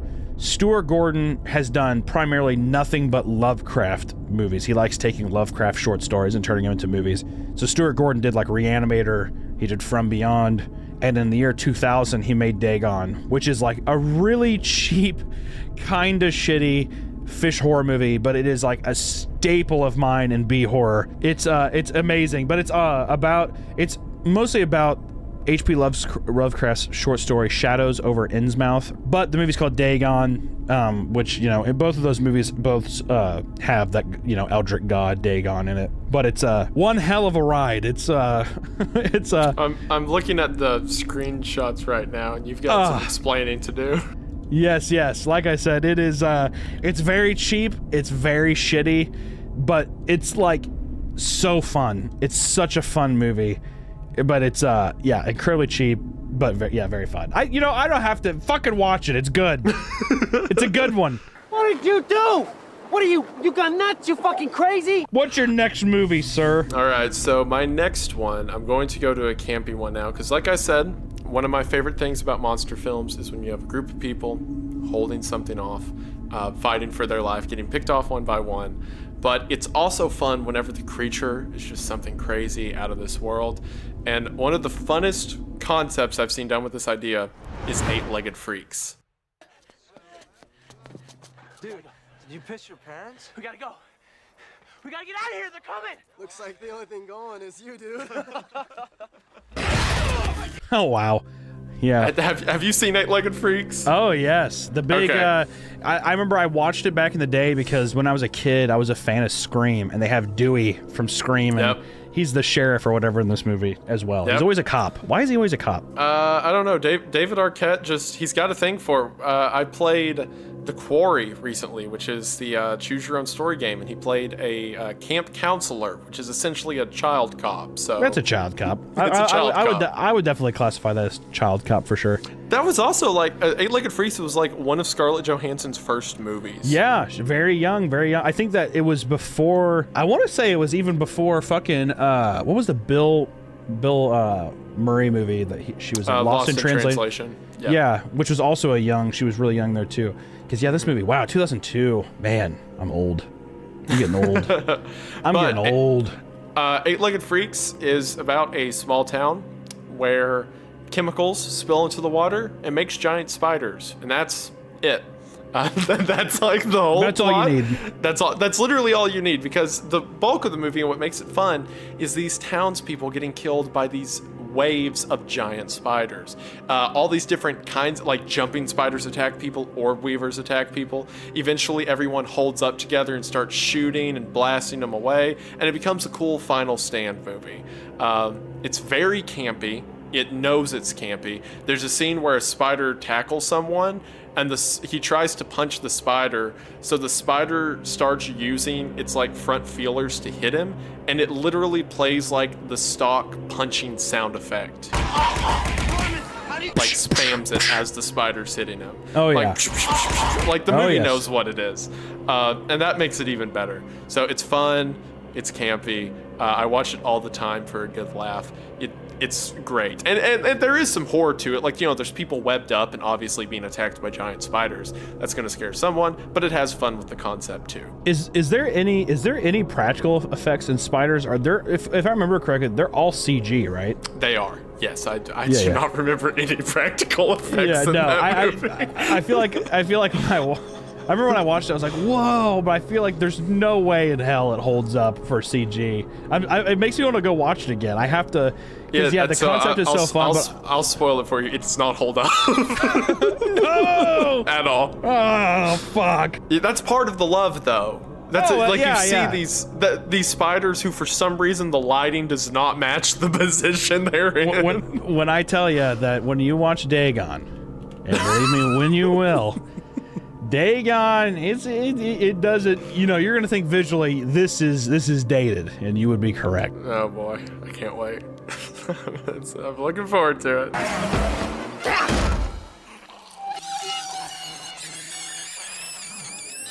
One of my personal favorites too is It Follows, which I think is I'm going to classify that as a monster movie.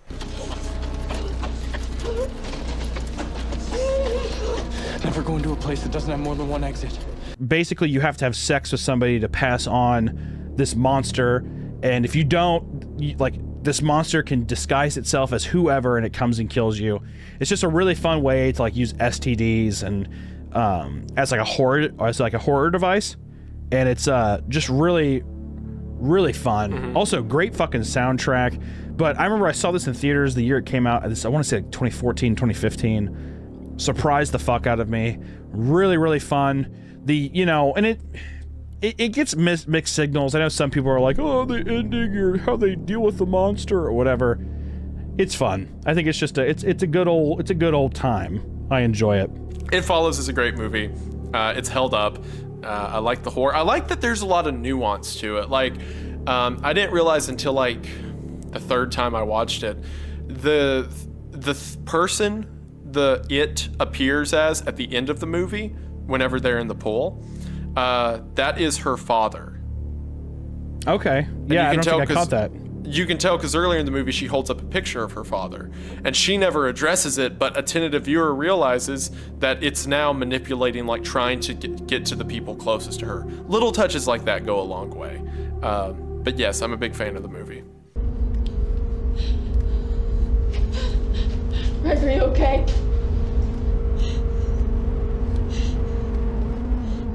Greg? All right, so sticking with my theme of monster movies and last stands, I've got to go with what's probably my favorite zombie movie of all time. I'm not saying it's the best. I think the best would probably be Train to Busan. Okay. That's a great film, but my favorite is the 2004 remake of Dawn of the Dead.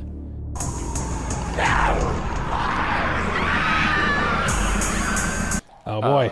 Zack Snyder. Zack Snyder. When that guy does it right, he does it right. Like Watchmen, 300. When he takes the style that he's made his own and can effectively imply it, I think it goes a long way. There probably has never been or will ever be a better first 10 to 15 minutes of a zombie movie. Such a beautiful, effective first 10 minutes to totally get you totally invested into the movie. And what's crazy is it capitalized on what I think a lot of people want to see, because zombie movies are still fun to me. I know people got burned out on them. I never got burned out. I still love zombie games. I still love zombie media. Mm-hmm. It's just fun, the idea of these endless waves of things to fight back against. But especially in video games, we're all like, okay, shopping malls, those are cool. Let's make a final stand on the rooftop. That's cool. And all these different ideas that never really get done in film. But Dawn of the Dead did it. They all got, and I realized it was based off the original George A. Romero's movie from '76, which is another great film. But in 2004, they were able to make these massive hordes I love the scene where they're on the roof shooting celebrity zombies. That's hilarious. Yeah, like using the whiteboard to be like shoot Burt Reynolds, whatever. Yeah, that's so fun. So funny. It's great. Like it knows to have fun with itself, but then at the same time, the end scene where they're going through the sewers and they're like firing back at them, it's like something out of Left 4 Dead, and it's visceral. It's in your face, and I love it. I love Dawn of the Dead. What are we gonna do about that truck? We're not gonna do anything about that truck. There's people in it. Yeah? And how do you know they're not all fucked up like everybody else out there? Well, for one thing, they're driving a truck. Oh, and shooting guns? And I think that translates well into my next recommendation for the for Monster, which is the sadness. 아마 이거 여기 뭐?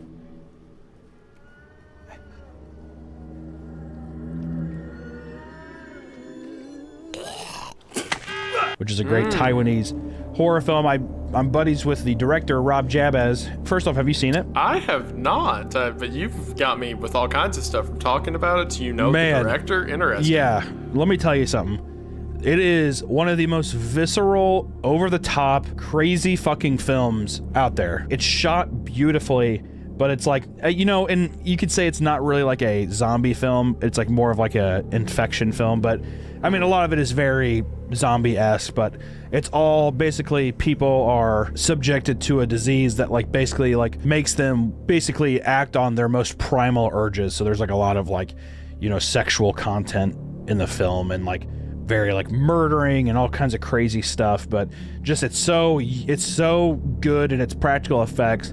It's so simple and effective with how they depict zombies, where it's like literally they start to cry, their eyes go black, and it's just kind of like some swollenness around their eyes, but it's just this bloodbath. It's such a fucking gore fest. It's really, really fun, man. And it's if you have Shudder, I would definitely watch this film. It's fucking really, really good, and he's a good buddy of mine too, so you should watch it. We're moving into free-for-all! Free-for-all! The last week of October, I always feel like it should just be a little hodgepodge, a little brewing pot of just some stuff that you like that maybe you couldn't throw into the weeks before. This is just where, you know, this is your desserts, this is your nice little, your nice little tasty treats to end your spooky month on. All right, very cool. So I am going to give a trilogy, actually. They're all very short movies because I think what's often overlooked in a lot of horror circles is the idea of the couch or the party horror movie, right? Because take a movie like The Witch, for example. Fantastic horror, you know, great tension and build up. But if you're inviting, you know, your friends over and you're going to have popcorn and talk during the movie, maybe not the best thing to pop on. It takes a bit more, you know, attention to actually be appreciated. So there's something to be said for movies that are just fun, right? Like they're creepy, and that's not to say they're bad or devoid of merit, but like you can watch the movie and the scares are keeping it rolling, and there's creepy stuff there. And one of the best movies I found for this is the Hell House series. Seriously? Off. What the fuck was that? Yeah, that's fun. Yeah, I agree. I think Hell House, I wouldn't really say it's underrated because a lot of people know about it, surprisingly. It's grown in notoriety, for sure. Yeah, it's kind of become a cult classic in a way. So the concept of Hell House is a group of people by a haunted house that it turns out there was ritualistic stuff that happened and then things start to go wrong.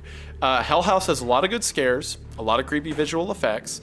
So as the film goes on, the tension, well, not just the tension, the visual scares and like what's happening, these people keep amping up, and it has a good payoff. It's got good horror to it, and it's a great movie to watch with friends. There's 3 of them, and having watched all 3 of them a couple times, you're honestly good to go with any of them. You can have friends over during Halloween and go through the whole series and have a great time. So I highly recommend Hell House. I'm off today. No, there is no off day. All right, this is everyday work. What do you? Come on. All right. I'm out of here. Just a little kiss, real quick. My first free-for-all, it's funny that you brought up Record because there's something similar, not as, I wouldn't say it's as good, but it's an Australian film called The Tunnel. What?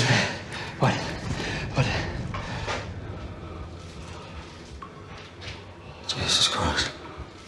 It's also about an investigative crew and they are basically trying to figure out why this like local government is like hiding this like abandoned subway track or whatever. And it's like an extremely fun way of using corridors.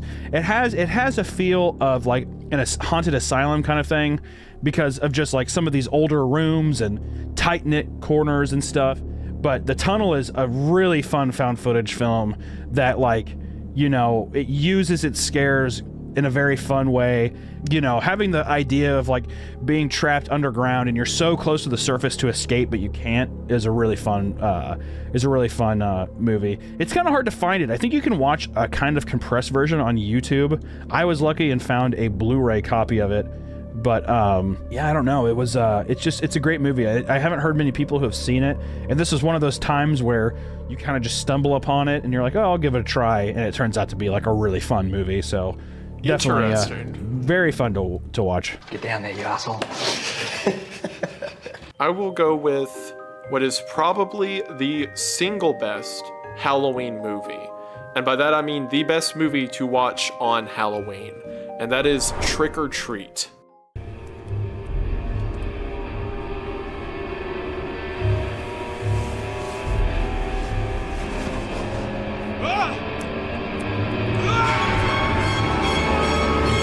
Oh yeah. Yeah, like what I mentioned earlier, like couch movies, couch horror. It is a group, it's several different groups of people, kind of told as an anthology, although they do connect with each other, about these different groups of people on Halloween night, and it's all different aspects. You got ghosts, you got killers, you got werewolves, vampires, all of it. It's all the stuff that makes the season creepy on the night of All Hallows Eve. And it's fun in some scenarios, it's bloody in others, and it's a great movie with a great Halloween mascot, and you can't go wrong. Like, I've watched that the past 2 years, I believe, on Halloween, and it's a banger every time. So if you're looking for a movie to turn on at a Halloween party, Trick or Treat is it. Exactly. I was just getting ready to say that. But don't forget to open with the eyes! My next recommend is something I would say that's kind of similar. I wouldn't say it's as effective for sure, but I always like to recommend House of a Thousand Corpses to people during the Halloween season. Merry fucking Moses, y'all get the fuck out of here! Clowny, keep your paws where I can see. Yeah, don't move! Or I'll blast the holes the size of a Kansas City watermelon through your ugly ass bozo face! What the fuck is that supposed to mean? I am not the biggest Rob Zombie fan when it comes to horror movies. The amount of, like, you know, white trash screaming and stuff and everything like that, it gets so grating to me. But I think his like style, his vision, and I think the budget was there too with when House of a Thousand Corpses came out, whenever he was like really on top of the world with his music and stuff, and he got that big Universal Studios budget.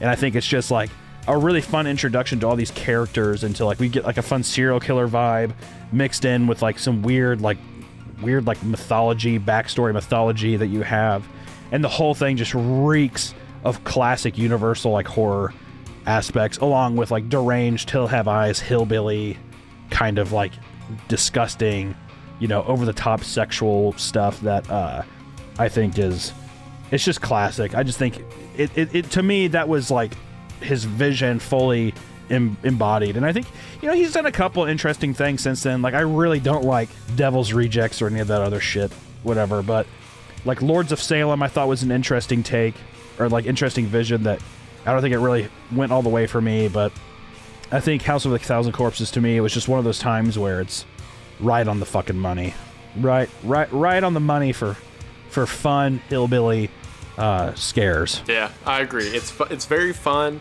Obviously, and he does it on purpose. His movies are very campy, but it's in a very meaningful manner. I knew she was crazy from the second we fucking picked her up. Okay. Let's get out of this fucking nut house.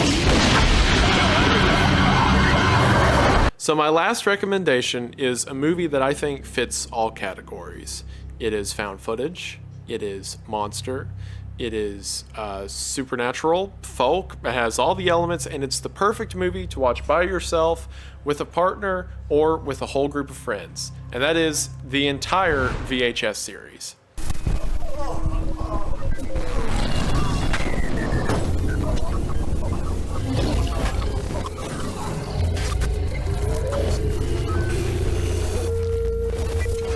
So the VHS movies, which a lot of you are probably familiar with, 1, 2, Viral, and 94, right? 94? 94, yeah. All 4 of those movies are anthology films that are about various groups of people finding tapes they're not supposed to that contain some kind of scary story within them. And they're interconnected loosely, but they're built in such a way that you can watch a single short and get the entire story of that short. And because of that, they're, like I mentioned earlier, great for parties. But at the same time, there is kind of these visual Easter eggs and rewards for people who are paying attention, who can string the story together. And even the worst movie of the series, VHS Viral, has some very fun moments and some very either corny moments or interesting scares to watch with friends. What I love about the VHS series is you can get that, and then you can go to VHS 2 and watch Safe Haven, which is one of the creepiest shorts I've ever seen. And get freaked out. And then you can go and go to the first one and watch something about a serial killer. And then you can go to 94 and watch a militia that has a giant vampire monster. And it's so varied. It has every aspect of horror that you could imagine in every tone that you could imagine. And I am a massive fan. It's really fun. I mean, how would you rank them, actually? I'm kind of curious. Out of the 4, how would you place them? I would rank them from worst to best would be Viral, 1, 94, 2. Here's the thing. VHS 2, Safe Haven is the best short film out of all of them, in my opinion. I agree. But 94 had so many fun, I love Ratma. Ratma's fantastic. I love the first person, weird, almost like Tetsuo kind of Iron Man first person experience you get with that, which is made by the same director. Yes, I was about to say that. Yep. Same guy made both of those. And the use of vampire blood being explosive, and it's like this weird militia cult that's using that.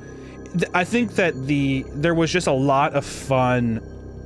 It puts 94 at the top for me, even though I know objectively Safe Haven from VHS 2 is definitely the best. I just fucking love VHS 94.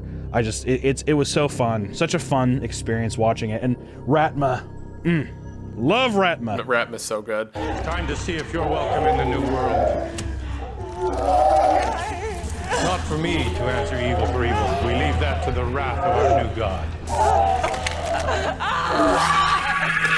The last one I'm going to recommend, and man, I got a list here. I'm wondering which one what's the last one I want to recommend? You know what? I'm going to go on a limb, and I'm not even going to, I'm going to recommend Van Helsing with Hugh Jackman. Oh, the great Van Helsing. You're a deranged psychopath.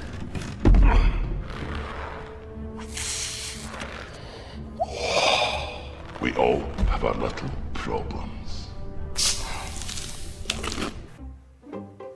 Whoa. I did not expect that. I'm going to recommend Van Helsing with Hugh Jackman.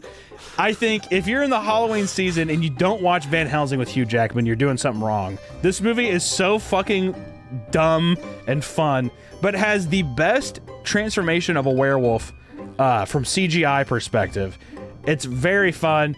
And it's like a campy, weird action movie with really good vampire designs, really fun werewolf designs, and I just love the aesthetic of old Transylvania kind of stuff. I always have a soft spot in my heart for Van Helsing. It's a underappreciated movie in my opinion, and it's a lot of fun. It's a lot of fun for me. I can vibe with it. I appreciated that we started out with Ari Aster, Hereditary, and we ended on Hugh Jackman's Van Helsing. That's right. We have a wide spectrum. We have a little bit of for everybody, I think. I can ask for the votes. This is gonna hurt. I am accustomed to pain. Let me know you're alive. Well, that's our recommendations. I mean, like, we have to have given enough stuff to fill up your whole October. Yeah. So be sure and follow along. You know, maybe put them in your own order and let us know what you think of them. And be sure to check out Mr. Wendigoon's channel. It's fantastic if you like everything horror and creepy, anywhere from, you know, literature to internet horror. You know, it's all over the fucking place. It's like, I always say to people, because they're like, oh, how would you describe your channel? I think it's like comparable to if you like the Down the Rabbit Hole documentary kind of stuff on YouTube. I always think it's really fun and comparable to that, to where it's like you get to learn a bunch of new shit, really fun editing, incredible research. You're a peach. You know that? Aw, that's so sweet. Thank you. That's one of the most glowing reviews I've had. That's so sweet. Thank you. Well, I can say to everyone, having talked to him on and off the air, that Papa Meat is an incredibly kind creator. No. I'm sorry. No, we can't have that. Hold up, the I'm illusion's evil. missing. He hates Koreans. That's what it was. Yeah. No.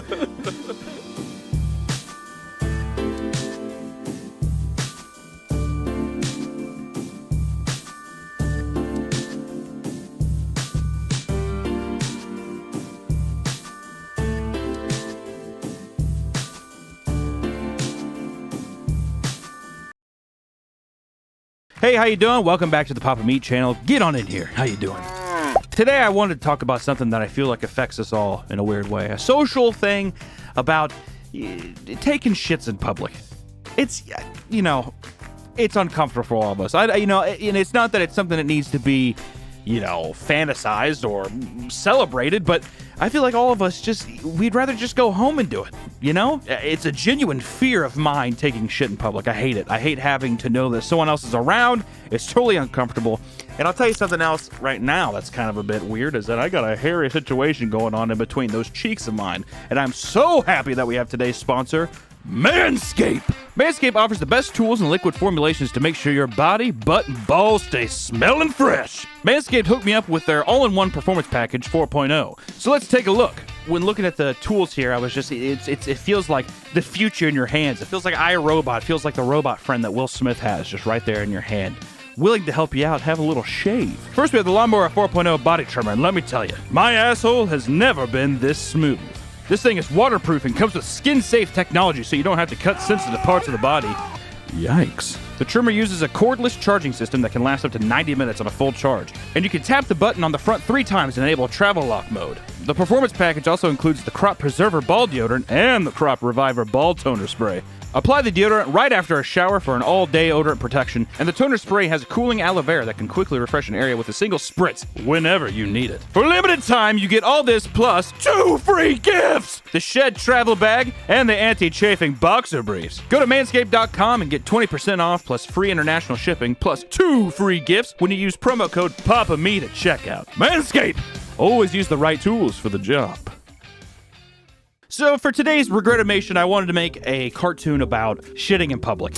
It's an uncomfortable thing, and I don't know. There's been a couple times in my life that when I've taken a shit in public, it's ended poorly for me. One time in particular I just wanted to talk about was one time when I was out of there was no toilet paper in the stall, you know? And I didn't want to pull my pants up because you have shitty butt, you have muddy butt, mud butt, you know, doo-doo, chocolate thunder, all kinds of shit in your pants there, and I got up and I was doing a little penguin waddle over to the next stall, and as soon as I went out, a guy walked in and he saw my cock and balls. So I've just been terrified ever since. But also, there seems to be a very weird phenomenon going on right now with having people go into the bathrooms and like fuck with you while you're taking a shit. Why? It's all over TikTok. I see it on YouTube all the time. It's fucking bullshit. Here, I have a couple videos. Let's watch. Hey, what you doing, my boy? I'm taking this shit, homie. What you doing? That is so frightening. Hey, my boy, I'm taking this shit, dog. What you... Ah! God, he got so close at the end there. It's so creepy. Look how close he is to the camera. What the fuck, dude? Oh my God, look at that. Look at that frame. The man is possessed by the devil. Good Lord. This is the guy from TikTok. What are you doing? I can smell you. Nothing. What are you doing? I'm gonna get you. The worst thing too about like when you're taking a shit, you're in a place of complete vulnerability as well, but you're also just like things are moving, you know? Like you could be mid-drop and this guy comes in. What are you gonna do? I mean, what are you gonna do? Chase him? I would just be sitting there the whole time just like, God fucking damn it. This guy needs to be fucking stopped. It's the same bathroom too. Whatever school that is, please for the love of God, fucking hunt that man down. God damn, that is terrible. I also reached out to some of you, and some of you had some very interesting stories that I thought I would share here. So, I was eating McDonald's with my grandma. Uh-oh. Already. McDonald's and grandmas and shit never match, man. They always order fish fillets. And I felt like I was overeating. So I told my grandma that I'm going to the bathroom because I started feeling sick, but also like my stomach is gonna burst. So I go there, and I see one door open out of 4 others that are locked. I enter it, and I see the most disgusting toilet ever. It was filled with so much shit that I could barely sit. God, what? It was so bad that I had to shit on the deformed full of shit toilet, and I felt the old shit touch my cheeks. What? It made me puke so hard that the McDonald's burger remains hit the floor, and it splashed on one of the old man's shoes sitting next door. And the scariest part was him, right after making the loudest fart, and then saying, and I quote, "I will make you pay for your sins." Okay, that can't be true. At that moment, I knew it didn't matter that I hadn't wiped. I just ran as fast as I could, while smearing the shit between my cheeks. The end. This was a mistake of a video. I thought that this would be cute, but this isn't cute. This is vile. I never in my life, and I really hope that this is an exaggeration, because never in my life did I ever think that somebody would take a shit on a toilet seat and they'd have to smash down poop with their butt cheeks to take the shit. I feel sick. I feel sick to my stomach. When I was in 7th grade, I had to use the restroom when me and the teacher got into an argument. So I got up and left. At this point, I was prairie dogging it bad. And if you don't know what prairie dogging is, it means like your shit is peeking out of your asshole and it goes back in case you didn't know. I don't know, there might be some guy who's like, what's prairie dogging? Now you know. I got halfway to the bathroom and this giant turd free fell down my leg. So I did a kick and flung the dung out. Okay, let me go ahead and read that last part. A giant turd free fell down my leg, so I did a kick and flung the dung out. I like how you also said free fell, as if it's like a trapeze artist. It's free falling, as it were. It just fell, as you can say. A turd dropped. It's just gravity is what it is. But it fell down my leg, and I had to do a kick and flung the shit out. So you basically did a high kick. You splattered some shit on the wall. What did you do next? Later that day, I had to go to the principal's office. Oh, I wonder why. I walked past where I threw the poo. There's a giant shit skid on the carpet, about 3 feet long, and a dented locker. I get up to the office, and it smells like absolute raw sewage. I look to my right in the nurse's room. There is a girl with a huge clump of shit on her shoe and a bloody head from where she slipped and hit her head, all because of my giant turd. My God. At first, I thought you were trying to insinuate that you kicked the shit so hard that it created a dent. The sheer force of your high kick, your Brazilian jiu-jitsu kick, fucking cratered this metal door. But no. Well, also, I have to beg the question. It's like, it smells like shit. If I was that person, I would not be walking down that hallway. And then also, how do you not see a giant piece of shit? This is just, kids are fucking vile. Good Lord. My sisters and I were dragged around Los Angeles by a crazy-ass mum after she had a fight with her mother in the middle of the night. Wow. I had to piss, and we found a porta potty by a construction site.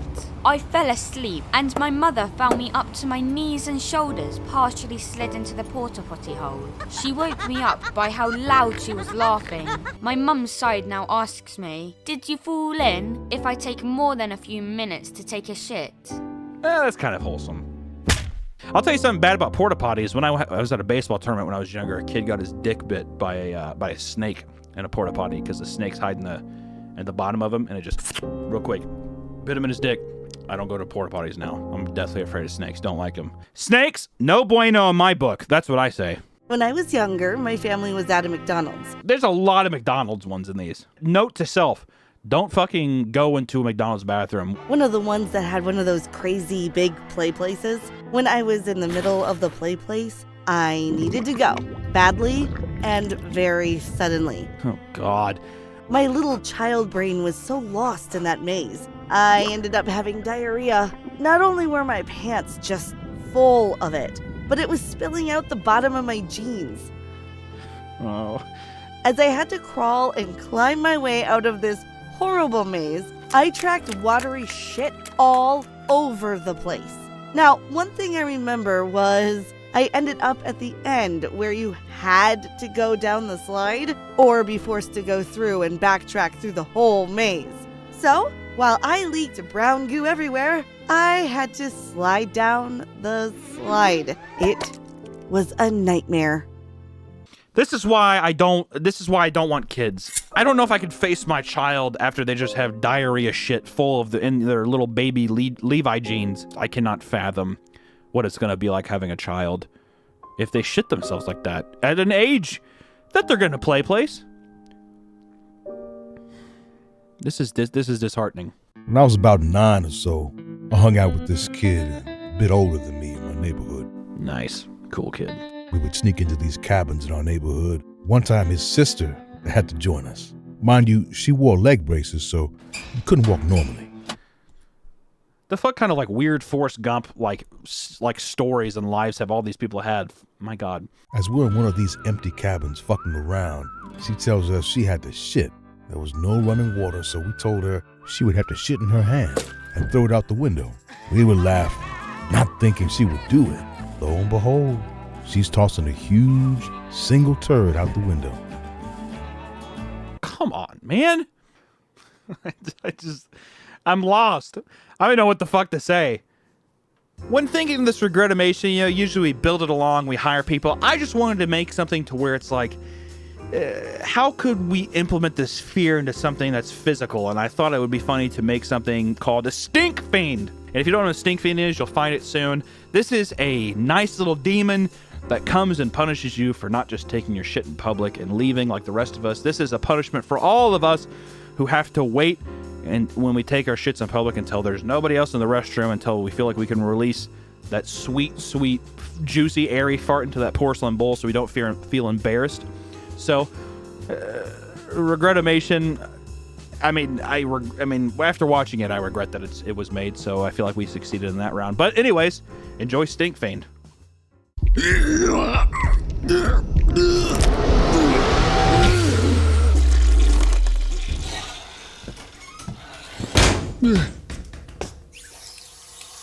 Come on, get out of here. I can never take a shit when there's someone in the restroom with me. Just when I get comfortable.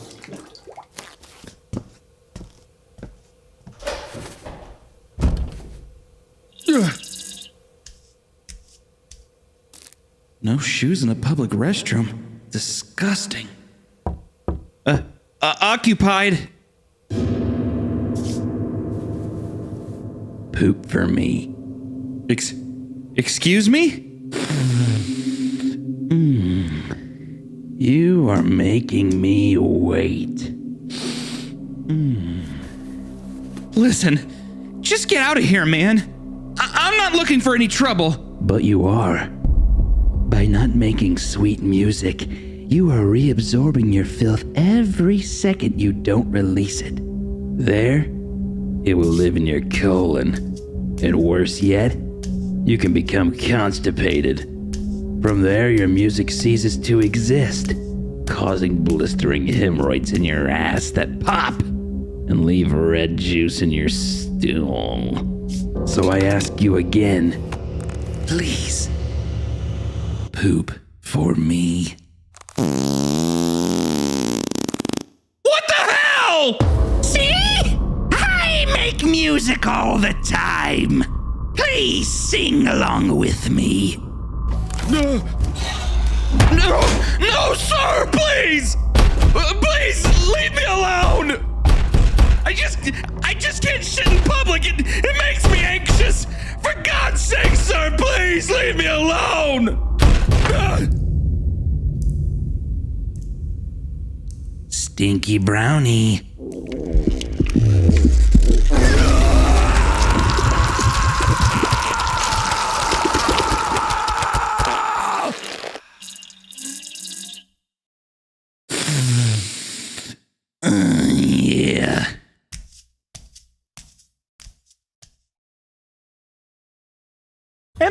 is.